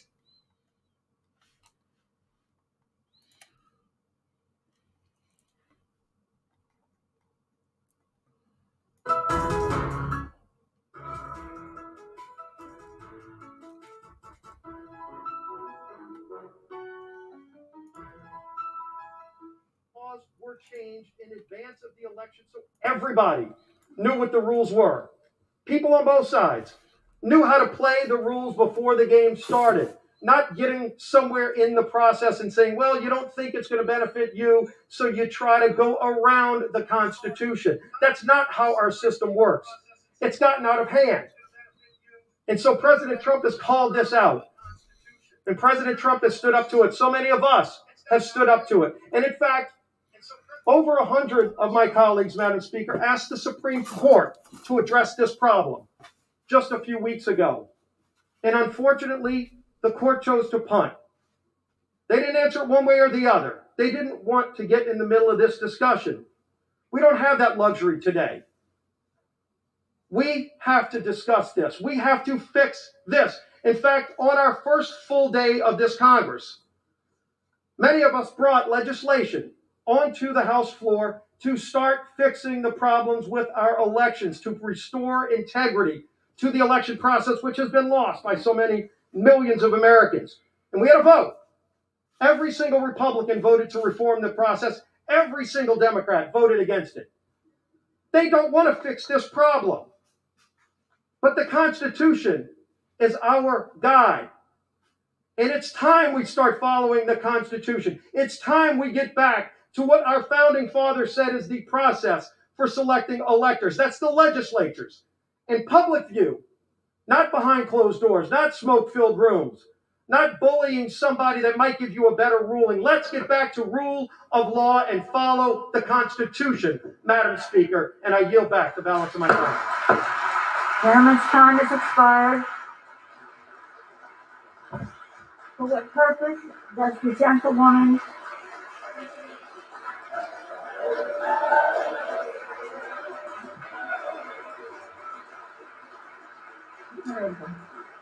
I thought it was the gentleman. For what purpose does the gentlewoman from California seek recognition? To strike the last word. Without objection, the gentlewoman is recognized for Madam 5 Speaker, minutes. Madam Speaker, this day marks a crossroads for American democracy. Those who object to the counting of the Electoral College votes, which reflect the votes of the American people, want to substitute their preferences for the voter's choice. That's not what our Constitution requires, and it's at odds with the American Democratic Republic. If Congress selects the next president instead of American voters, we'll have no need for an electoral college. In fact, we'd have no need for presidential elections at all. We'd be moving from a government elected by the people to a government selected by those already governing. That's not America. In the United States, we abide by the choices of the people, not an elite few.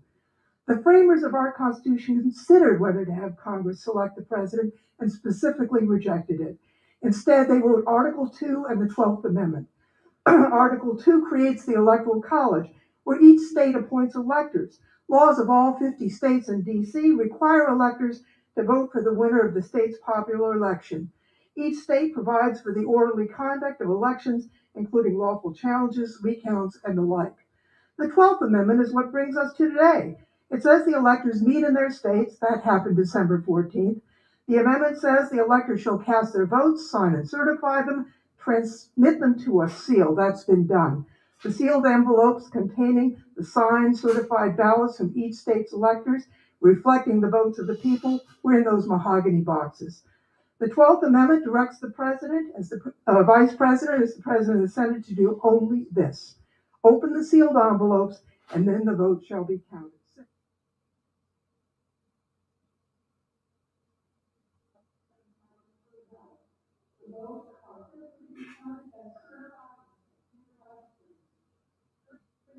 After which the chair will put the question, shall the objection be sustained? The clerk will report the objection made in the joint session. Objection from Representative Gozar from Arizona and Senator Cruz and others. We, a member of the House of Representatives and a United States Senator, object to the counting of the electoral votes of the state of Arizona on the grounds that they were not, under all of the known circumstances, regularly given. Majority Leader. Mr. President, I ask unanimous consent the Majority Leader and the Democratic Leader be allowed to speak, and that following their remarks, the Majority Leader and the Democratic Leader each control up to 1 hour of debate time and be authorized to yield up to 5 minutes of that time to any senator seeking recognition. Further, I ask unanimous consent that the senators be permitted to insert statements into the record. Is there objection? Without objection, so ordered. Mr. President. Majority Leader. We're debating a step that has never been taken in American history. Whether Congress should overrule the voters and overturn a presidential election. I've served 36 years in the Senate. This will be the most important vote I've ever cast. President Trump claims the election was stolen. The assertions range from specific local allegations to constitutional arguments to sweeping conspiracy theories. I supported the president's right to use the legal system. Dozens of lawsuits received hearings in courtrooms all across our country. But over and over, the courts rejected these claims, including all-star judges whom the president himself has nominated. Every election, we know, features some illegality and irregularity, and of course, that's unacceptable. I support strong state-led voting reforms. Last year's bizarre pandemic procedures must not become the new norm. But my colleagues, nothing before us proves illegality anywhere near the massive scale that would have tipped the entire election. Nor can public doubt alone justify a radical break when the doubt itself was incited without any evidence. The Constitution gives us here in Congress a limited role. We cannot simply declare ourselves a national board of elections on steroids.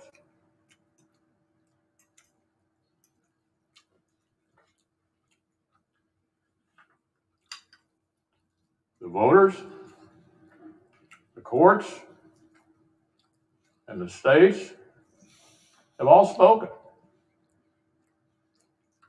They've all spoken. If we overrule them, it would damage our republic forever. This election actually was not unusually close. Just in recent history, 1976, 2000, and 2004 were all closer than this one. The electoral college margin is almost identical to what it was in 2016. This election were overturned by mere allegations from the losing side, our democracy would enter a death spiral. We'd never see the whole nation accept an election again. Every 4 years, there'd be a scramble for power at any cost. The Electoral College, which most of us on this side have been defending for years, would cease to exist,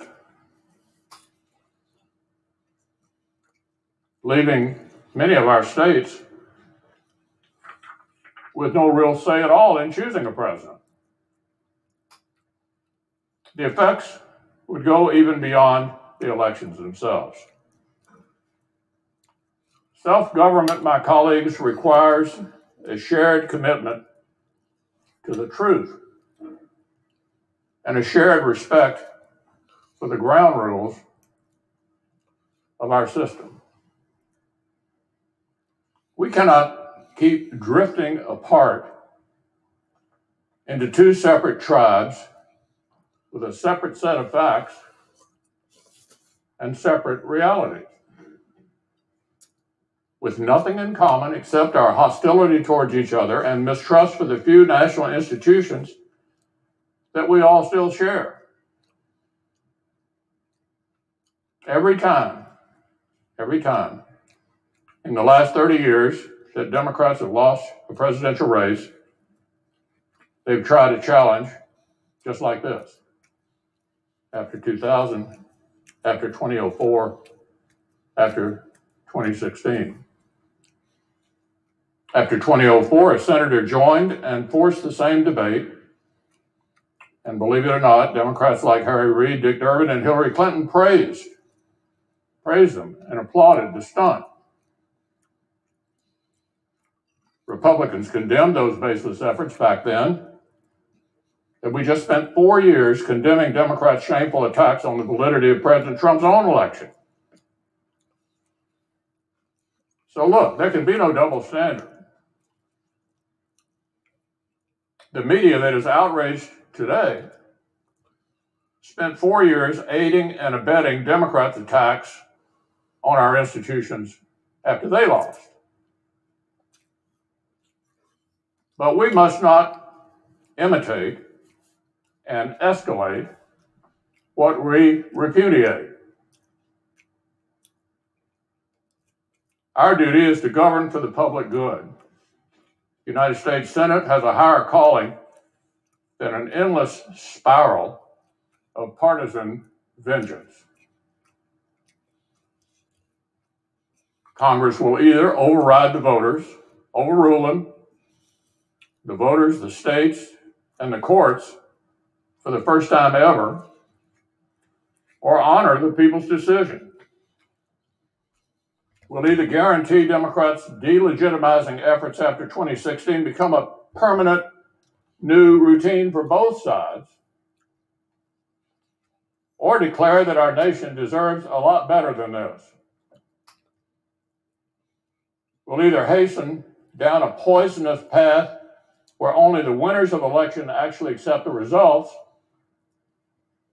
or show we can still muster the patriotic courage that our forebears showed not only in victory but in defeat. The framers built the Senate to stop short-term passions from boiling over and melting the foundations of our republic. So I believe protecting our constitutional order requires respecting the limits of our own power. It would be unfair and wrong to disenfranchise American voters and overrule the courts and the states on this extraordinarily thin basis. And I will not pretend such a vote would be a harmless protest gesture while relying on others to do the right thing. I will vote to respect the people's decision and defend our system of government as we know it. Leader.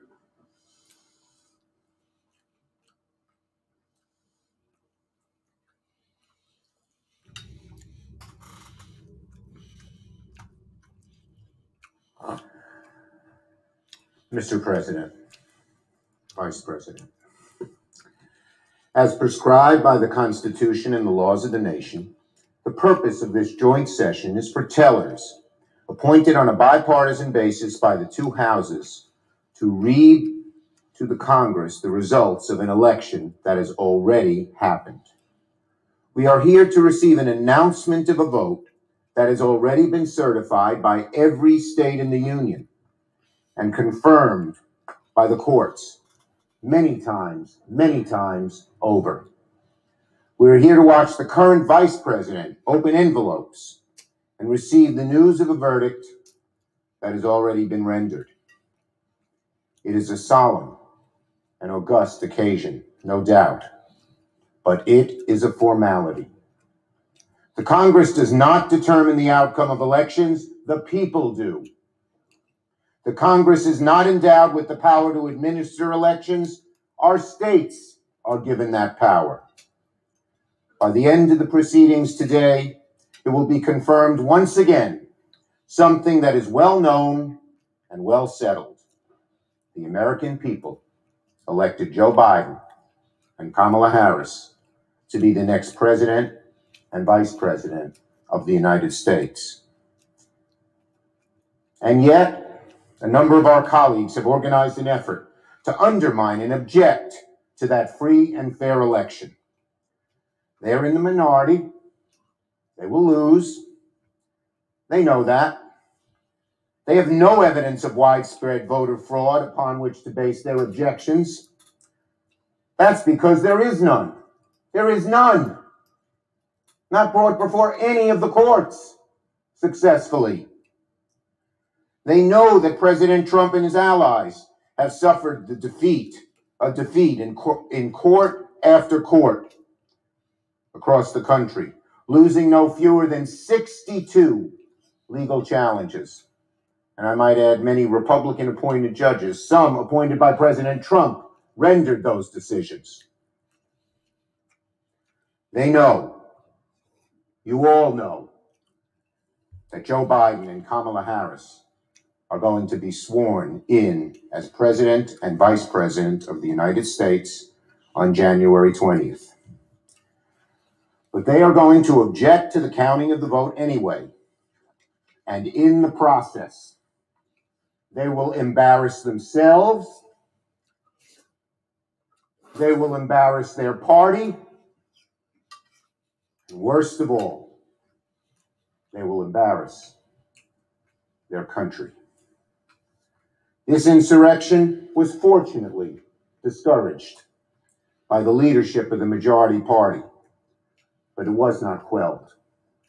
It is a very sad comment on our times that merely accepting the results of an election is considered an act of political courage. Sadder and more dangerous still is the fact that an element of the Republican Party believes their political viability hinges on the endorsement of an attempted coup.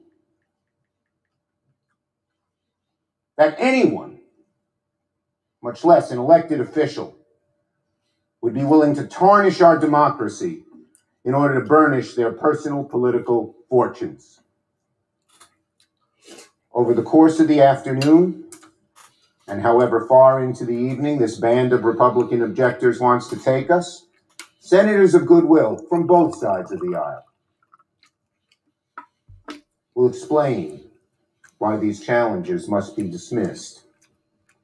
The senators from states whose electoral votes are being challenged will explain how the allegations of fraud are baseless. And a substantial bipartisan majority must vote to put down these objections and defend the sanctity of our elections and indeed, our great and grand democracy. Because that's what we're talking about today. The health of our democracy. This wonderful, beautiful, grand democracy where the peaceful passing of the torch is extolled by school children in the second grade, but not by some here.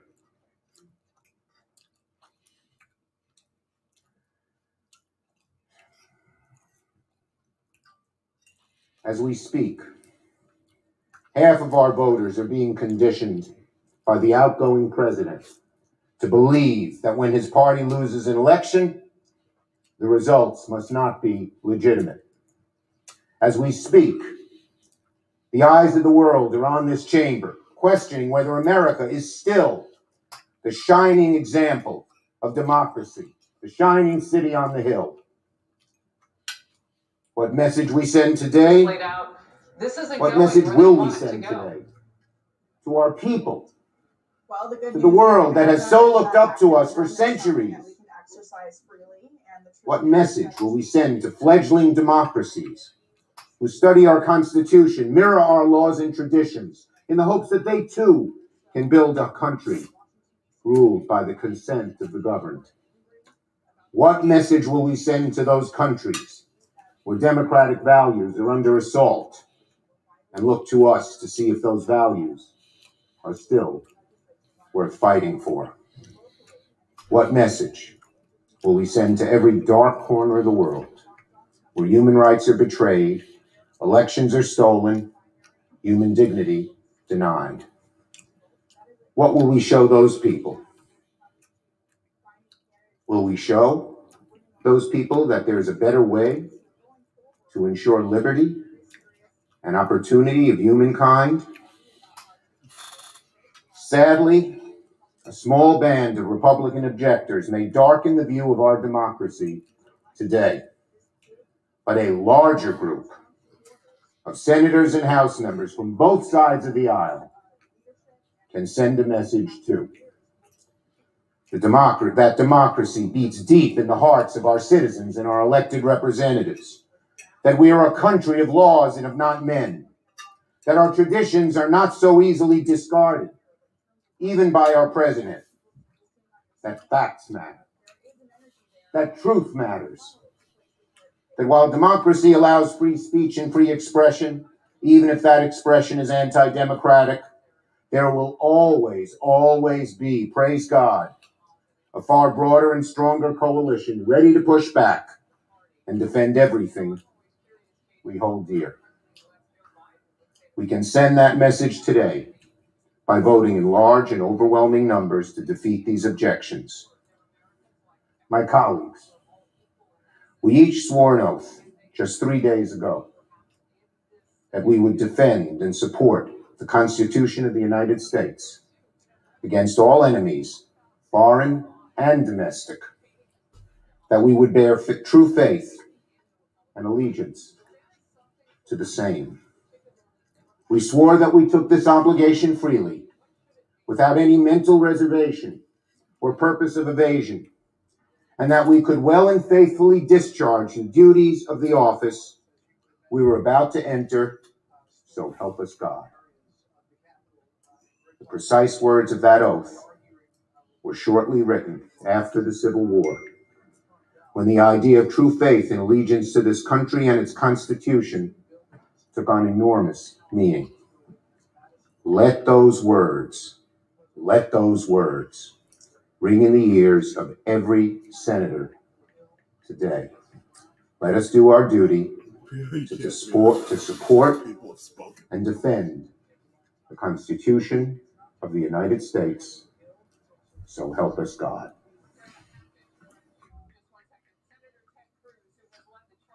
Majority Leader. I yield up to 5 minutes to the Senator from Texas, Senator Cruz. Mr. President. Senator. We gathered together at a moment of great division, at a moment of great passion. We have seen, and no doubt will continue to see, a great deal of moralizing from both sides of the aisle.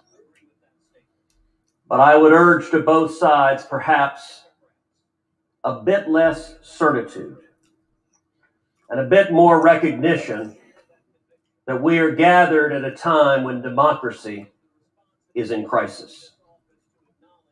Recent polling shows that 39% of Americans believe the election that just occurred, quote, was rigged. You may not agree with that assessment, but it is nonetheless a reality for nearly half the country. I would note it is not just Republicans who believe that. 31% of independents agree with that statement. 17% of Democrats believe the election was rigged. Even if you do not share that conviction, it is the responsibility, I believe, of this office to acknowledge that is a profound threat to this country and to the legitimacy of any administrations that will come in the future. I want to take a moment to speak to my Democratic colleagues. I understand your guy is winning right now. Yeah. If Democrats vote as a bloc, Joe Biden will almost certainly be certified as the next president of the United States. I want to speak to the Republicans who are considering voting against these objections. I understand your concerns, but I urge you to pause and think. What does it say to the nearly half the country that believes this election was rigged if we vote not even to consider the claims of illegality and fraud in this election? And I believe there's a better way. The leaders just spoke about setting aside the election. Let me be clear. I am not arguing for setting aside the result of this election. All of us are faced with two choices, both of which are lousy. One choice is vote against the objection. And tens of millions of Americans will see a vote against the objection as a statement that voter fraud doesn't matter, isn't real, and shouldn't be taken seriously. And a great many of us don't believe that. On the other hand, most, if not all of us, believe we should not set aside the results of an election just because our candidate may not have prevailed. And so I endeavor to look for door number 3, a third option, and for that I look to history, to the precedent of the 1876 election, the Hayes-Tilden election, where this Congress appointed an electoral commission to examine claims of voter fraud. 5 House members, 5 senators, 5 Supreme Court justices examined the evidence and rendered a judgment. And what I would urge of this body is that we do the same. That we appoint an electoral commission to conduct a 10-day emergency audit, consider the evidence, and resolve the claims. For those on the Democratic aisle who say there is no evidence, they've been rejected, then you should rest in comfort. If that's the case, an electoral commission would reject those claims. But for those who respect the voters, simply telling the voters, go jump in a lake, the fact that you have deep concerns is of no moment to us. That jeopardizes, I believe, the legitimacy of this and subsequent elections. The Constitution gives to Congress the responsibility this day to count the votes. The framers knew what they were doing when they gave responsibilities to Congress. We have a responsibility, and I would urge that we follow the precedent of 1877. The Electoral Count Act explicitly allows objections such as this one for votes that were not regularly given. And let me be clear, this objection is for the state of Arizona, but it is broader than that. It is an objection for all 6 of the contested states to have a credible, objective, impartial body hear the evidence and make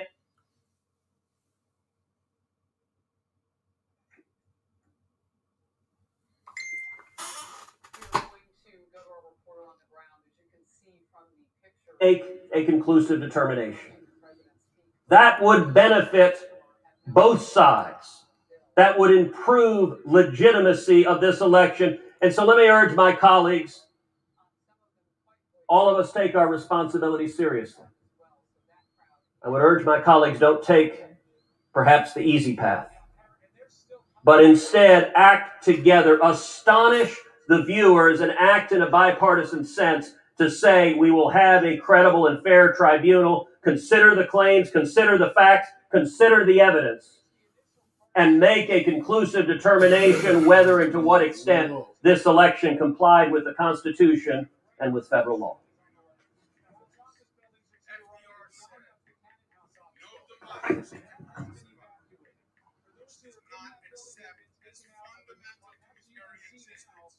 Senator from Minnesota.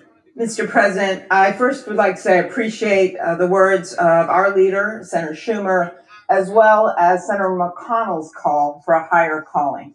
January 6th is not typically a day of historical significance for our country. For centuries, this day is simply the day that we receive each state's certified electoral votes, and it has come and gone without much fanfare. In fact, this is only the 3rd time in 120 years that the Senate has gathered to debate an objection, and as Senator Cruz well knows, both times these objections were resoundingly defeated. The last time the vote was 74-1. Why? Because senators have long believed that they should not mess around with the will of the people.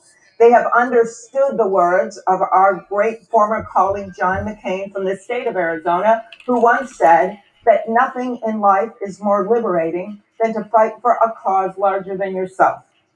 In this case, my colleagues, our cause, despite our political differences, is to preserve our American democracy, to preserve our republic, because as someone once said long ago, it's a republic if you can keep it.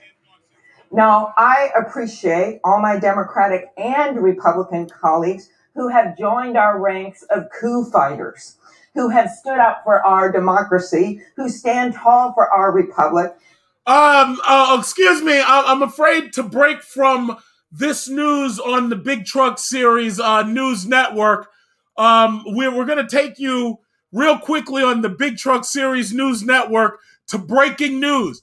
Breaking news. Everybody, are you listening? We have breaking news from the U.S. Capitol. Is everybody listening? On the Big Truck Series News Network. Apparently, insane Trump tards have breached the U.S. Capitol.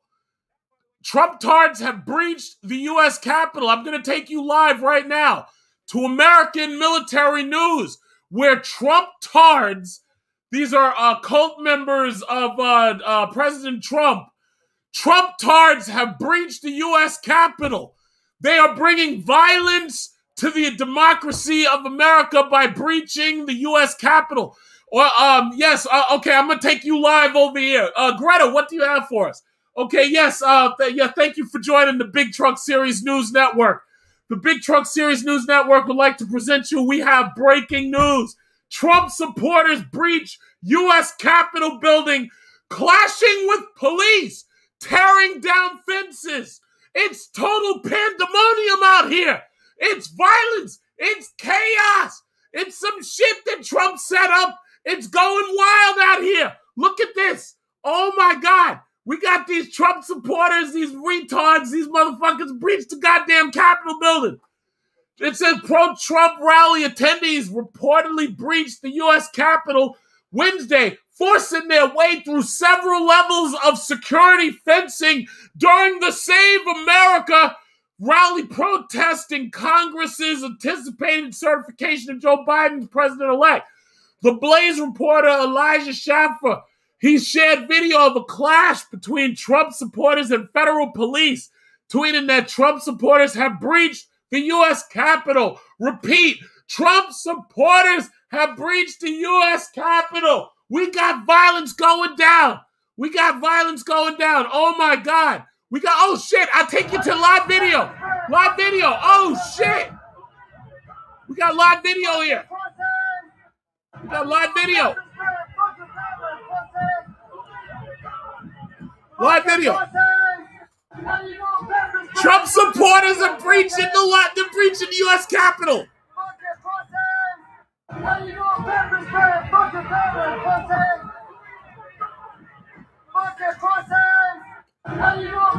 Uh-oh. I'm trying to take you to live video. We got violence going down here.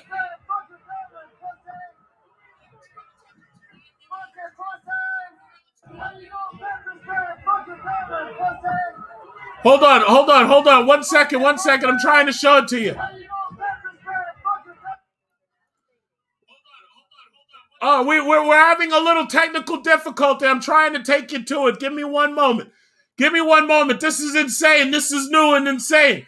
We got Trump supporters breaching the U.S. Capitol. This is insane. Wait. Stay tuned to the Big Truck Series News Network. We've got some serious shit going down here. Oh, shit. Look at this. They're fighting the cops. Oh, shit. They're fighting the cops. Oh, my God. These Trump supporters, they're fighting the cops. All right, well, yes, thank you again for joining the Big Truck Series News Network. We have reports trickling in. We've got reports trickling in from the front lines of Civil War 2021. We've got, it's all pandemonium. It's chaos down here. This place is going insane. It's going absolutely insane. We got the cops trying to fight against these fat fucking cosplaying Call of Duty Trump supporters, and the cops are afraid to beat the shit out of them and shoot at them because they white. So we got some serious pandemonium going down here. Oh, my God. We're going to go back to live in the Congress in a moment, but we've got some serious shit going down here, and I had to get it out to you, let you know what's going on before I get silenced. My voice gets silenced by YouTube or Google. I had to let you know what's going on down here. See, the Big Truck Series News Network, we're trying to bring you fair and balanced reporting from the front lines. We got some serious pandemonium going down right here. Anybody who's down here, you need to get your asses out here and tell that dickless son of a bitch president to get his ass down here and declare martial law.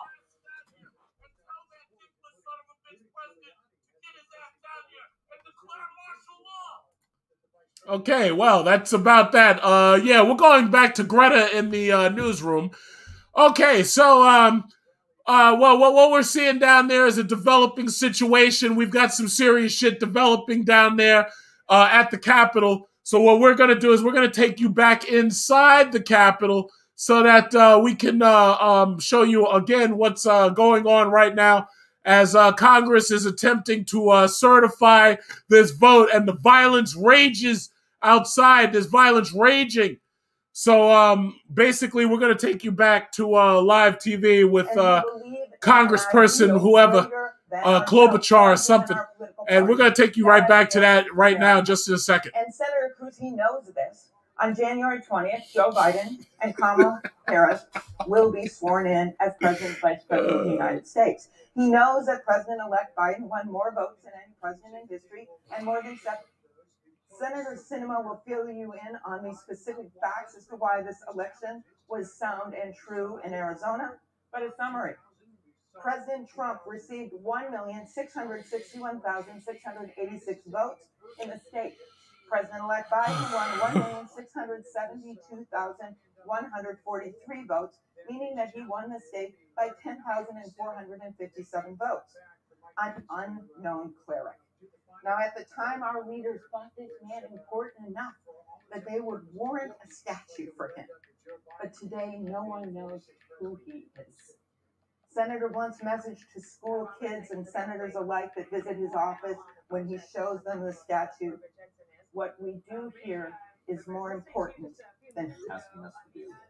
To federalize elections by rejecting electoral college votes. Yeah, Starling, someday I'm going to have like an advanced setup where the Big Truck Series News Network is more than just like one computer and a television.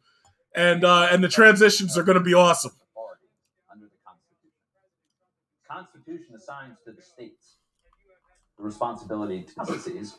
Then what's the criteria for acceptable election processes? What investigations have been conducted of these processes? What body has deemed that certain states' processes are unacceptable? What opportunities were these states given to challenge the findings? Why are the objectors objecting only to swing states that President Trump lost? What about the ones he won? I don't know, North Carolina. What about California? They have ballot harvesting, I'm told. If this is all supposed to be Congress's job, you'd think we'd have answers to these questions and procedures in place because we would have done this every 4 years, right? But we don't, because it's not our job. If we adopt this new precedent that we sit in judgment of states' processes, then we're federalizing the election law. We would necessarily have to establish the permissible criteria and rules for the state's elections. The ballot harvesting example, it's illegal in some states. It's encouraged in others. Does it become mandatory or forbidden depending on who's in control of Congress? And as the leader pointed out, it would be the end of the Electoral College. And the Electoral College is the mechanism by which the people select the president.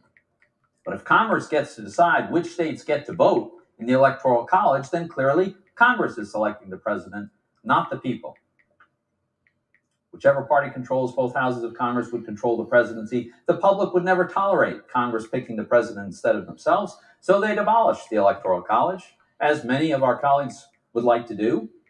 And the end of the Electoral College, of course, means the nation will be governed by a handful of big blue states and regions that can drum up very large numbers. Mr. President, the Constitution does not assign to Congress the responsibility to judge the worthiness of state election processes, nor its adherence to its rules. That's the responsibility of the states and the courts. Let me conclude with this. I voted for President Trump. I publicly endorsed President Trump. I campaigned for President Trump. I did not want Joe Biden to win this election. But there's something more important to me than having my preferred candidate sworn in as the next president. And that's to have the American people's chosen candidate sworn in as the next president.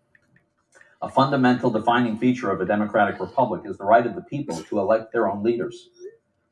It's now our duty, it's our responsibility to ensure that that right is respected in this election and preserved for future elections. I urge you, vote against this objection. Democratic leader. Mr. Vice President. Senator from the great state of Arizona, Senator Sinema. Senator from Arizona. Thank you, Mr. President. I rise today to share the facts about Arizona's recent election and to urge my colleagues to step away from divisive political rhetoric and step towards renewing Americans' faith in our democracy. The 2020 Arizona election was a success, not for any one party or individual, but as a demonstration of the will of the voters. A record 80% of registered voters participated, thanks to local Arizona election officials who ensured our system worked and our laws were upheld. Arizona has offered early voting for more than 100 years, and our vote-by-mail system includes strict safeguards. All ballots include tracking mechanisms and tamper-resistant envelopes. Election staff are trained to authenticate signatures, and Arizona imposes severe criminal punishments for ballot tampering. The Arizona election produced bipartisan results in which members of both parties won races. And these results have been confirmed by stakeholders across the political spectrum. The Republican chairman of the Maricopa County Board of Supervisors said, no matter how you voted, this election was administered with integrity, transparency, and in accordance with Arizona state laws.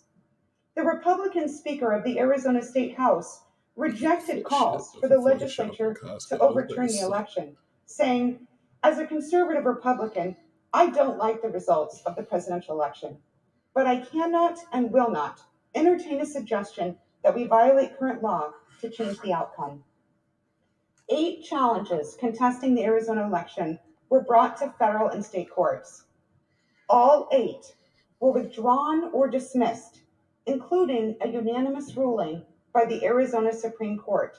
The Chief Justice wrote, the challenge fails to present any evidence of misconduct or illegal votes, let alone establish any degree of fraud or a sufficient error rate that would undermine the certainty of the election results. During a recent committee hearing, this is fucking insane. Oh my God, this country is going fucking insane. Holy shit. Did he find any evidence disputing the integrity or fairness of Arizona's election? His answer was simple. No. Arizona and our 15 counties should be congratulated for running a secure election.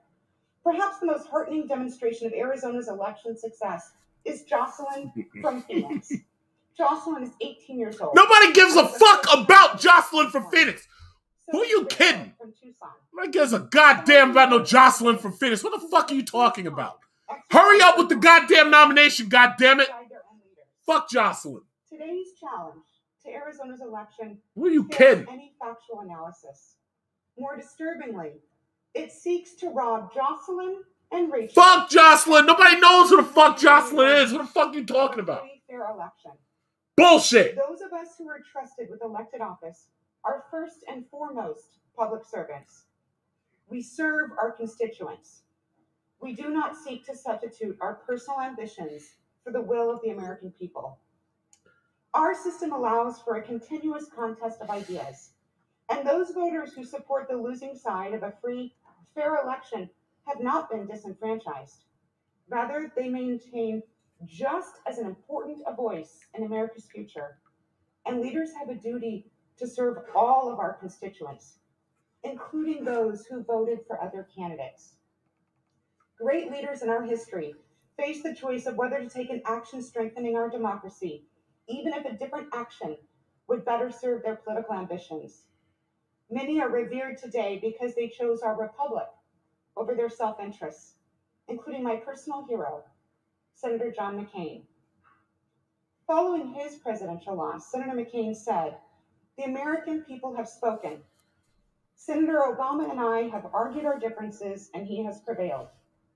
Whatever our differences, we are fellow Americans." He spoke to the nearly 60 million Americans who voted for him, saying, "It is natural tonight to feel some disappointment, but tomorrow we must move beyond it and work together to get our country moving again." Senator McCain was right. Today we have serious, significant work to do, beating this pandemic and reviving our economy. I urge my colleagues to follow the example of Senator John McCain and so many others. Reject this meritless challenge and uphold the will of Arizona voters. I'm Chris Berman, and welcome back to the biggest voter. Majority Leader. Mr. President, I yield up to 5 minutes to the senator from Oklahoma, Senator Langford. Senator from Oklahoma.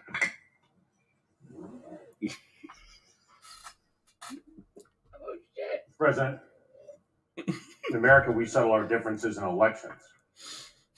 What happens if you don't trust the election count, or you're concerned that so many courts denied or dismissed cases within hours after they were given thousands of pages of evidence? The reason we have a Congress to settle our nation's divisions and the rules of the Senate make sure that every opinion... Okay, everybody, one moment. Yeah, we have breaking news. After that violence that erupted at the U.S. Capitol, that violence has led the U.S. Capitol to go on to lockdown procedures. in order to guarantee the safety of our congressmen and women, we're going to take you live over to CBS, where they're covering the lockdown that is currently happening, everybody. Look at the U.S. Capitol, which is under yes, Susan, what do you have for us, Susan? And Russell Building, we're hearing, as well as the visitor center, all under lockdown. No one is allowed to enter. Thank you, Susan. No one is allowed to leave. Police are investigating, but they haven't exactly explained why they've shut down the U.S. Capitol. There was a similar incident earlier this morning, but it was on a much smaller scale. And now we're seeing these live pictures here where you can see police officers that have put up that barrier into that building there near the Capitol. We don't have a whole lot of information. We're trying to get our CBS News radio reporter, Steve Portnoy, on the phone with us to talk to us a little bit about what's happening. But there you're looking at a Google map that is showing you the complex there. You see the Capitol dead center of your screen. And the area where this is happening is the Visitor Center, the Dirksen Center, the Russell Building, which are all within that circle area that you're looking at from a bird's eye view. So now I'm told that we do have CBS News radio congressional correspondent Steve Portnoy on the phone with us. Steve, what can you tell us? Not a lot. This has been going on for about 10 minutes now. We heard overhead from our position in the press gallery that the building was suddenly locked down. But as we were monitoring action on the floor of the House and Senate, things continued going as planned. In fact, a vote is currently still open on the House floor, although it looks like a couple dozen members have yet to vote, and it's not clear they're going to be able to vote. I'll tell you this, the situation seems a lot looser inside the Capitol than it did late last week. When, as we woke up to word of the shooting in Dallas, there was a lockdown here on Capitol Hill, similar to this kind of situation where we were not allowed to access the Capitol building itself because of a feared security breach. In the end, it was just a misunderstanding. Someone came through a metal detector with a power drill, and it looked like a gun. This is unexplained at the moment. There are some reports of a person who had a gun here in the general Capitol Hill vicinity, not necessarily inside the building. But what Capitol Police have done this afternoon is they have locked down each of the buildings in the Capitol Hill area that are related to Congress. And that is 4 House office buildings, 3 Senate office buildings, the Capitol itself, and the adjoining Capitol Visitor Center. Across the Capitol complex, we're told, this lockdown is now in place, and police are reporting to us that we should stay where we are and lock the windows and doors. But given that, I can tell you that this does not seem to be taking on the urgency of a crisis here. We're told the building is locked down. We're told we can't leave, but at the same time, we're not being told that we have to shelter in place. Now, we're hearing unconfirmed reports that there may have been a shooting around 3rd Street that took place. What would happen, Steve? What's the protocol if there's some sort of threat outside but close enough to the vicinity of the Capitol to shut it down? If it was a serious and grave immediate threat, would that force the voting to stop? And you're seeing here actually a tweet from Charles Rangel saying that lockdown at U.S. Capitol currently on the House floor with members of Congress, we're safe. So Charles Rangel tweeting out that he's safe and they're okay. But we just don't know what this threat is. But Steve, you were going to explain to us what's the protocol when there is some sort of threat close enough to the Capitol to shut it down. What's the advice from police? Well, it will depend on the circumstance, and it depends on the level of urgency that police put it up with.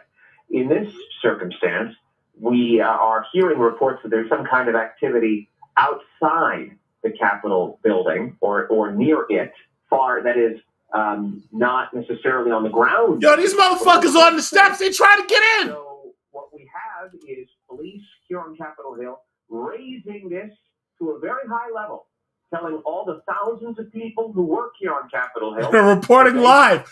I'm reporting live from Big Truck Series News Network bedroom. Actually gathering down with close to 24 members who have yet to make it into the chamber to cast their vote. It's a rare thing for the leadership to end a vote without at least without nearly all the members having voted. I'm trying to monitor what's going on. It looks like they're proceeding with regular business, the next item of business on the House floor. So it looks like the House of Representatives is going to continue doing its work.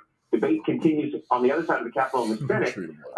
But again, if this were the kind of circumstance where Capitol Police really believed that there was an imminent threat to the safety of members of Congress, it seems that they would order things to be taken up to a whole nother level. In fact, last Friday, when there was a concern that someone came into this building with a weapon, they gavelled the House into recess, kept the chamber doors locked, and went through and did a comprehensive sweep.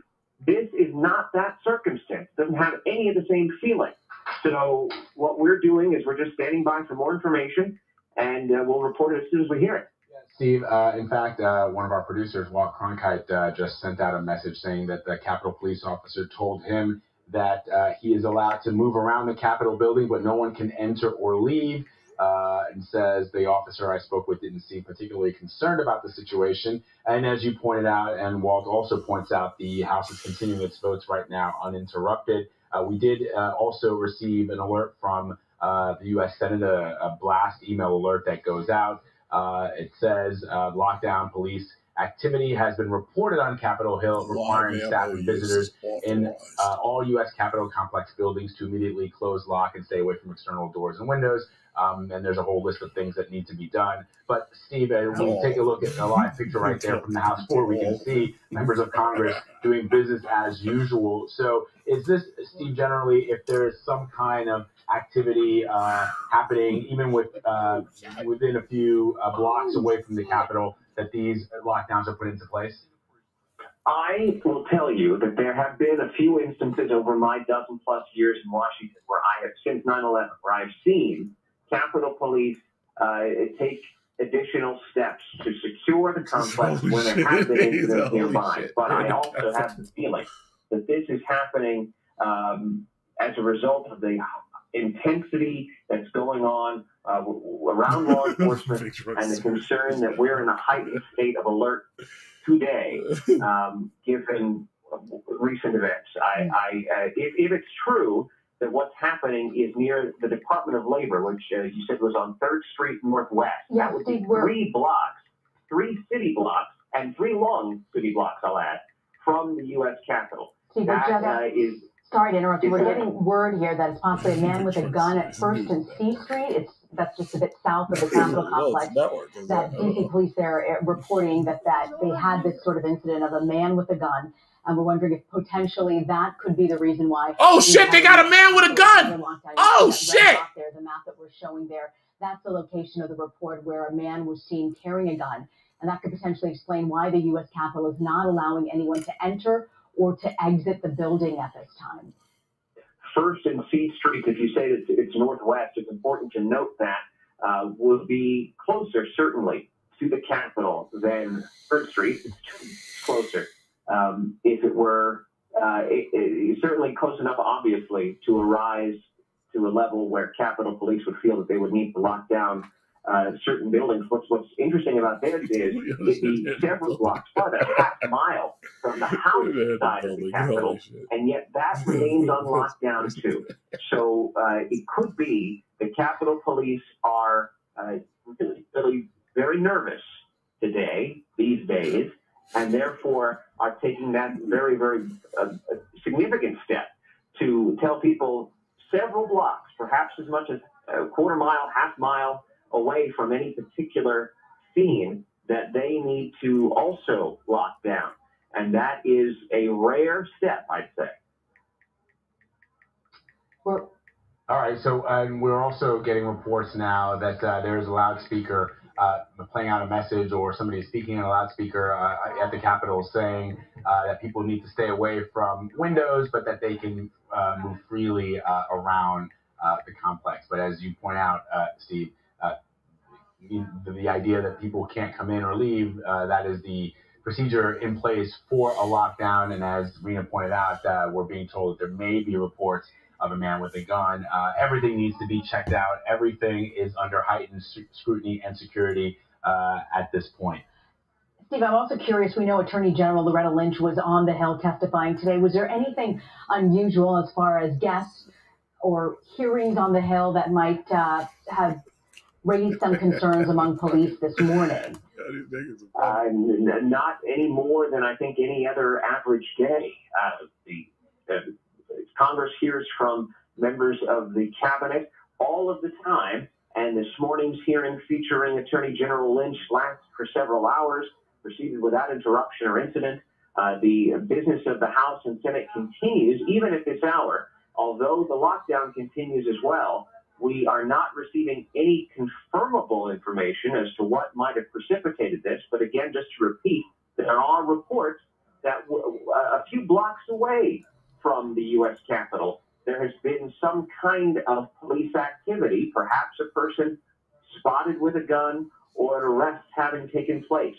The Labor Department, which is headquartered just around 2nd and 3rd Streets north and west of the Capitol, is apparently where this is all being centered, according to some reports. Local news reporters are trying to find out what is really causing all this, but I can tell you from our vantage point here at the House of Representatives, things continue despite the urgent warning from Capitol Police that we ought to lock down. I can tell you that this is not the kind of lockdown that we have experienced in the past where, for example, the building has been evacuated, or we've been told to lock all the doors because there is an urgent threat to this particular building. We're not getting that sense, even though the announcements have gone out in the hallways that this is a lockdown. And of course, that word means a very serious thing because it means that the building is being fortified in a way that no one would be allowed to enter or theoretically exit as well, because there could be a threat outside or in. And therefore, that is the state of alert and I guess readiness that we are all under here at the Capitol. But there's no indication here at this building as to what's causing all this. All the word that we're getting is from outside the building. Okay. CBS radio correspondent Steve Portnoy on the Capitol, updating us on the lockdown that he's experiencing right now. Inside, I mean, Siobhan, since you're oh shit! Reporter, okay, all right, everybody, just in case you're still sitting and listening to us. Breaking reports say that they're storming the building. They're in the goddamn building. Oh shit! They're in the building. They're getting in the building. Oh shit! Everybody, we're in lockdown. Oh my god, these motherfuckers are inside the building. Oh shit! Oh shit! Tunnels that are like spokes on a wheel spoking out from the Capitol. And so those are evacuation routes. People could get out through buildings on the sides of that dome. All of this, though, presumes that there aren't a significant number of protesters who have, in fact, entered the building itself. There was a large police presence there today, but it clearly was not enough to stop this. Normally, a couple of stern words from a police officer at a barricade much, much further away from the Capitol will stop people from advancing. But that advancement clearly did not stop. It progressed. And there's now, I don't want to overstate this or make anybody but be too concerned. However, it looks like a siege. Yeah, we are hearing that some House members have been taken off the floor, either by security or staffers. Again, I apologize that the information is rather vague. It's just coming out in bits and pieces right now. But it does seem to be a very worrisome situation. I'm sort of surprised that there wasn't greater security in place, that there wasn't greater preparation for something like this. Does that surprise you as well, Siobhan? I do know that there was preparation. There were precautions taken. Things like lawmakers were told not to wear their pins so that they could not be identified as lawmakers and be targets. But clearly, whatever preparation there was not sufficient. The police forces simply did not anticipate this level of an onslaught. And there have been protests in D.C. before surrounding the elections. The Proud Boys were here not long ago. And while those marches did get unsettling at times, it was nothing like this. And so perhaps the security presence had been conditioned on that belief. All right, everybody. Yes, breaking news, everybody. Thank you again for watching the Big Truck Series Review News Network live from my bedroom. We've gotten reports that they are evacuating members of Congress They're attempting to evacuate members of Congress from the House floor because the Trump tards have stormed the building. Some of these Trump tards are inside the building. I can hear them now. I can hear them. They're coming around the corner.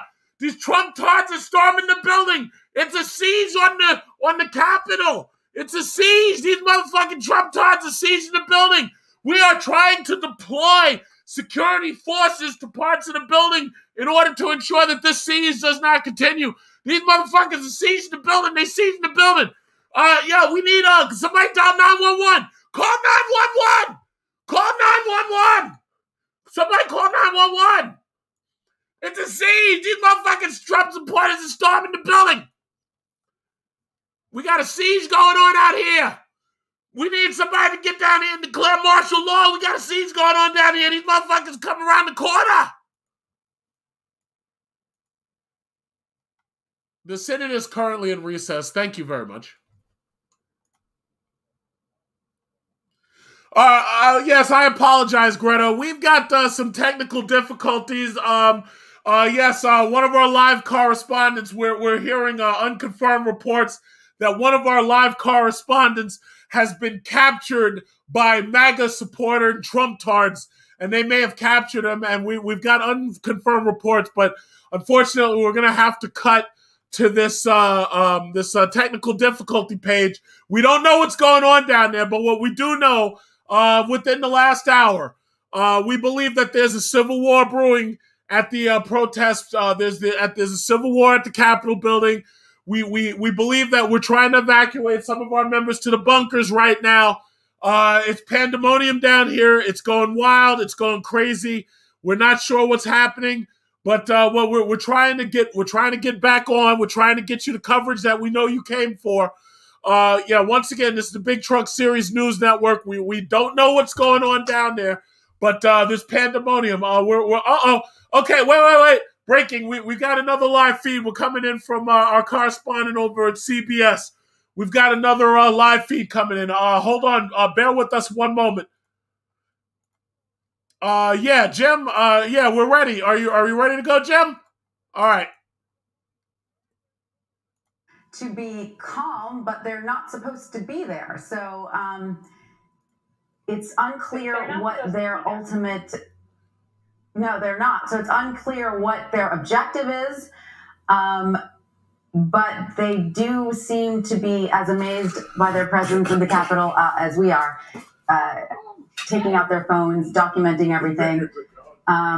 Where are the security guards? There seems to be no security there. That is another of those questions. There does not seem to be any security. It's not clear Go back into recess.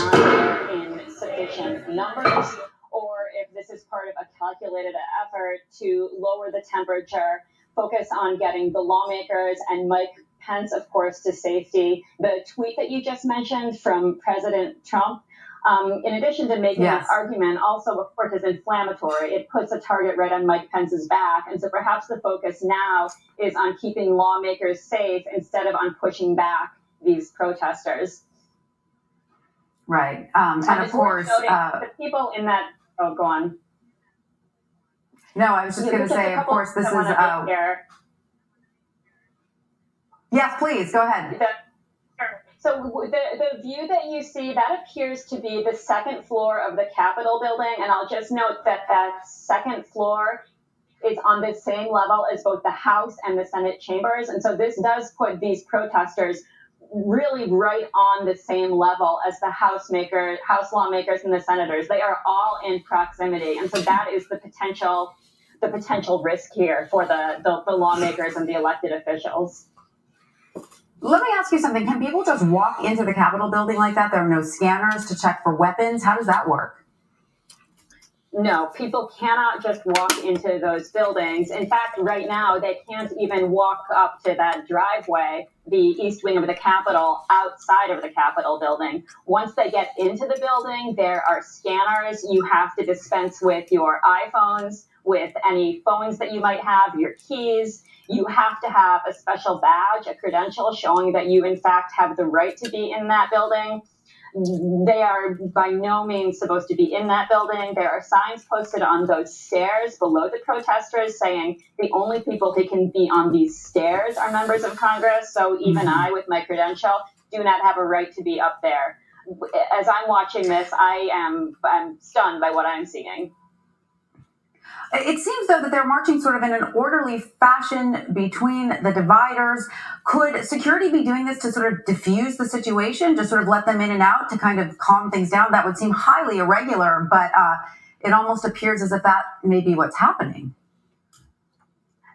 So I want to be clear that I do not know what is in the heads of the security forces, but I will say this from having been up there. I can tell you that those security forces are especially trained in how to interact with people. And there is a major effort to diffuse tension, to talk people down from any tensions that there might be, because this comes up all of the time, even with lawmakers who enter, with reporters who enter, and it is imperative. Anyone who has that job has to have very, very good social skills, very good people skills, and that could be a part of what you are seeing in play right now.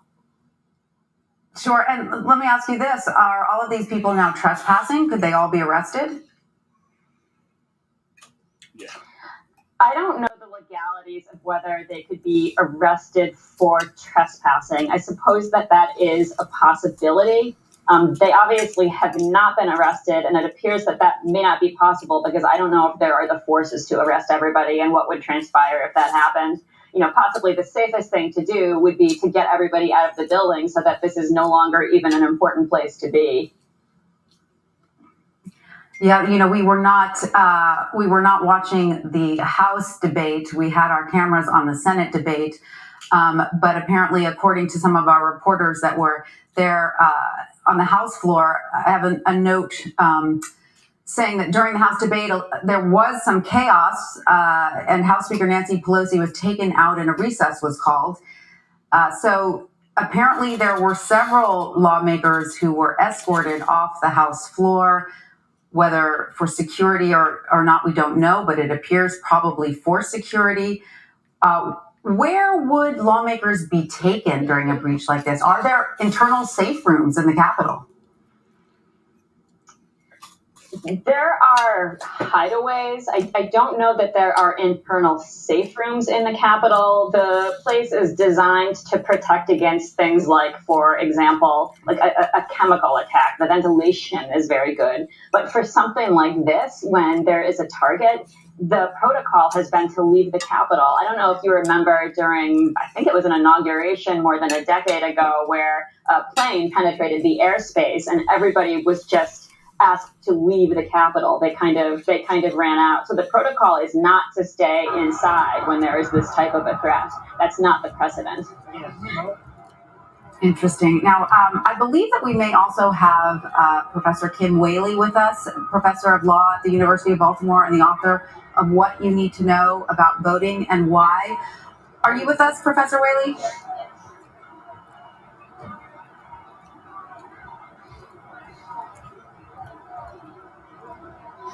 Hello. Hi, Professor Whaley, are you there? Nope. Hi. We're massing on one side to drive them all back. Or take them all into custody.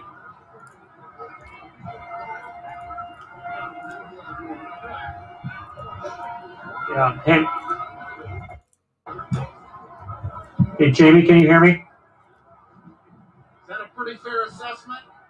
What I said? Okay, so the police are moving in a way that looks like they're going to sweep from one side to the other and move in on these protesters. They're all staging in one side. The idea would be they would go up in mass and push the protesters out. So we want to maybe keep an eye on this here.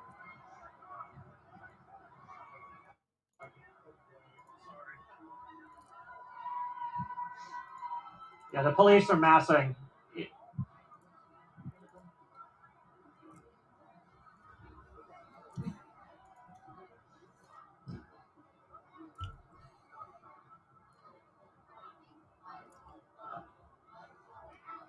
And tactical vehicles are pulling up to the Capitol.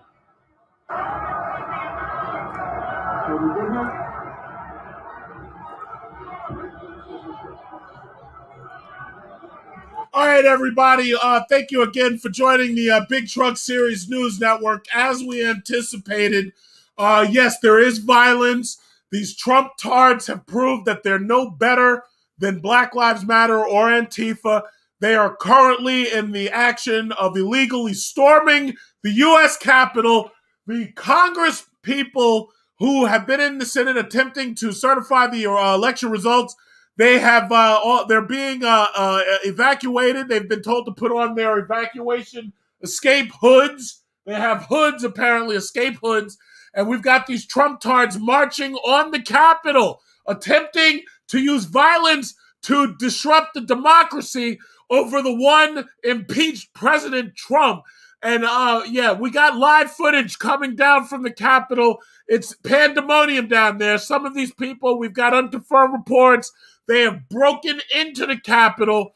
They are attempting to kidnap and capture senators like they did in Michigan, where they were attempting to kidnap the governor of Michigan. Yeah, we're watching some seriously crazy things unfolding here. Yeah, just stay tuned with us. We don't know where this is going, everybody. We don't know where this is going. We believe that there may be an increase in violence. These people have proven that they're no better than Antifa. They're no better than Black Lives Matter. We're watching the situation develop. I'm trying to get you back live with Karen. Karen's trying to give us information directly from the Capitol, but as you can see, it's complete chaos and pandemonium. We don't know what's going on. Some of us are fearing for our lives. We're going to try to escape. We're definitely trying to get out of here without any of our elected officials being attacked. So everybody, thank you for bearing with us. Again, we don't know what's going on. It's crazy down here. These Trump tards are worse than Antifa. They're worse than Black Lives Matter. They show up and they talk a lot of shit. They've got flags everywhere. We're trying to see our way out, but we can't see past all these ridiculous flags. This Trump 2020 nonsense. These people don't seem to understand. He lost. I don't know what's going on over here. I don't know what's going on. I don't know what's going on over here. All these ridiculous flags. And this Trump 2020 nonsense. People don't seem to understand. Hey, Big Truck. I don't know what's going on. Yes. I don't know what's going on. I was trying to get in for a while. I always like to talk to you. Well, yes. Could you can explain to us what do you see going on here in Washington? What do you see? I see a bunch of Trump tards and Trump sycophants. Looks like they're I don't even know what they're doing. It looks like they're trying to overturn the election, but I don't think it's gonna happen. It's not gonna happen. Yeah, I don't know what's going on. We're trying to make sure the safety of our Congress people, but it's just going wild down there. What else do you see? What else is happening? Well, I'm not down there, but I'm watching it here. But well, pretend you're down there while you're watching it at home. What's going on? I don't know. I don't know. It's just a whole bunch of chaos down there. What do you see? Tell us what you see. I see some military vehicles pulling up and stuff. People are trying to breach the Capitol building. Apparently, we got some reports that people have gotten in. I don't know, man. It's just wild, man. Oh my God! What are we going to do about this? How are we going to repair our democracy if we've got this madness going on where people just attempt to breach the Capitol and they're able to breach the Capitol? What are we going to do? How are we going to repair our democracy in the light of Trump's loss? What are we going to do? The only way is we got to come together. Unity. How are we going to come together when actually we really want to have half of these people arrested right now and the other half shot for treason? What are we going to do? I don't know, man. I don't know. What else are you seeing? Anything else? No, nothing so far. I've gotten reports that Nancy Pelosi and the House had to be evacuated. I'm assuming in some type of bunker or something. Congress had to be evacuated. DC police had to order evacuation on Capitol Hill. Let's see what else. Yeah, her Capitol Hill's on lockdown. So basically the whole city looks like it's on lockdown. So nothing new right now. Okay, and as we know you are currently not there in the crowd. How are you keeping safe? By being smart, watching it, just watching, just spectating. I ain't getting near there. I ain't going nowhere near there. I've often said that the smartest thing to do is stay home and just watch the violence on television. Do you concur? Yes. Absolutely, right? Yeah.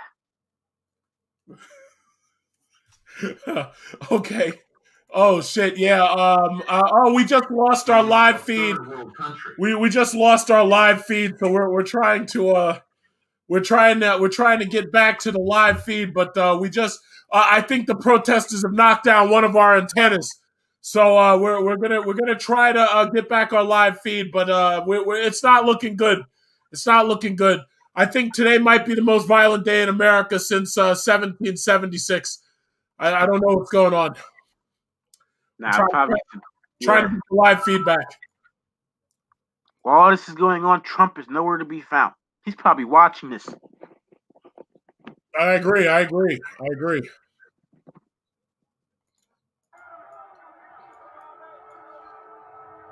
You see, the funny thing about this is after all this is all said and done, Trump, he'll probably not come out and denounce this.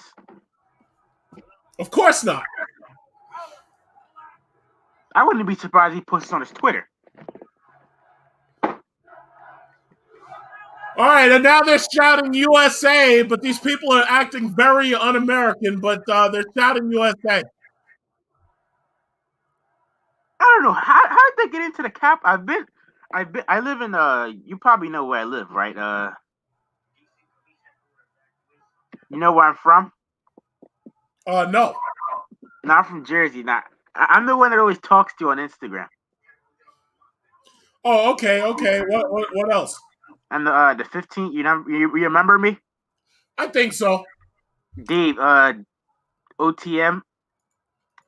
Yeah. Okay. Well, yeah. Make it, because keep in mind, the crowd's listening to you. Oh yeah. Yeah, I was just about to. What was I about to say? Yeah, I've been down there, but I don't know how all these people managed to get in there. My gosh. Well, the problem is there's more people than there are police. Yeah, like these people are just like leisurely walking around the floor. I don't know how. That apparently they're not too far from Congress, but Congress is probably out of that big room we all know, we always see on TV. Yeah, I think the electoral certification process. I think they've successfully went into recess. Yeah, they're in recess until they can put some bullets in these motherfuckers.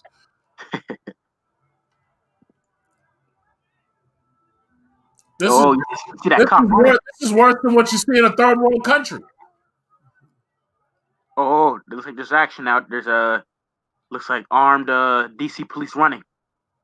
Something must be happening. Yeah. Oh yeah, this is insane. And what the sad thing about it is, it doesn't change anything. Biden is still going to be inaugurated. Doesn't change anything.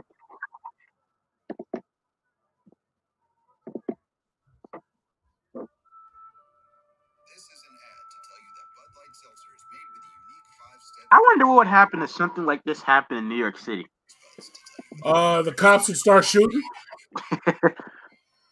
They don't tolerate this bullshit. You may have more people than police, but you always have more bullets than you have people. Nah, the NYPD, they're always stacked. Well, I'll tell you what. In our last civil unrest, they had an NY cop car on video running down the crowd with no, I saw it. I'll just say it again. They may have more people than they have police, but they always have more bullets than people. Yeah. Nah, the NYPD is like, they were being funded $6 billion, but De Blasio cut it down to 5 because I think because the protests and all the people, they were saying they should defund the police and stuff. So now they're but that's a lot of money going towards the police. Oh yes, but we have one of the largest police forces in the world, though. Yeah, I know. Yeah. Nobody else needs this many cops except us. It's the largest in the nation, but in the world, it's up there. I think it's the largest in the world, if I'm not mistaken. Yeah, it might be the largest in the world. There's so many people in New York City. Nah, but me personally, New York City's not even bad, but I'm not that far from Jersey, but I'm from North Jersey. But I don't go over to New York City as much anymore, like ever since the pandemic started and stuff. I definitely won't go to the Bronx. Nuh-uh. Not going to any of those neighborhoods. Hell no. South Melrose, South Bronx, none of them. High Bridge, none of them.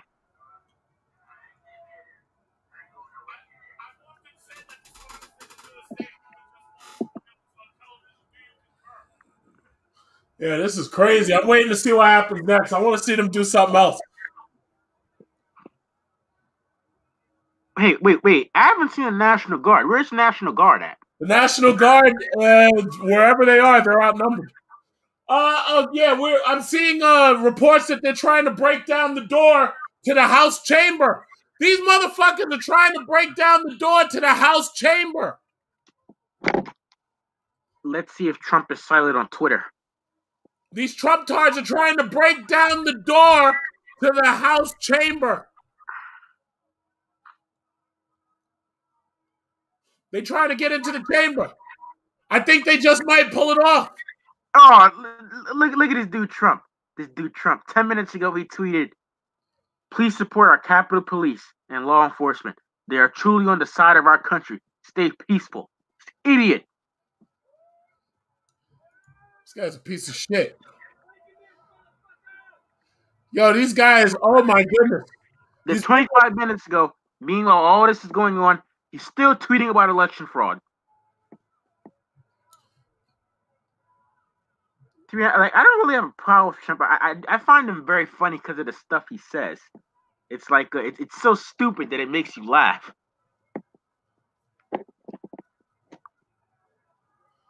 Yeah, no kidding. Oh, you see these two Karens? I'm seeing exactly what you're seeing, man. This is just incredible. This is chaos right here. This is all happening under Trump. All of this shit is happening under Trump. South's presidency is gonna end. This is how his presidency is going to end.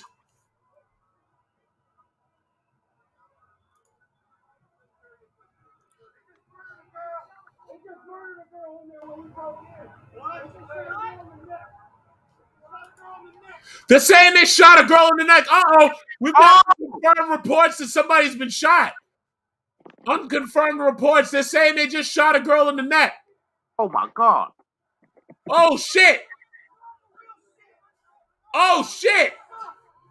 They're saying that they shot a girl in the neck. Oh, shit. It's next level, motherfuckers. Oh, shit. Civil War 2021, people. Oh, my God. We got this violence because of this president who's inciting violence. Okay, I'm looking at Twitter. We have, wait, hold on. If you have a link to a shooting, please share it, because I haven't seen it yet. We got some serious shit going on, everybody. Everybody stay calm. Stay calm. Okay, so we have a Twitter report from a Democratic congresswoman from Texas, Veronica Escobar. She says, "I'm currently sheltering in place. The Capitol building has been breached, and both chambers are locked down. This is the chaos and lawlessness that real Donald Trump has created." Oh, my God. We've got Congress people under lockdown. We've got... Okay, thank you again, everybody, for joining the Big Truck Series News Network. We've got unconfirmed reports that somebody may have been shot. There's unconfirmed reports. We're trying to get back down there. We're trying to see what's going on, but it's not looking good. We've got some insanity going on right down there. We've got people marching around. They've got their Call of Duty cosplay gear. We don't know what's going on. Just hold on for one moment. Once again, stay tuned to the Big Truck Series News Network for further updates. We don't know what's going on down there. We knew this was coming. We just didn't know what was going to happen. So everybody stay calm. Everybody stay calm. Everybody stay calm. Stop panicking. Stop panicking. Everybody stop panicking. We don't know what's happening. We don't know what's happening. Just stay calm. Stop panicking. We're waiting. We're trying to get our live feedback.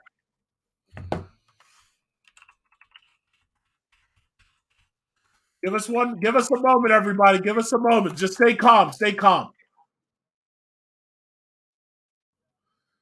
Wow. Trump says to stay peaceful. Oh shit. All right. Well, I'm attempting to change the feed again. Attempting to take you back live. Oh shit. We got protesters swarming the Capitol. They're definitely inside the building, looking stupid, like they're playing Call of Duty cosplay. We got these people inside. They can't do anything. That's the funny. They can't do anything. Oh, they can do something. They can start a fight with the police and get killed.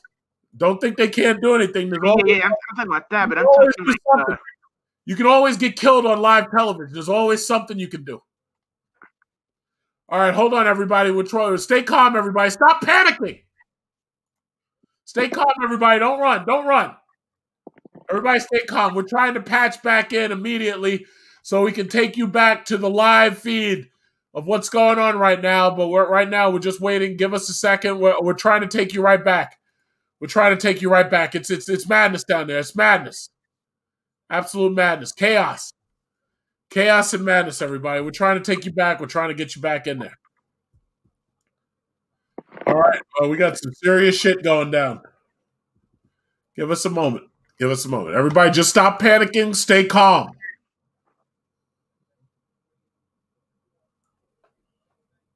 Just stay calm. Okay. All right. Calm down. Calm down. Everybody stay calm.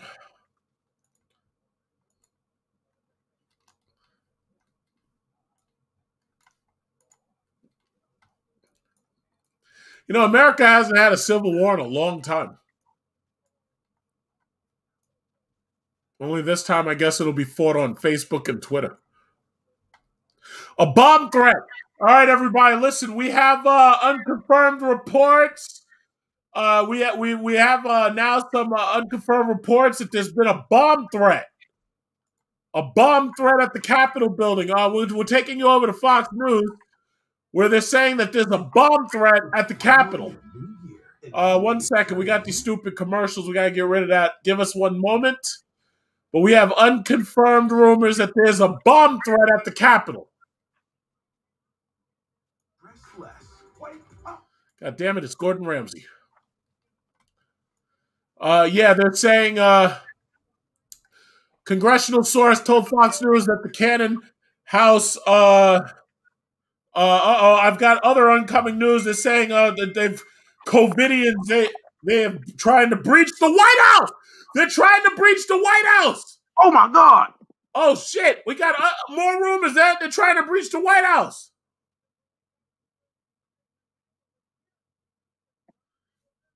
They're trying to breach the Capitol interior and they're trying to breach the White House, and there's simultaneously been a bomb threat.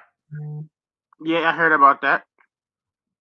Oh, shit. Members of Congress, I've gotten a report from NBC that members of Congress have been handed gas masks as protesters have entered the Capitol building.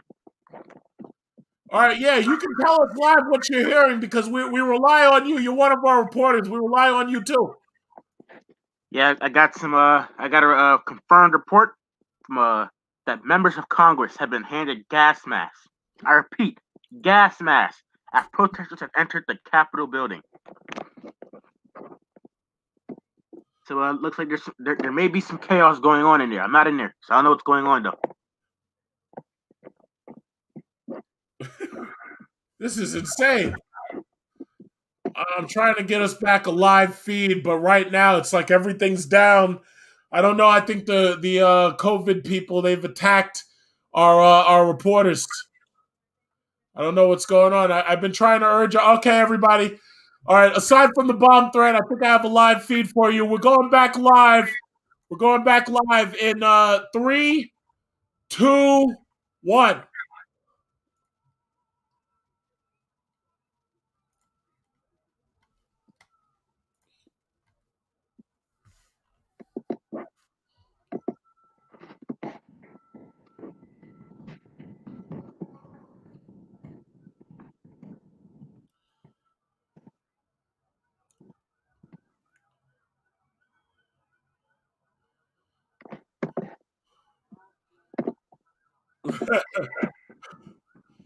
Oh my God. Okay, so we've got some MRAP vehicles on the scene. DC police are on the scene. We just had Karen walk past the monitor. We're looking at some frightened white women walking past the monitor, and now there's a guy. He's on tape. Okay, this guy is shaking hands with the reporter. Let's see what he has to say. Hold on 1 second.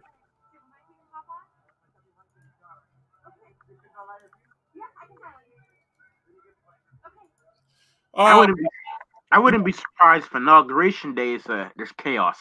Oh shit! Are you kidding? Inauguration day, they're gonna have martial law, baby.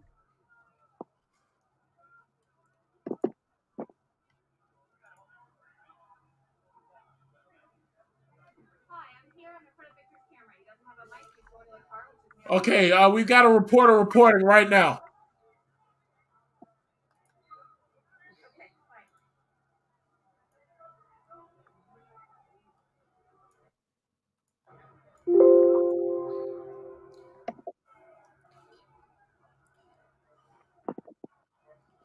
Do you realize you're getting live television and you're dressing yourself up? What are you doing? Karen, can you hear us? Yeah, Karen, we're ready for you here in the studio. Are you ready to start reporting, Karen? We're looking at you live, Karen. All right, come on, Karen. Let's go. Karen, the viewers want to hear from you right now, Karen. All right, get yourself together, Karen. Let's go. Come on, Karen. All right, so yeah, this is the Big Truck Series News Network. We're taking you live to our favorite white woman in New York City. She's down in Washington covering this chaos. Karen, are you ready? The report, we're ready to hear you, Karen. Go ahead. All right, sorry, everybody. We have a little bit of technical difficulty due to the chaos. Karen's almost ready. She's about ready to go. Just give her 1 moment. She'll be ready to go in a minute. Come on, Karen, hurry up. What the fuck is going on?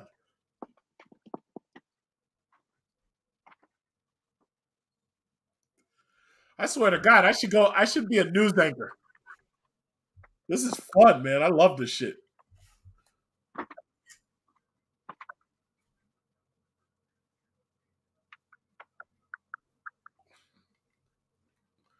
What got bombed? James McLaughlin, what got bombed?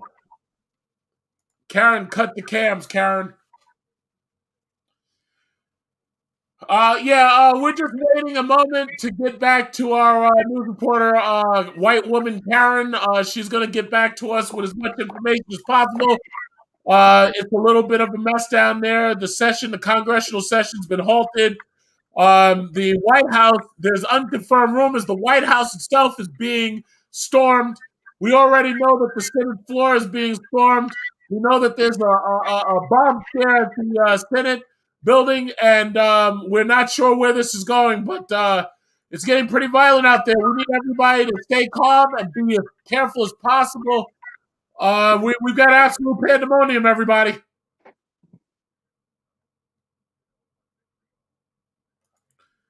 Absolute pandemonium.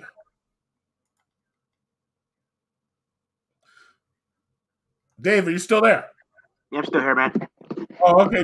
Just checking. I thought they had killed you. I'm sorry. I thought we'd lost you. Oh, I got the report. Got a report. Shots fired in the U.S. Capitol. Oh, hold on one second. Dave, 1 second. Read that back. What do you have for us? I have a report of shots fired in the U.S. Capitol. Those shots, has it been confirmed? Were those police shooting or were those protesters with guns? I don't know, man. I'll keep you informed. I'm getting reports of shots fired. All right, everybody. Shots fired. Shots fired. We got unconfirmed reports of shots fired. We're not certain if that was police or if it was protesters. We also had unconfirmed rumors of a bomb scare, and we also have unconfirmed rumors that a girl was shot in the neck somehow. So stay tuned with the Big Truck Series News Network. We're not sure what's going on down there, but we are updating you as fast as the information is coming to us.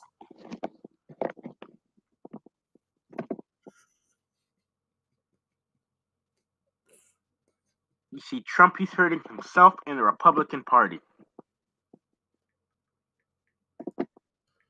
Shots fired, huh? That's not good. That's not good at all. Let's see how this has affected the stock market. Well, hopefully it's still up.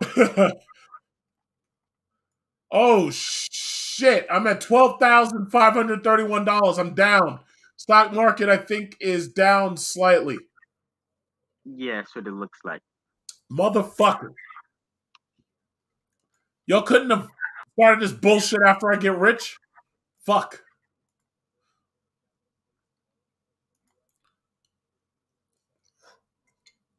Yeah, I'm going to invest in stocks too when I'm old enough.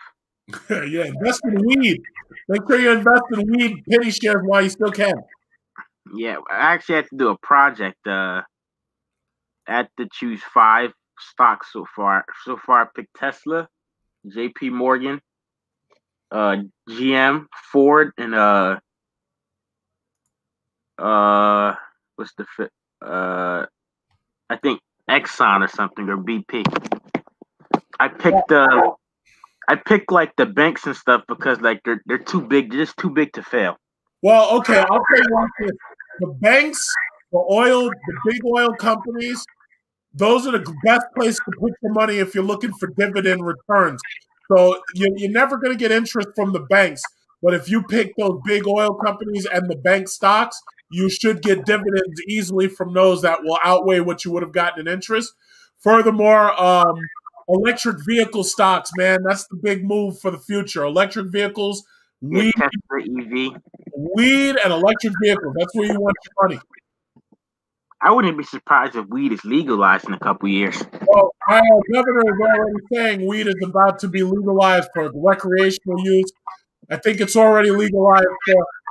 They say. We got an unconfirmed rumor. They say they think a girl died. Apparently, we're not sure yet. We're still listening. It says this just in.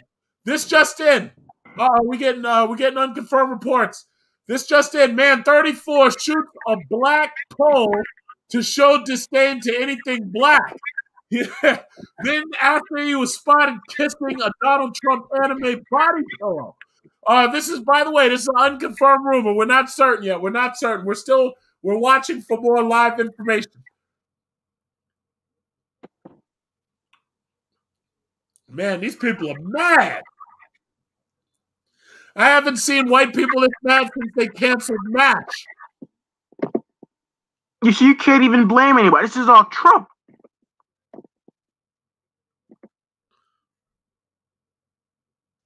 I've gotten an unconfirmed report that a D.C. mayor wants to impose a curfew. It's not going to work, though. D.C. mayor to impose a curfew? Well, that sounds logical. D.C. Democratic Mayor Mario Browser wants to impose a curfew. Fox News is reporting an armed standoff at the House chamber. Armed standoff at door of House chamber. Fox News is reporting an armed standoff. Fox News is reporting an armed standoff at the Capitol. Armed standoff.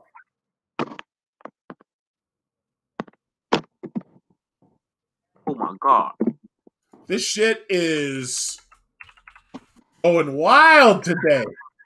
I have to say they really surprised me. I didn't think it was going to get this wild. Yeah, me either.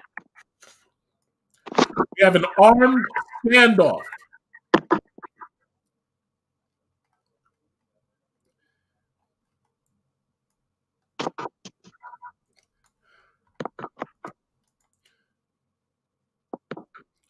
All right, CNN is also confirming armed standoff. Yes, I just got a confirmed report from ABC at the House door. ABC News has reported that there is an armed standoff at the House front door. Armed standoff. I'm going to take you right to the story, everybody, in a second. Police have told House members that they may need to duck under chairs. We may have an active shooter on our hands, people. Armed CNN and Fox News are reporting that there's an armed standoff right at the door to the center of our democracy. Protesters breach Capitol as Congress certifies Biden's win.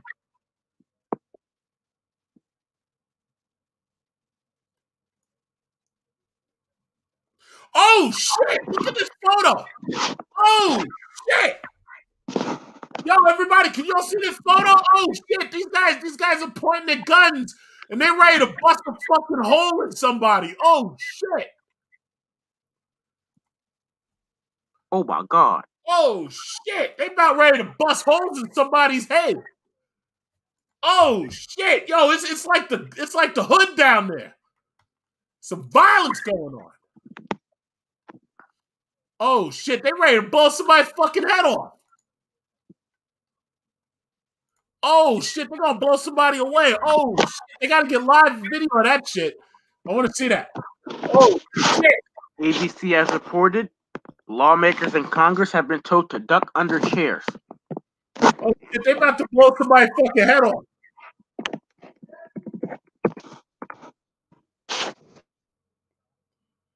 They about to bust them guns.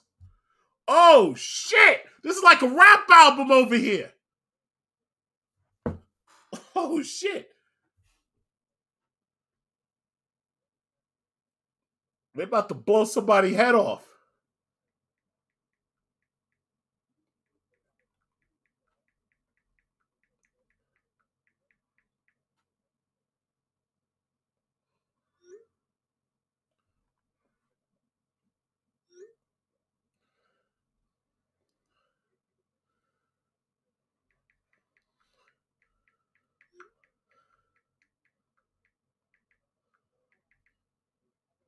Oh, shit. Armed standoff taking place at House door. It is now fact. It is now reconfirmed by Fox and CNN. We've got armed standoff. They're about to bust them guns. This is a dark day for our democracy as Americans, everybody. This is a dark day indeed.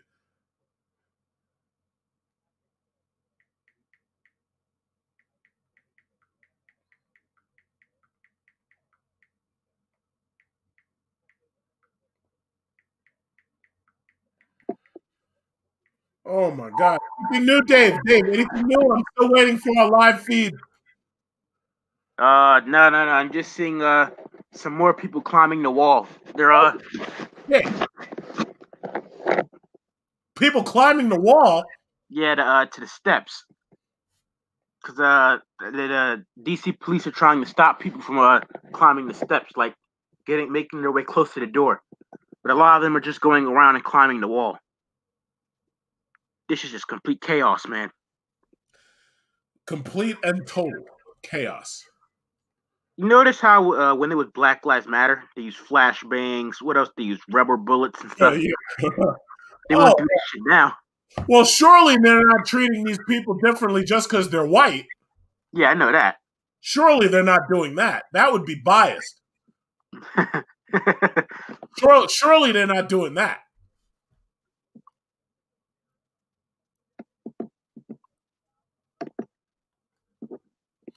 They're about to bust them guns in somebody's head.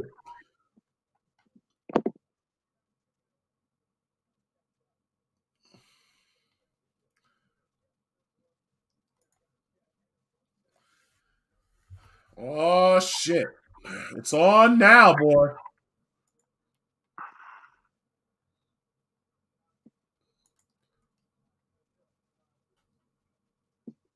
Shots fired in the Capitol.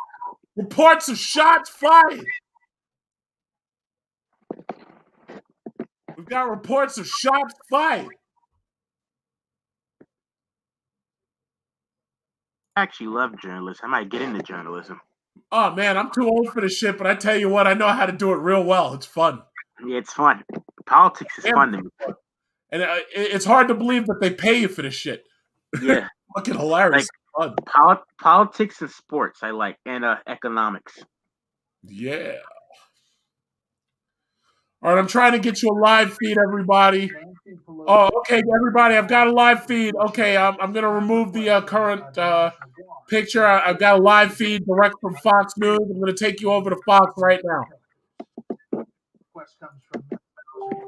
Take you over to Fox News.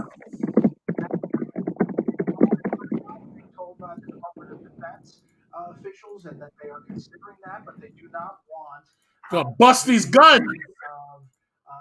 Uniformed troops on the Capitol. So they are considering an option, hasn't been decided yet, to backfill more police. Oh, you see this police officer putting on riot gear? To try to get rid of the protesters. You're ready. This is an incredibly dangerous situation as we see it right now. There are protesters not only on the House floor, but the Senate floor. And you heard the House Majority Leader there. Yet, we haven't heard from the president on that mode to get the National Guard involved in this. You remember, and all of these uprising protests. These journalists, they make a lot of money off of this stuff. I know, right? I need to get into that shit. All they do is talk. I mean, that's not all they do, but in a minute, it's not a very hard job. It's just that we need a lot of journalists to report news like this. Thing after this request has now been officially made from the D.C. mayor and the Capitol Police, but that. I see the Pennsylvania state flag right there. I see the Proud Boys that came all the way from Pennsylvania. Some of them is a moment in history. And Bill, you're getting that news from the House. Well, Pennsylvania is a swing state, so there are a lot of Republicans in Pennsylvania that are concerned about safety and a number. A lot of the Democrats are in near Philly and Pittsburgh. Well, I get some more information and come on back. I just want to get to our reporters, and I'm sitting here in Atlanta, by the way, Brett. And I'm staring at a board that we used throughout the night last night. No, we don't need to show it, guys. Been 2 months ago, and you've got a U.S. Senate race that is too close to call because it's separated by 0.4 percentage point. And if it stays there, you're going to get a recount here to decide who controls the U.S. Senate. And then we moved to the morning hours today, and the president came out about 11:45, spoke for about an hour and a half, and he was fired up. And his supporters there had flown in last night from all over the country to gather there as he had beckoned them to come to Washington, D.C. After that, we went to the floor of the Senate, floor of the House, and we listened to Mitch McConnell make a case. We listened to Ted Cruz make his case about Arizona, and things were just starting to roll into what we expected to be an hours-long proceeding in Congress that would eventually move toward a point where they would certify the Electoral College. January 6, 2021. Screen right is a moment we watched about an hour ago. Chad Pergram with us now. Not sure where you are, Chad. We haven't spoken to you in 30 minutes. What do you have now? Brett, I want to be very clear about something. This is the most significant breach of an American government institution since the Battle of Bladensburg, August 24th, 1814, when the British came and burned the Capitol and also burned the White House. We have never had an instance of an incursion inside the U.S. Capitol building to this degree since that time. Let's be clear. The mob upended American democracy today as they try to count the Electoral College. You have people taking over the House chamber, the Senate chamber, gunshots on Capitol Hill, an utter breakdown of the constitutional process. Bedlam.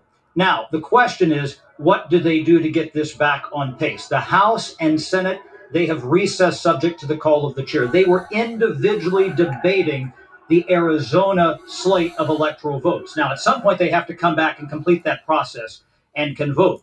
Under the Electoral Count Act of 1887, you can recess for a certain period of time, but once you start that joint session, which is what started with Vice President Pence presiding today at 1 o'clock, you have to conclude this process within 5 days. You basically have this until is the 11th fucking of January. awesome. So it's possible that they could, if they believe that the U.S. Capitol is unsafe, to continue with this process. Nowhere does it say in the Constitution or in the House or Senate rules that you have to meet here or do this process here. I remember when we had the earthquake in Washington, D.C. in 2011, the Senate was scheduled to have a brief session, and they met down the street at the post office. But the scenes today of American democracy, of officials from the sergeant and arms office with guns drawn inside the House chamber. I mean, we haven't had an incident with firearms in the House chamber since you had Puerto Rican nationalists shoot several members of Congress in 1954. I mean, this is remarkable that this has unfolded today. And the question is, how do they get things back on pace? Yeah. You're right. You're right on that. 2 more hours of daylight, too. Thank you. Stand by, Chad. We're just so our viewers know the first images of guns drawn inside the Capitol building. I don't know if that's the House side or the Senate side. To me, it looks like the House side. Oh, shit. They about ready to bust them guns. That happened a short time ago, and this just came out a moment ago. The president sent another tweet, just as Kevin McCarthy predicted, you could say. And here it reads, I'm asking for everyone at the U.S. Capitol to remain peaceful, no violence. Remember, we are the party of law and order. Respect the law and our great men and women in blue. Party of law and order. What a bunch of bullshit. Watch that to see whether or not there were more messages. And we shall see whether or not we see the president on camera, as Kevin McCarthy alluded to perhaps a moment ago. To our reporters in a moment here, Martha McCallum is with me, Juan Williams. Brett is with us, Andy McCarthy. Let's just take it around the horn and try and digest what we're watching and try and understand at what point the Capitol is relieved of the pressure that it's now facing. Martha, you first. Good afternoon again. Good afternoon, Bill. We are witnessing something that is just beyond our comprehension as Americans. One of the men on the street said, this is the people's house, and absolutely it is, but it is not a place where you can break windows and storm hallways and overwhelm police officers. The images that you just showed, and maybe we can put them back up on the screen, are so stark and so... I wonder how much in damage it's going to cost. The chamber. That's thousands. It costs the taxpayer. Nobody cares. And the guns are aimed at people on the other side who are trying to get in. There are also images of a person who has been shot. We heard the reports of shots fired. We're waiting for more details on that. Kevin McCarthy said that he had heard as well that someone had been shot, and those images are starting to surface. We're going to try to work on verifying those. But this is an unsettling, astonishing day, and I continue to hear from people inside the building who very much want the president to speak in a much more forceful way to get this to stop and to rein this in. And I also would just go back to the misconception that a lot of people had. They came here because they believed that Vice President Pence was going to not certify the election. And he announced yesterday that he indeed was going to. You can see, look at this image. People. They got people on the ground. On the floor. Oh, shit. That something is going to happen. And it's shit. They got people on the ground. We're seeing from these hallways of Congress. I mean, you can get a pass. You can visit the Capitol building anytime you want. There's a process for doing that. But this is absolutely extraordinary. And you see members with their masks on for COVID and then reaching for gas masks as well to protect themselves in the chamber. And as I said, a lot of the younger staff members left early on. Some of them are all still there.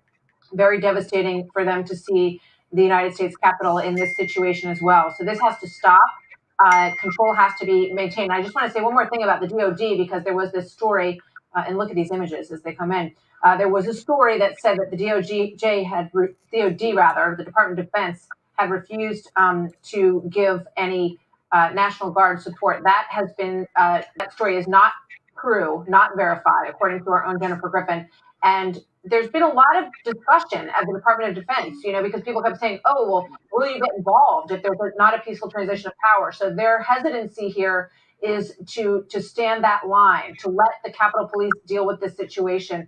But if it becomes much worse, there's going to be a very difficult decision to make here for the Department of Defense, Bill.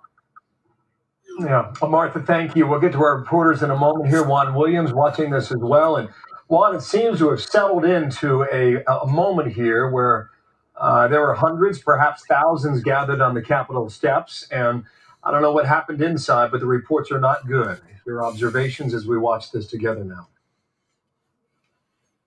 I heard Kevin McCarthy and others who are inside the building, Bill, say that there is more sadness than fear. And that's the way I feel about this. I just can't believe this is our America. It is just tragic. And this shouldn't be going on. And you look at it and you should see that the Capitol Police would be sufficient in number and able to do this, but apparently they didn't anticipate the severity of the mob action. And so they didn't have either the numbers or the precautions in place. They've now had some backup from the city police here, the Metropolitan Police Department. And as you heard from others, Speaker of the House, along with Mayor Muriel Bowser of the District of Columbia, have asked for additional support. And of course, she's probably in a especially as protection or something.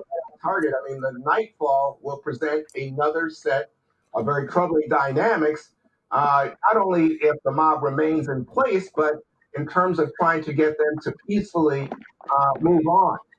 But you hear, and I just want to be clear with people, you hear Republican leadership, Kevin McCarthy, the minority leader and the speaker of the minority leader of the House, say this is so un-American. This is not who we are. And again, you would think that respect for police, the Blue Lives Matter and all that, you would think that law and order would carry the day here, but obviously the passions have run over. And have run over in such a way that it pains me to say to you that there's gunfire inside our Capitol. This is really the brink of anarchy, and you've got to ask, where is the president, and why is he attacking the vice president and saying the vice president, his vice president, lacks courage? That's just not. It's not. As a political analyst, let me say this is way beyond politics. Way beyond politics at this juncture, and we need to understand that calm is of the essence and that people should respect each other and respect the idea of a constitutional transition, which is last time there's probably this much chaos in Washington was 9/11. Electoral college vote. No, it really wasn't even like that then. Yeah, it wasn't like this because they were just evacuating. They were just telling people to run because you have to remember, during 9/11, they thought the plane was going to crash into the White House. So they were just telling everybody to get out. Gunfire! Gunfire! There was the sun sets at 5:01, by the way, in Washington. The reason I make that point is when we were in Washington for the I think I just heard gunfire. Pseudo Stay calm, everybody. Stay calm. The DNC and the RNC. There were thousands of supporters of the president on the South Lawn of the White House, and when they emerged from the South Lawn, they walked into the darkness of a Washington, D.C. night, and so many of them were surrounded by protesters who had been lying in wait for them. And Rand Paul was a good example. He and his wife had been followed for blocks, and there was pushing and shoving. It was an ugly scene. And that's why I point out when night falls there in Washington, that is a time that could be quite serious. Couple updates right now. They're an hour and a half away from sunset. Capitol Police be trying to regain control of the building. Hour and 35 minutes. All right, so we'll see how that. If this continues into the night, this is going to be bad. Brett confirms that the request for from the D.C. mayor has been considered by the Department of Defense for National Guard, but they don't want troops. Brett's telling us this. I bet Trump's probably hiding in his bunker now. To back up the police to give them the ability to shore forces and clear out the building. It has not, however, been officially. Oh, shit! Tear gas! Tear gas! Oh, shit! Tear gas! Everybody, cover your nose, cover your mouth! Oh, shit! Yeah, good afternoon, Bill. I do have you. And what we've got here is people are starting to leave the Capitol, but this is nowhere near over. Take a look at what we've got here. This is the exterior of the Capitol. People started about an hour and a half or so ago, streaming up the side, finally breaking through and getting to those areas there on the west front of the Capitol where they are not supposed to be. This is a good mile and a half from where a large part of where they were listening to President Trump speak a while ago. They began moving east towards the Capitol. It started as something where it was a protest, but then there were plenty of people in the crowd who were set on breaching this place. And it wasn't just the Capitol, it was the office buildings. Off to the right, that's the House side. Cannon House office building is beyond that, where you had several lockdowns. You had people streaming up the other side of the Capitol on the Senate side. And this is something the Capitol Hill police they were trying to control early on, but then shortly thereafter, you had plenty of other police officers from Washington, D.C. Metro Police come up to this area, begin to assist, running up in riot gear, coming in buses. People are angry. People are upset. People have been just congregating here and now moving throughout the entire area. It has been just a mess of protesters and police officers, and a place that really has been a level of chaos for quite some time. In fact, when you finally had protesters reach that top part there, you heard the roar come up from the crowd to kind of egg them on to continue going. That's when you started to hear flashbangs from Capitol Hill police. That's when you had tear gas. And then shortly thereafter, we had people coming back towards us who had clearly been affected by the tear gas. So a lot of movement ongoing here. There's people leaving. There's still people coming here. But the bulk of this and what you're seeing here on Capitol Hill, that's been ongoing for some time. Is you've gotten the reports from Chad and what's going on the inside. People have breached and gotten on in there. And there are people everywhere around here. The mayor of D.C. wants people off the streets by 6 p.m., which is a short while from now. Awful lot of people to be getting off the street. Just that matter of time. Rich, just give me a short answer. Do you see any security personnel where you are? I'm sorry, Bill? Do you see any security personnel, any Capitol Police, anyone? So there, by us, no. What we have by us is basically protesters and a few other folks milling around here, but the police activity is, Sanford, why don't you show up here? We'll get up this way. This is Constitution Avenue right here. This is the north side of the Capitol. This is where the Senate side of the Capitol is and the Senate buildings are. A lot of police activity up there. That was just Capitol Hill Police. Well, then they were joined by Metropolitan Police Department. That's Washington, D.C. Police.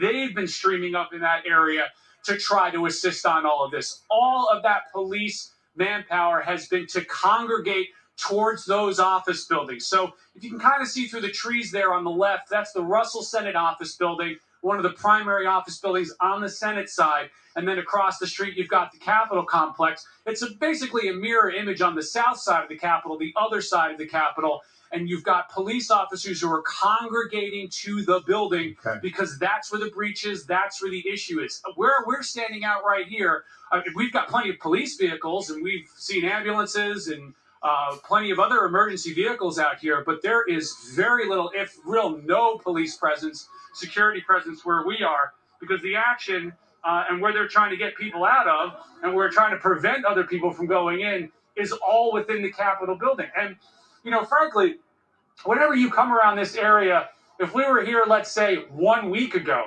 there are plenty of Capitol Hill police officers who are watching the perimeter of the Capitol complex. It's a massive complex. You do see some, I guess there are some police officers sort of close to try to prevent people to get up from that side of Constitution. But the plaza here where you see all of these people, that's just packed and packed with protesters. And that's really all you've got over there, Bill. Rich Edson, thank you. Eyes on the ground there with Rich. We can confirm now Fox News has learned that a shooting victim was transported from the U.S. Capitol about 35 minutes ago. No other details yet, but that timeline would sync up with the conversation we had with Kevin McCarthy right when we came on the air around 3 o'clock East Coast time when he heard a call come over the Capitol Hill Police radio that shots had been fired inside, and now the victim has been taken to the local hospital. As we watch that, I want to bring in my colleague, Chris Wallace, who was watching as well. And Chris, we've got 90 minutes till sundown. I don't know what they do with the National Guard. We'll wait on that until we get greater clarification. But for the time being, you need to secure this place, and you need to get it done now. I couldn't agree more, Bill. And there are pictures that are out that indicate that, at least in the case of the Senate, that protesters did get into the Senate chamber. There's a picture out, a still picture you could see right there of a protester who is sitting, just to give you context, that is the chair where the presiding officer sits during debate in the Senate. That's the chair that Vice President Pence was sitting in at one point during the debate in the Senate. And there was a protester who got in, took the chair of the presiding officer of the Senate and said Trump won that election. He was not the only one, obviously, to get in. That shot was taken by a pool producer before they shut down the Senate chamber. One of the other Trump can't even say anything anymore. Is what role President Trump... Oh, they broke the window. Why? You can see them now. Well, they've been able to breach some windows and are climbing into the Capitol that way. Look, they're breaking the window live.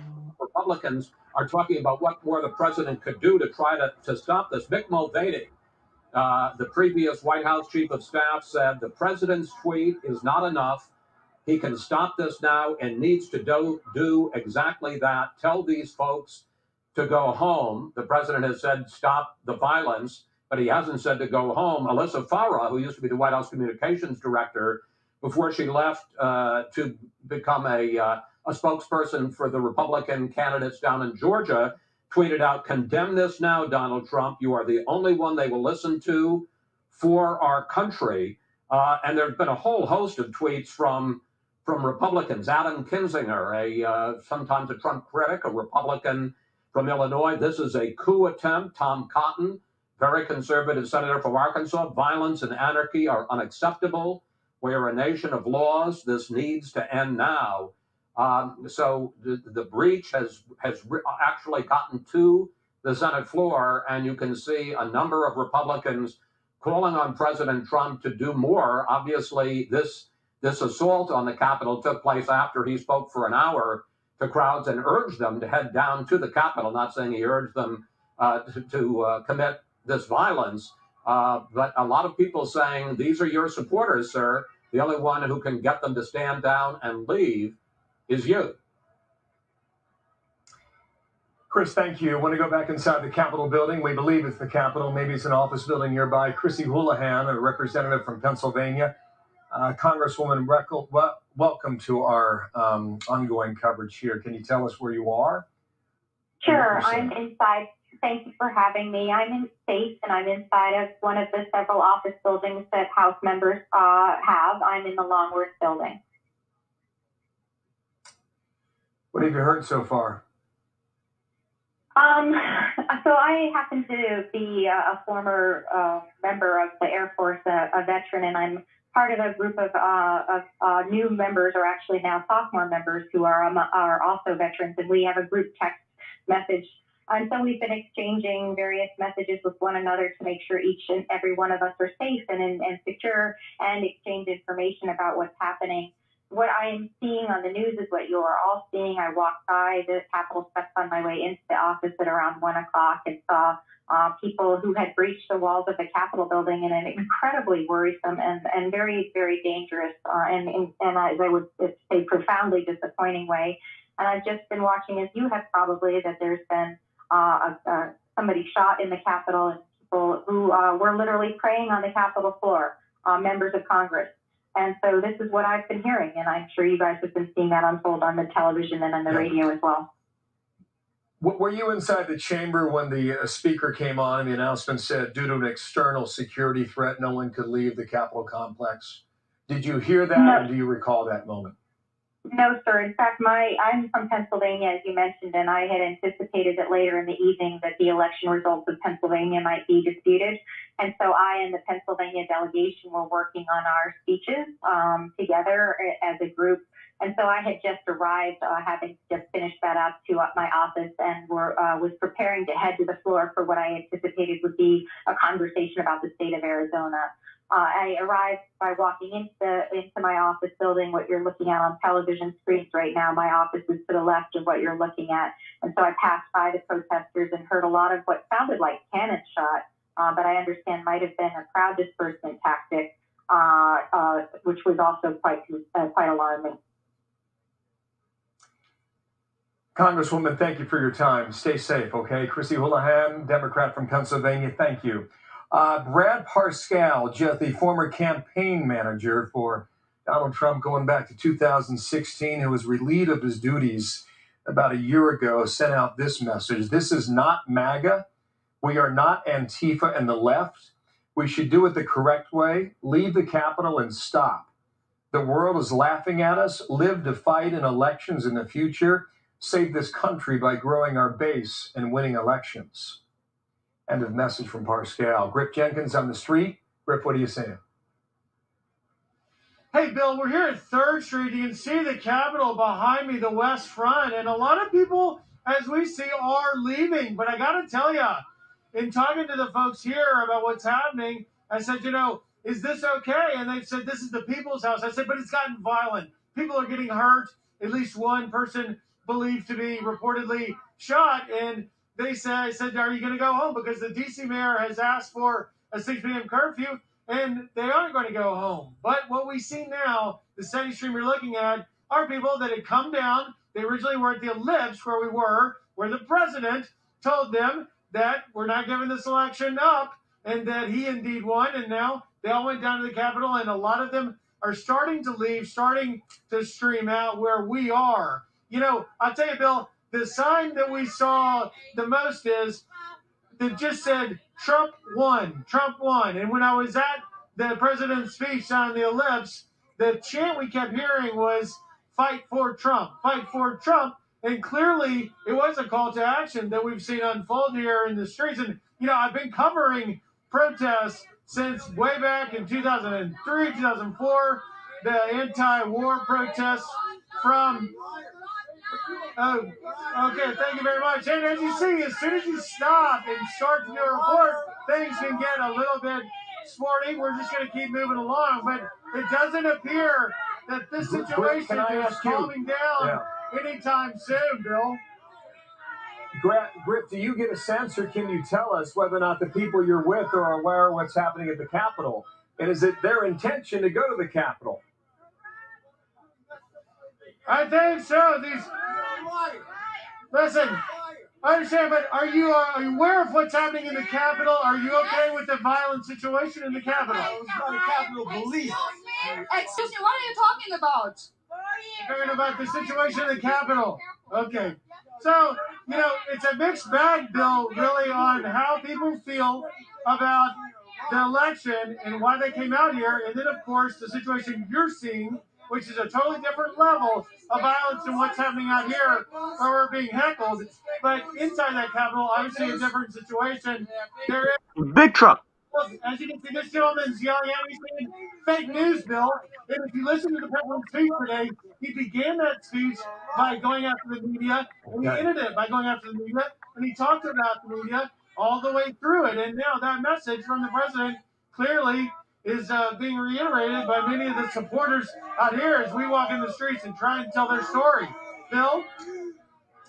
Thank you, Grip. Grip Jenkins on the sidewalk there. Going to get to Mike Tobin in a moment, so stand by, Mike, for that. But first, Andy McCarthy has been waiting patiently. And Andy, you have such a brilliant legal mind, and you have a way with words that, frankly, is a gift from above. And I just wonder what you're observing now as you watch this and try to make sense of where this goes.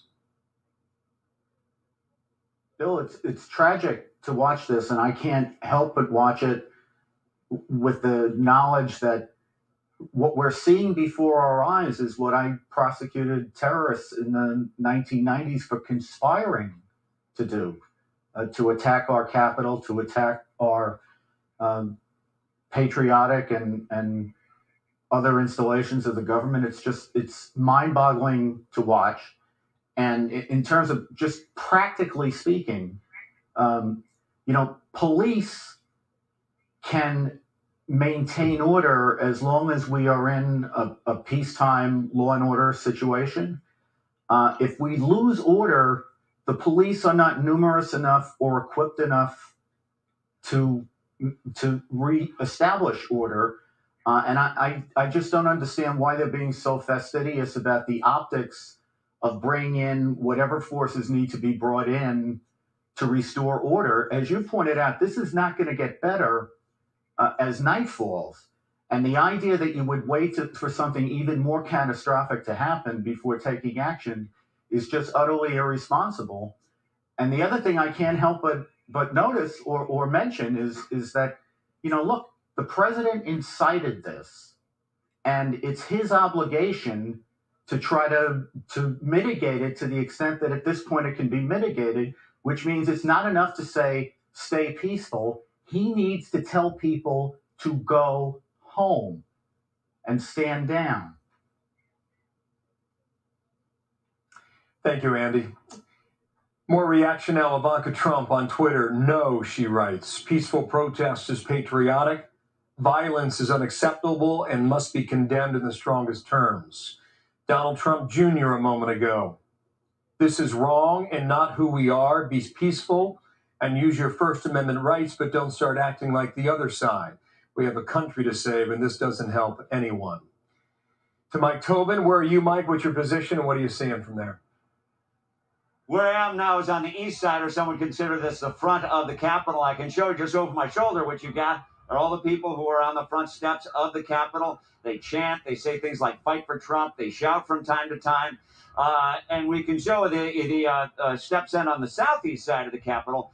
What I can tell you about is we've seen a couple of squads of police, and I would call it heavy riot gear, head down for the southeast side of the Capitol, and people went after them. Can't really tell you where they were going and what they were doing if they entered into that part of the Capitol. But as far as talking to people, as far as what they have done, what has been accomplished, I did get the demonstrators to say, well, what is happening here is sad. What they see here is sad, but they say sad that it had to happen. They say that this is a revolution, that this is a message to them. Who are them? Both Republicans and Democrats, particularly, they say, those Republicans who did not get on board with President Trump. As far as storming the Capitol, stopping the proceeding today, one of the demonstrators I talked to called that a victory, but also said that it went too far. As far as the scene set around here, it's cold, it's brisk. People are walking around. They've got their flags at the ready. Mostly people milling about. And one of the points that the demonstrators are making is that this is different from what we have seen with the BLM-type demonstrations, because aside from some of the things that were broken getting into the Capitol and disregarding the reports now of the woman who was shot, but aside from the things that were broken getting into the Capitol in terms of doors, they say there is no vandalism taking place. This is people sending a message. And again, I'm just reflecting their viewpoints and the people, what people have said to me out here, Bill. Mike, I know we're looking at a picture here of people standing on steps, but it is the U.S. Capitol. Right. And we've been watching this for several hours now. So at what point does someone come in and move these people out of there and get some semblance of what we would consider to be order? And that's always a difficult call for the local police forces, where the Capitol Police and really the police at any one of these riots. Because once they form a line, that's the line where the conflict takes place. And ultimately, you'll see the bottles thrown over the top. You'll see the pepper spray come out at that line that they form. A lot of people show up at an event like this, and clearly some people showed up here today looking for a conflict. So the police generally will try to be as low profile as possible to avoid any friction. But that moment they show up, and the moment they show up in force, the people who showed up here looking for a fight get that fight, and you get all the bad images that get splashed all over, everything from the internet to cable news. Unfortunately, Mike, you have too much experience on the streets watching protests across the country and around the world from your previous time in the Middle East. Mike, thank you. Mike Tobin there. The Vice President, Mike Pence, writes on Twitter, peaceful protest is the right of every American, but this attack on our Capitol will not be tolerated, and those involved will be prosecuted to the fullest extent of the law. On the phone, Ken Buck, Republican from Colorado. Sir, what's your situation? Well, we've been evacuated from the House floor and now in a secure location. I'm with my staff. They are safe, and with another member and his staff, and just really watching on TV as things unfold in the Capitol. We are not in the Capitol right now. Would you describe how far away you are? Do you take those tunnels and go to the office buildings nearby, which would seem to be more secure, sir?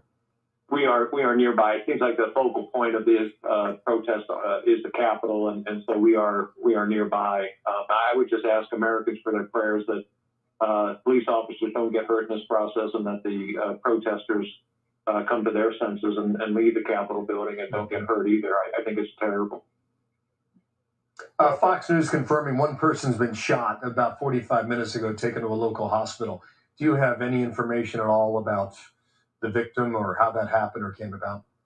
I don't. I was on the House floor. The House floor had been breached. We were moving heavy objects like credenzas in front of the doors to try to assist the police. They had drawn down their weapons and were evacuating the House floor when I was there.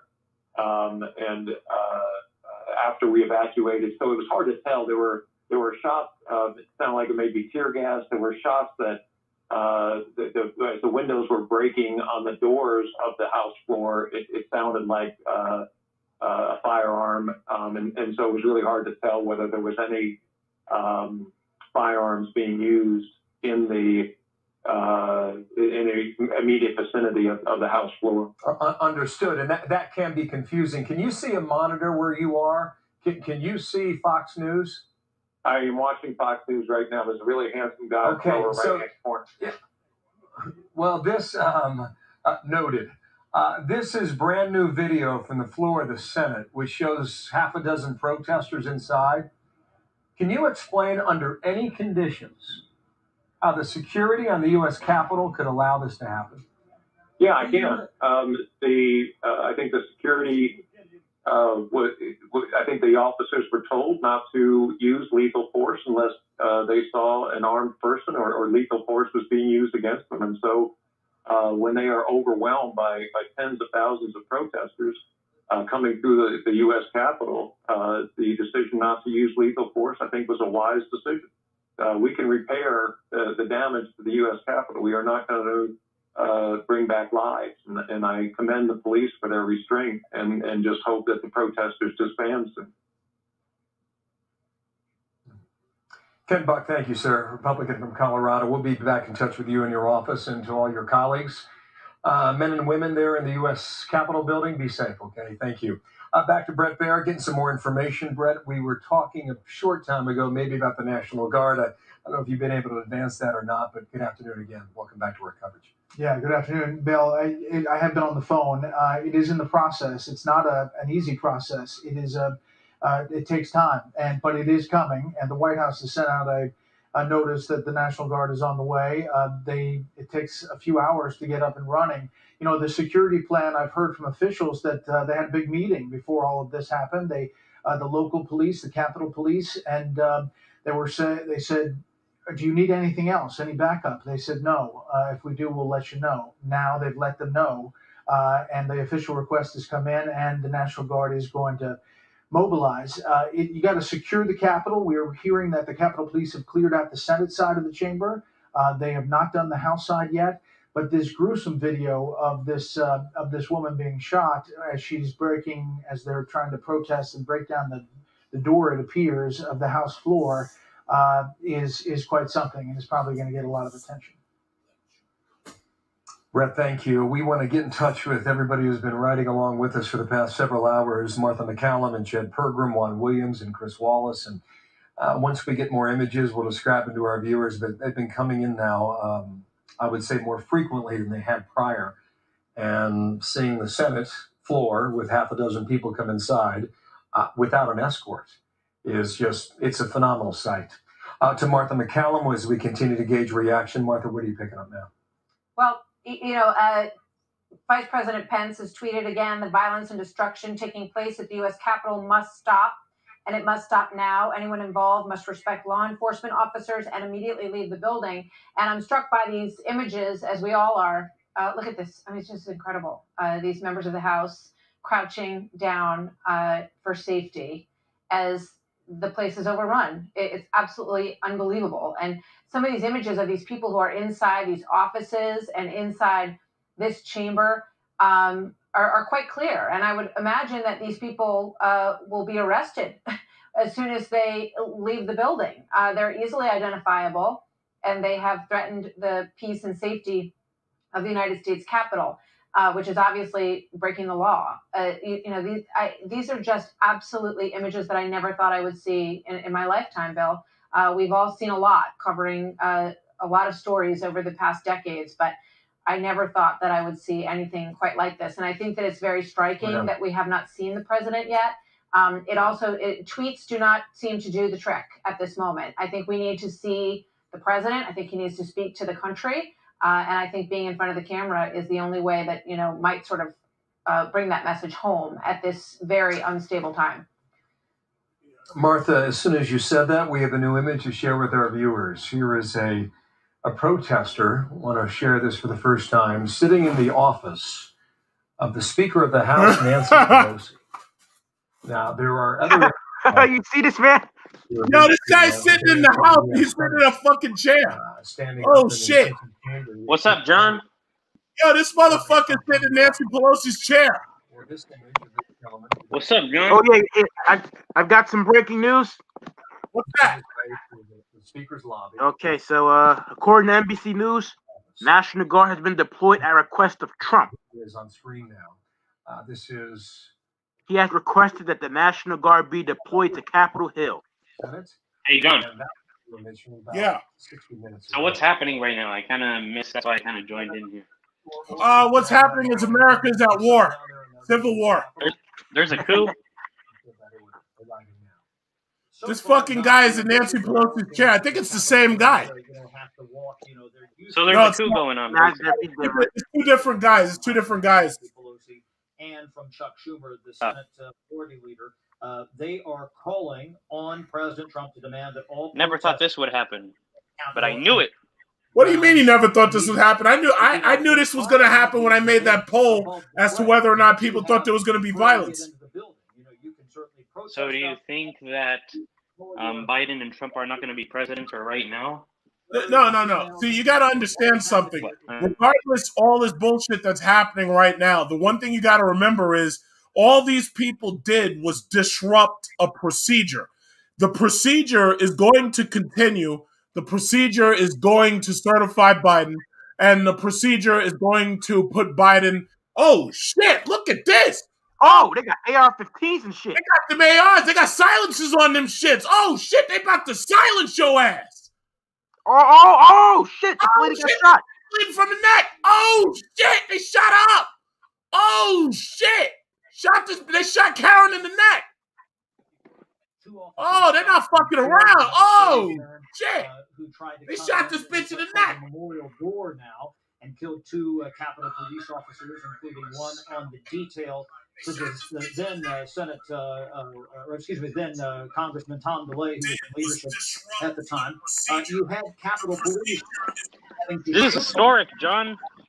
Yes, it is. Yes, it is. The government shutdown of 2013 that started at the White House. Let's see what Kayleigh McEnany has to say.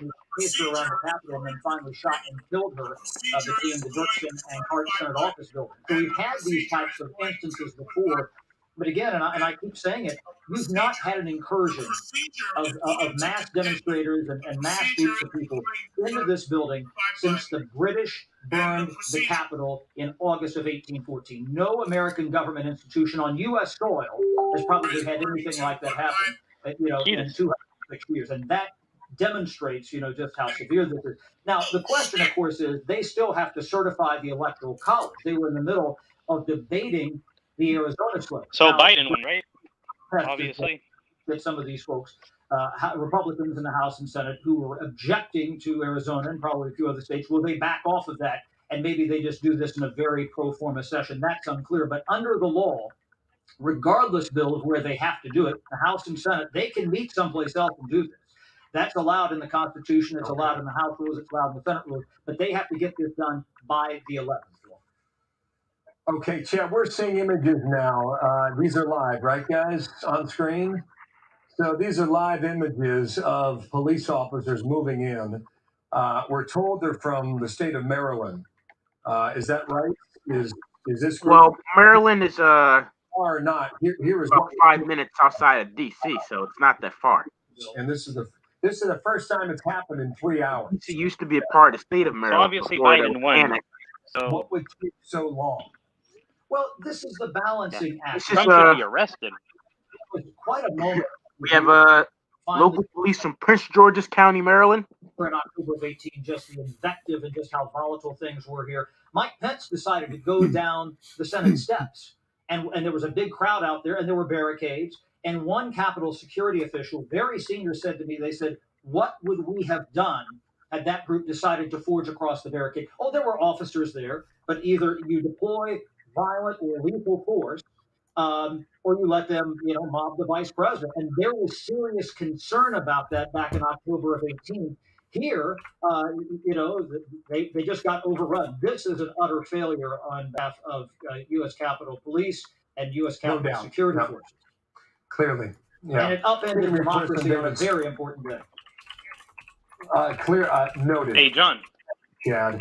Yeah. Spot reporting from the FBI. So obviously Biden won fair and square. And so my question is people from the right or the left trying to stop this, or what? People from the right, Trump supporters. But if you can see it from the Right. They got Prince George's County coming there. They got police from Prince George's County, Maryland, on their way. Pentagon team Jen Griffin, Lucas Tomlinson confirming the Defense Department has now mobilized the entire D.C. National Guard, 1,800 troops. Takes several hours, as I was mentioning before, to get them up and running. The Army Secretary Ron McCarthy is setting up a headquarters at the FBI. Well, you got to remember that the FBI Trump announced one time that they should not stand down. They believe that, as we said, the Senate side is starting to get cleared out, but they have to set up an entire barrier around the Capitol. This is going to take Is it like the Proud Boys? Hours to clear out people from there, and then you're going to see a lockdown like you haven't seen before of the United States Capitol. These are not, at the request of the D.C. mayor, are not federalized troops. They didn't ever just make clear they were in the Wait, they're not federalized troops? To be able to back up the police officers on the ground. I think some of those are not federal troops; those are D.C. police. Yeah, they're sending some police from local Prince George's County, Maryland. They're probably going to send some from Virginia because Virginia's not too far either. Oh yeah, Virginia. People are going to get fucked up. Why? They need to send the NYPD down there. Yeah, they're going to fuck them up, yo. It would have been cool if you went, John. That way you could see the action. If this is New York, this would have been worse. They would have sent NYPD, Long Island Police, Long Island Sheriff's Police from New Jersey. Everybody is coming. Port Authority. NYPD is brutal. Reporting Capitol Police staff due to ongoing police activity and a continued security threat inside the building, continue to do the following. And it's a long list. Move inside your office, take emergency equipment and visitors, close, lock, stay away from external doors and windows. If you're in a public place, find a space. Man, I feel bad for the people that live there in Washington, D.C. Silence electronics, and on the list goes. I want to bring in Laura Ingram, who joins our coverage. Laura, I don't know what you have been doing today or what you've been watching or what you've been hearing, but this is the first time I've had the opportunity to talk to you and get your And what has Trump said anyway? Yeah, Bill, I've been on the phone with members of many of the MAGA. These people are still in the building. He will not back down. Just rallying with the president and his wishes for a fair election, and obviously the support for not recognizing the certification of the election. And what I'm hearing, and this is from a group who came all the way from Portland, Oregon, believe it or not, where we're always thinking about Antifa and other protests, who are extremely upset that they were being lumped in. So, are we ever going to hear anything about Blue Lives Matter ever again? Or who would in I sure as shit don't want to hear it again, ever. They were trying to. Well, I'll say it like this: these MAGA losers just proved that they're as bad as Antifa and Black Lives Matter. And sure. The thing about it is, they're talking this shit about we're not going to back down. So my question is, how many more of them want to get killed on television? That's all I have to ask. You said this. You said that you're gonna be at home watching. I told you. These motherfuckers get killed. Listen, these people are so fucking predictable until I knew this was gonna happen. I was like, fuck that. I'm gonna be right in my bed watching this shit on television. Hey, John. Yes. But I feel like, they should have already accepted that Biden already won. I mean, I accept he's. They're not going to accept it because Trump is a cult leader, and they're not going to give up their cult. They're not going to give him up. They're going to keep this shit up even if they have to get murdered on fucking television. Well, they're idiots. They are. They're fucking Big Chuck, I have some breaking news. From yes, NBC, breaking news. NBC, yes, several law enforcement explosive device has been found on the U.S. Capitol grounds. Explosive devices. Oh my gosh. They're trying to blow shit up. Oh my god. These people are extremely predictable. They're not that smart, so they're not. They're so fucking stupid that they're extremely predictable. I knew this shit was gonna happen. Well, Trump even said it. He loves the poorly educated. Oh shoot! They got tear gas. They're sending real reinforcement, and you got to remember, I think it's the federal capital, the District of Columbia. That's why it's heavily guarded, I guess. Here's my question. Why the hell didn't they have people ready for this type of thing? Because they had no idea how bad it could get. Now, I know that some of the other governors, they went right ahead and said, yeah, we're going to make sure the National Guard is ready. But these motherfuckers, they were playing games. Laura Ingraham, Fox News. Yeah, they can't talk about Black Lives Matter no more, I'll tell you that. Yeah, Sean Hannity. You can't talk about Black Lives Matter no more. Because I'll tell you this is anything other than a peaceful protest. They can't talk about Antifa no more. I know they're still going to do it, but they're still going to talk their shit. But the thing about it is, as soon as they say Antifa, somebody's going to point the finger right back at the day. Damn, they got the door barricaded. The Capitol Police. This guy's behind that door pointing guns at that door. Anybody rushing through that door, they're getting shot in the head. Damn. Well, yeah, those are some high-profile people you got in there. Anybody who rushes through that door is getting their head blown off. Period. Damn. This is insane. Yes. I believe Nancy. I saw it coming. I believe Nancy Pelosi was evacuated. I know Pence was. All of them have been evacuated. I don't know how they got them out, but they're all out of there. Either that or they're sheltering in. There's probably some of them are. I saw pictures, but there's probably like some sort of underground exit that they won't ever tell you about. Do you think Antifa and the Proud Boys are involved with this? Antifa? Well, isn't Antifa left wing? Like left wing radicals? Yes, they're floating that conspiracy around on the internet. There's no Antifa. They said that there's Antifa dressing up as Trump supporters. There's no Antifa out there. They're not. Antifa is dumb, but they're not this dumb. What about the Proud Boys? Well, you know what? Before you say Antifa's not that dumb, keep in mind those motherfuckers tried to break into the White House themselves. If they had tried to force their way in, they would have gotten smoked by fucking Secret Service. So what's Antifa's agenda? Oh yeah, I honestly don't know. like, is it to just start shit? All right, really quickly, I'm gonna cut away from Fox News to show you American military news because they have They have the video of this chick being shot. So I'm gonna go to that instead. Right now, I'm gonna go to it real quick. They got the video of this bitch being shot as it happened. Hold on 1 second. Let me see. Let me make sure y'all can see this shit. Oh! Wait. Can y'all see this? No, I can't see it.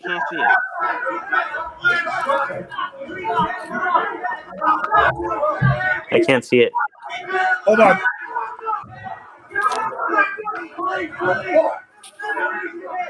Boy, this is gonna get wild. Oh, Joe Biden speaking now. All right, y'all should be able to see this now. Put it in full screen. Bullet this bitch. You got to put it in full screen. Yeah, full screen. Somebody. You double click the screen.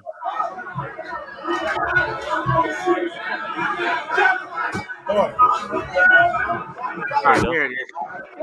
Now rewind it.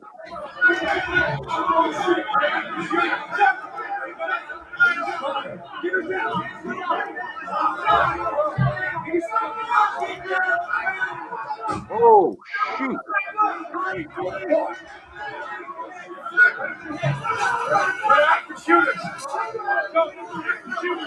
Get her down. Oh, I hope she's okay.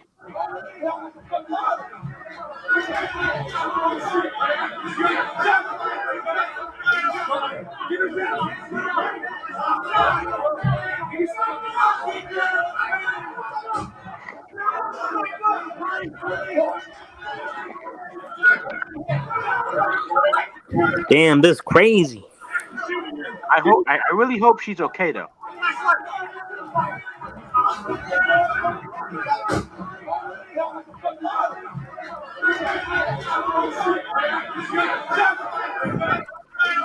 Hey, John. Yeah. I just got approved for the Apple Card.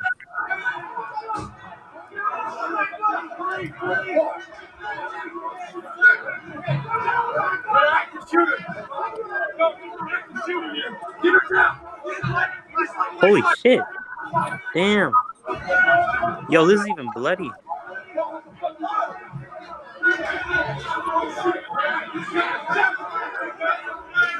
Damn. Did you find it on Twitter?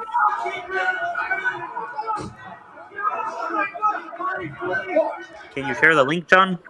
On Discord? All right, I think we all saw it.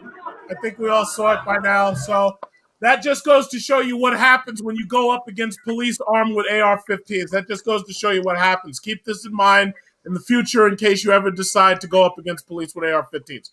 I hope she's okay. I hope she's fucking dead. Are you kidding? Oh, damn.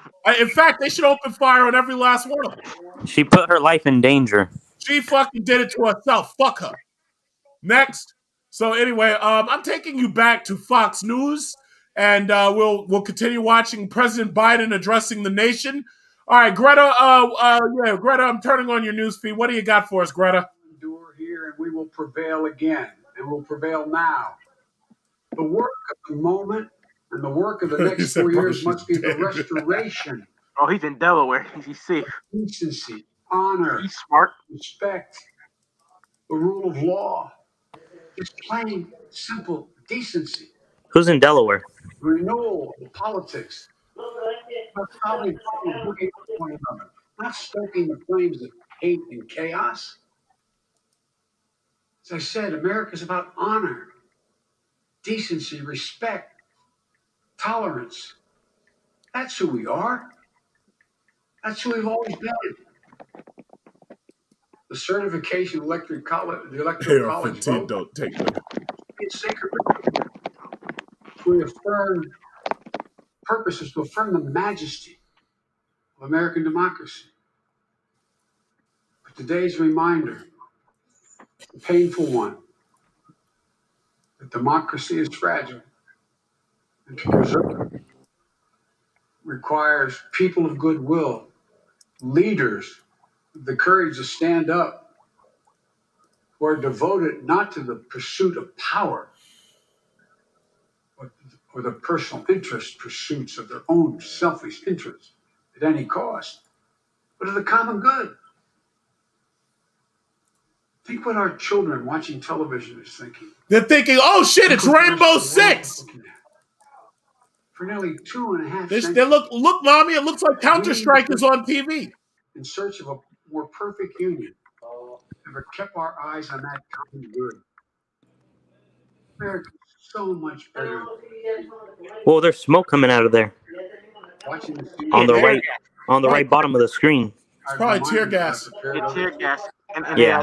they broke the windows too. Damn, because it doesn't look like fire gas. It looks like whose work has today. It's like a thick white smoke. Yeah.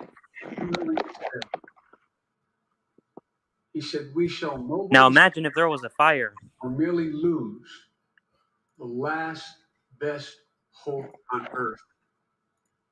Went on to say, the way is plain, peaceful, generous, just.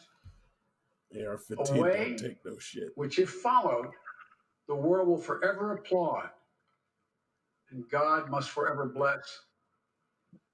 The way is plain here too. That's who we are. It's the way of democracy, of respect, of decency, of honor. Wow, they really just broke the window, and walked right in. Commitment. Man, these guys are like black. These guys are more violent than Antifa. Notwithstanding what I saw today, we're seeing today, I remain optimistic about the. Looks like one of those police shields they use. There's never been riot shields. We can't yeah, riot is what it looked like. When we do it together. Antifa. And this god-awful display today is bringing home to every Republican and Democrat and Independent in the nation that we must step up. This is the United States of America. There's never, ever, ever, ever, ever been a thing we've tried to do that we've done it together and not been able to do it. So President Trump, step up. Are you watching the Civil War, brother? May God bless America. May God protect our troops and all those folks in the Capitol who are trying to preserve order. Thank you, and I'm sorry to have kept you waiting.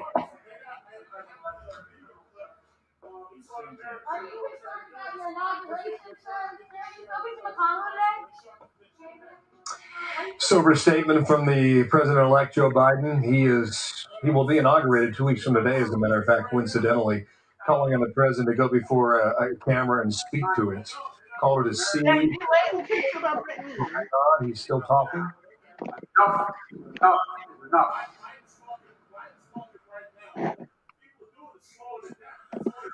That is that from Wilmington. I want to read the AG statement that came to us a few moments ago again. This is Bill Barr talking. The violence at the Capitol building is outrageous and despicable. Federal agencies should move immediately to disperse it. John Roberts now reporting from Kayleigh McEnany, the White House press secretary, at President Trump's direction. The National Guard is on the way along with other federal protective services. We reiterate President Trump's call against violence and to remain peaceful. There is a chance that we could be hearing from the president, so we'll await more information on that as we move throughout the afternoon. About 45 minutes in darkness in our nation's capital. Juan, Chris, Martha, Brett, our coverage continues here. And Juan, I haven't spoken to you in some time. I just want to get your thoughts at the moment now.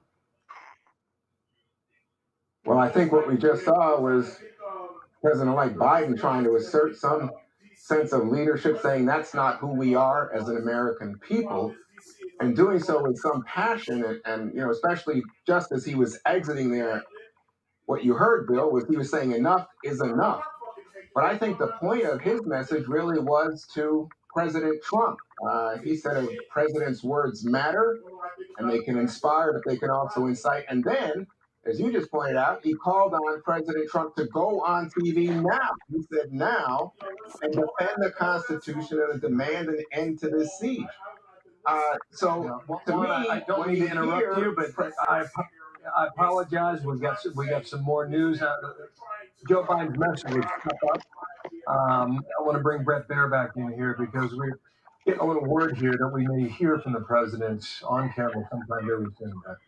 Yeah, the White House reaching out saying that there is a taped message already done, and it will be coming shortly. We're told within the next 10 minutes. So as the president-elect was saying, step up and talk to the American people, there was a message, we're told, that is already ready to go, and we should get an alert that it's coming very soon. Okay, we'll stand by for that one. I apologize for the interruption. Continue. No, I think that Biden's message, especially, you have to imagine that there's social media, people there on the scene at the Capitol are aware of these messages that are coming from American leaders. And I think it's important that they understand that people like Lindsey Graham, a strong Trump supporter, says this is a national embarrassment. Tom Cotton, a senator from Arkansas, calls this unacceptable and anarchy. And Adam Kinzinger, another Republican, saying this is a coup. I think people have to hear loud and clear that Joe Biden, as a Democrat, says he's willing to work with everyone, but that this is a national embarrassment. And then you have Republican leadership, Kevin McCarthy, earlier here on this program saying this cannot go on. This should not be the case. And Kevin McCarthy, again, right here on Fox saying, you know, gunshot. And then we subsequently learn about the woman who was shot. So when we hear from Biden today, say this is an unprecedented assault on democracy, I think at some point you think, is this hyperbole? Is this too much? But the scenes that we are witnessing right this moment on national television, as Biden said, these are images that go to our children, that go to us. And this is not who we are. And we should not devolve into being at each other's throats in this way. Thank you, Juan. Again, the message from the president is a few moments away. And as we were talking with Brett a moment ago, it'll be delivered by way of Twitter. So we'll wait for that message. Could pop up any moment now. So as we await that, I'm going to get to Chris Wallace again for his latest evaluation. Chris. Yeah, I think, Bill, that it's easy as we're discussing this to kind of do the play-by-play and not to put it in the context, in the sweep of the history of this country that it deserves. And I think Joe Biden did a very effective job. Chris, I apologize. Yeah, I apologize. I have the message now from the president. I'm going to play it off my computer, guys, because we don't have it uploaded into our system. But you can hear the audio now from. I know you're hurt. We had an election. Oh, you gotta hear this guy. It was a landslide election. Everyone knows it, especially the other side. But you have to go home now. We have to have peace. We have to have law and order. We have to respect our great people in law and order. We don't want anybody hurt. It's a very tough period of time. Democrats have won the control of the U.S. Senate. Such a thing happened where they could take it away from all of us, from me, from you, from our country. This was a fraudulent election, but we can't play into the hands of these people. We have to have peace. So go home. We love you. You're very special. You've seen what happened. You see the way others are treated that are so bad and so evil. I know how you feel. But go home and go home in peace. So there's the message from the president. Go home in peace. So we're just well, this is ironic. Now he's saying that. And the beeps in the background, but he's a manipulator. In a breaking news situation such as we have it. Chris, I apologize for interrupting you. Continue. No, breaking news always comes first. Interesting, the president's message. It's not necessarily the strong condemnation that I think a lot of people wanted and expected, but perhaps he knows his supporters better than anybody else and knows that by siding with their sense of grievance, but saying enough is enough, that'll be the most effective way. We'll see whether or not people leave or not. What I was saying is that I think Joe Biden put it in the right context of what we're seeing today and what it means when he talked about an unprecedented assault on democracy. This is not dissent. This borders on sedition. It's not protest. It's insurrection. And you know, for the president-elect of the United States who will take the oath of office on that West Front, if you're looking at the picture on the left there and you see where the American flag is in the center of the screen, that is the inaugural stand. That is where 2 weeks from today, Joe Biden is going to stand, put his left hand on the Bible, raise his right hand, and take the oath of office. And that's where protesters have run rampant today. You know, so it is extraordinary, and it is, I think, fair to say, as Biden said, an unprecedented assault on our democracy. If you want a sense of it, I hope we have some pictures that I asked us to put up. At one point, they said that members of the House needed to put on their escape masks to leave the House, and we wondered what those looked like. Do we have those to put up on the screen? David Trone, who's a congressman from Maryland, put up some pictures. No, it's not that. that's some pictures of well, it's not that either. But in any case, he put up some pictures of him wearing a gas mask, and you know, there we go. And this is a duly elected member of the House, David Trone of Maryland, and this is how the members of the House of Representatives, one assumes the members of the Senate were forced to leave the House chamber. He's there in the gallery above the House chamber at one point today, that they were forced to leave the chamber when they were performing their constitutional duty to certify the electoral vote because of this mob that penetrated the Capitol. It's a pretty extraordinary thing, and I don't think that as tough as Joe Biden's words were about assault and sedition and insurrection, I don't think that they're overstated, Bill. Thank you, Chris. Be back with you shortly. I want to also bring in Katie Pavlich to our coverage here, and I still have Martha with me as well. And I'll get to both of you ladies. And Katie, I haven't had a chance to talk to you yet this afternoon. I don't know where you are and what you've been observing, but let's bring you into the coverage and get those remarks first. Good afternoon. Good afternoon, Bill. Yeah, I was just watching everything unfold this afternoon, but I think what we're watching is a complete breakdown in the trust and belief in our institutions. You have this playing out on Capitol Hill. It is very clear that the culmination over the last 4 years till now is what is resulting in this, with none of it being justified. You look at Joe Biden's statement, and it is tough, but at the same time, let's not forget that the DNC and the Biden campaign refused to condemn the violence and burning of our cities all summer long until the polling showed that it was affecting their campaign. They didn't discuss it one time at the DNC convention. And now he is trying to come out as the vice president-elect and condemn the violence. He should. They are both bad. But there's a lack of credibility here when it comes to this issue. Again, this is a complete breakdown, a nightmare scenario of a lack of confidence in our institutions in America. The way that we deal with each other's differences is through voting, through debates. That's exactly what lawmakers were doing on the floor of the Senate and the House today. They were expressing their objection through their First Amendment right to the process that they are seeing playing out, and it divulged into this. And when you saw over the summer all the protesting and rioting outside the White House, you now can't go see the front of the White House. There is a large barrier around the front of the White House, so Americans who come to Washington, D.C. can't go to people's house as a result of that. Now, I fear that after years of the Capitol being accessible to Americans, they will no longer be able to go to their place and speak directly to their representatives. So there are consequences for everybody here, and it's just a bad day. In the mid-'90s, when the Oklahoma City bombing went down, that's when the perimeter started to move out from the White House, and we remember that clearly from the days of Bill Clinton. I didn't mean to cut you off, Katie. We now have the tape cued and on camera. Here's the president from the White House a few moments ago with a message for America.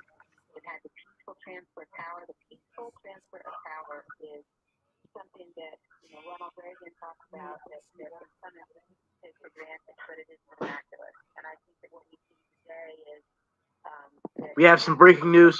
So that is what we call a technical glitch. Stand by, we'll get it worked out, and we'll figure out a way to play that tape in a moment. He has a message. It runs in 1 minute and 1 second in length. And he concludes it by saying, go home, go in peace. And that is the message from President Trump. It was released right around the time that Joe Biden had come out and asked the president, called on him to speak to it on camera. And that is what the commander-in-chief has done. So we'll play it for you when we can. In the meantime, I want to bring in Martha McCallum. Martha, we're getting news here in Georgia that may be breaking as well. We'll hold our fire on that for now. Nothing confirmed yet here in Georgia, but nonetheless, it is a curious situation, Martha. How we were all together late into the night last night, watching these two runoffs and trying to figure out who was going to control power in Congress, and then, well, everything went sideways in Washington, D.C. around 1 o'clock this afternoon. Well, that is the world that we have lived in, especially over the last year and a half. You look at how much pressure, how much stress Americans have been under with the coronavirus pandemic, which is unrelenting and is still such a big part of everyone's lives. I think all of these things are a part of the fabric of 2020. I think there's a lot of emotion, a lot of pain in the country. And we've seen these kinds of ambushes and assaults over the course of this year. We saw them, in the the Zone in Seattle. We saw them at McConnell's house and Pelosi's house, and most recently at Senator Hawley's house. And now it has flown, sort of overflowed into this high place of American democracy in the United States Capitol. And this dude, worth pointing out that the group of people who breach these walls that's a crime. They've committed a crime and they should be prosecuted for it. Eric Trump was tweeting that. Other supporters of the president are tweeting that. And you cannot put a broad brush across all of these people and their concerns. When you look at this, as extraordinary and awful as this is, and as there's hundreds of people who are involved in this today. We'll get numbers eventually. There's also reports just on the news front as we follow that the FBI is working on some devices and making sure that they are not devices that they need to be worried about. So there's really an all hands on deck effort. National Guard is being deployed, Secret Service as well, to help diffuse this crowd, as has been pointed out many times, that we need to have this settled before dark, and we need to get back to the business at hand, which is the certification of the presidential election. So it's just a day that none of us will ever forget. We don't know where it goes from here. I don't think it's over when the sun goes down tonight. And this is a story that we're going to be following for days and perhaps weeks and months. All right. Let's hope we're wrong on that last point. Martha, thank you so much. Take two now. Here is the president with his message to the protesters on Capitol Hill. I know your pain. I know you're hurt. We had an election. You're a piece of shit. Fuck you. It was a landslide election. You're a piece of shit. Everyone knows it, especially the other side. But you have to go home now. You are a piece of shit and a criminal. We have to respect our great people in law and order. We don't want anybody hurt. Where's that jail time that Trump was going to do? Such a thing happened where they could take it away from all of us, from me, from you, from our country. This was a fraudulent election. You're a piece of shit. We can't play of these people. He looks stressed out, man. You have to have peace. Fuck him. So go home. We love you. You're very special. You've seen what happens. You see the way others are treated that are so bad and so evil. I know how you feel. Shut up. But go home. He got to go to jail. Go home and go home Trump got in be peace. prosecuted. We've heard it, had the audio the first time, now the video to match him. That is the message from the White House. We'll see how things transpire now. 4:30 in the afternoon in Washington. Sun goes down in half an hour, and then the night in D.C. has been downright rough for the past 6 months plus. To Brett, Don, and Katie, as our coverage continues, to Brett there now with more news on what we're hearing about the national. All right, everybody. We've been on live stream for 7 hours straight. The day progressed exactly like I expected it to. I knew that there was going to be violence from the MAGA crowd. We already knew that there were going to be objections on the House floor. So we already knew that this shit was coming. Hey, so John. What I'm going to do, You're right. Back in 2016 or 2017, I remember you told me, or you went on YouTube and say that he's only going to be a president for one term, and you were right about that. Of course. Yep, I knew it. So basically, the news is just going to keep going. Ossoff has won. Ossoff has won, by the way. Ossoff is the winner. Ossoff is now the winner. Other moves that may happen later. So they just projected now that Ossoff has won. So that's awesome. So Ossoff won Georgia. Do you think Biden will be reelected, or do you think there'll be another Republican president? Biden? No, I think Kamala Harris is going to end up taking over for Biden. I really don't know, but we'll see.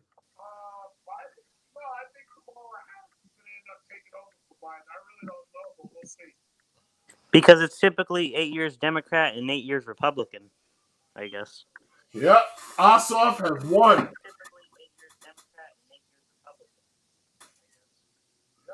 There we go. You got Ossoff. Ossoff has won Georgia. Ossoff has won the election. Warnock has won the election. Georgia is now in control of the Democrats. So Democrats now won the House and Senate? There is now a 50-50 split in the Senate, and Democrats shit. control the House. Oh, shit.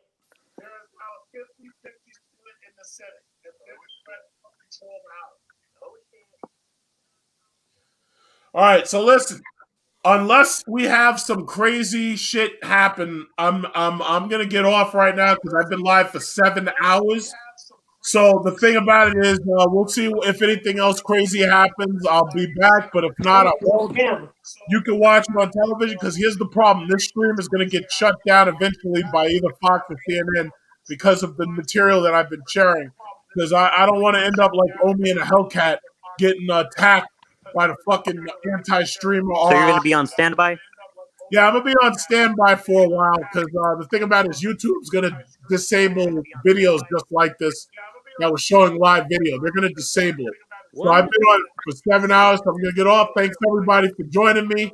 Alrighty. And I think it was very, very fucking interesting. All of us watched history unfold. Very interesting.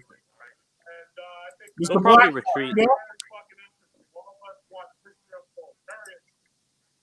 They're going to retreat probably. You there, Blacktop? Yep, I'm here. I'm here watching. Yo, you saw what happened in Georgia, right?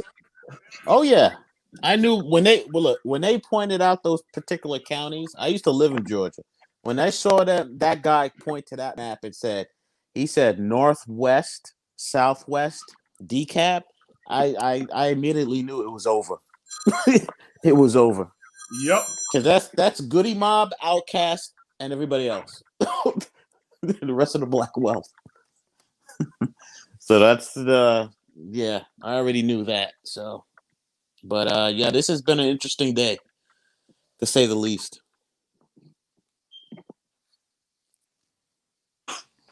Yeah, what a complete fucking mess. But you know what? We'll see what happens. Because I'll tell you, once National Guards gets there, they're going to clamp down that whole shit. They're going to disperse all these motherfuckers. The people who don't want to go are going to get the shit beat out of them. And it's not going to be pretty. So we'll see what happens later. Hey, John. Yes. I don't think nothing will really happen. They'll just probably retreat. We'll see what happens. Yeah. We'll see. Everybody's brave.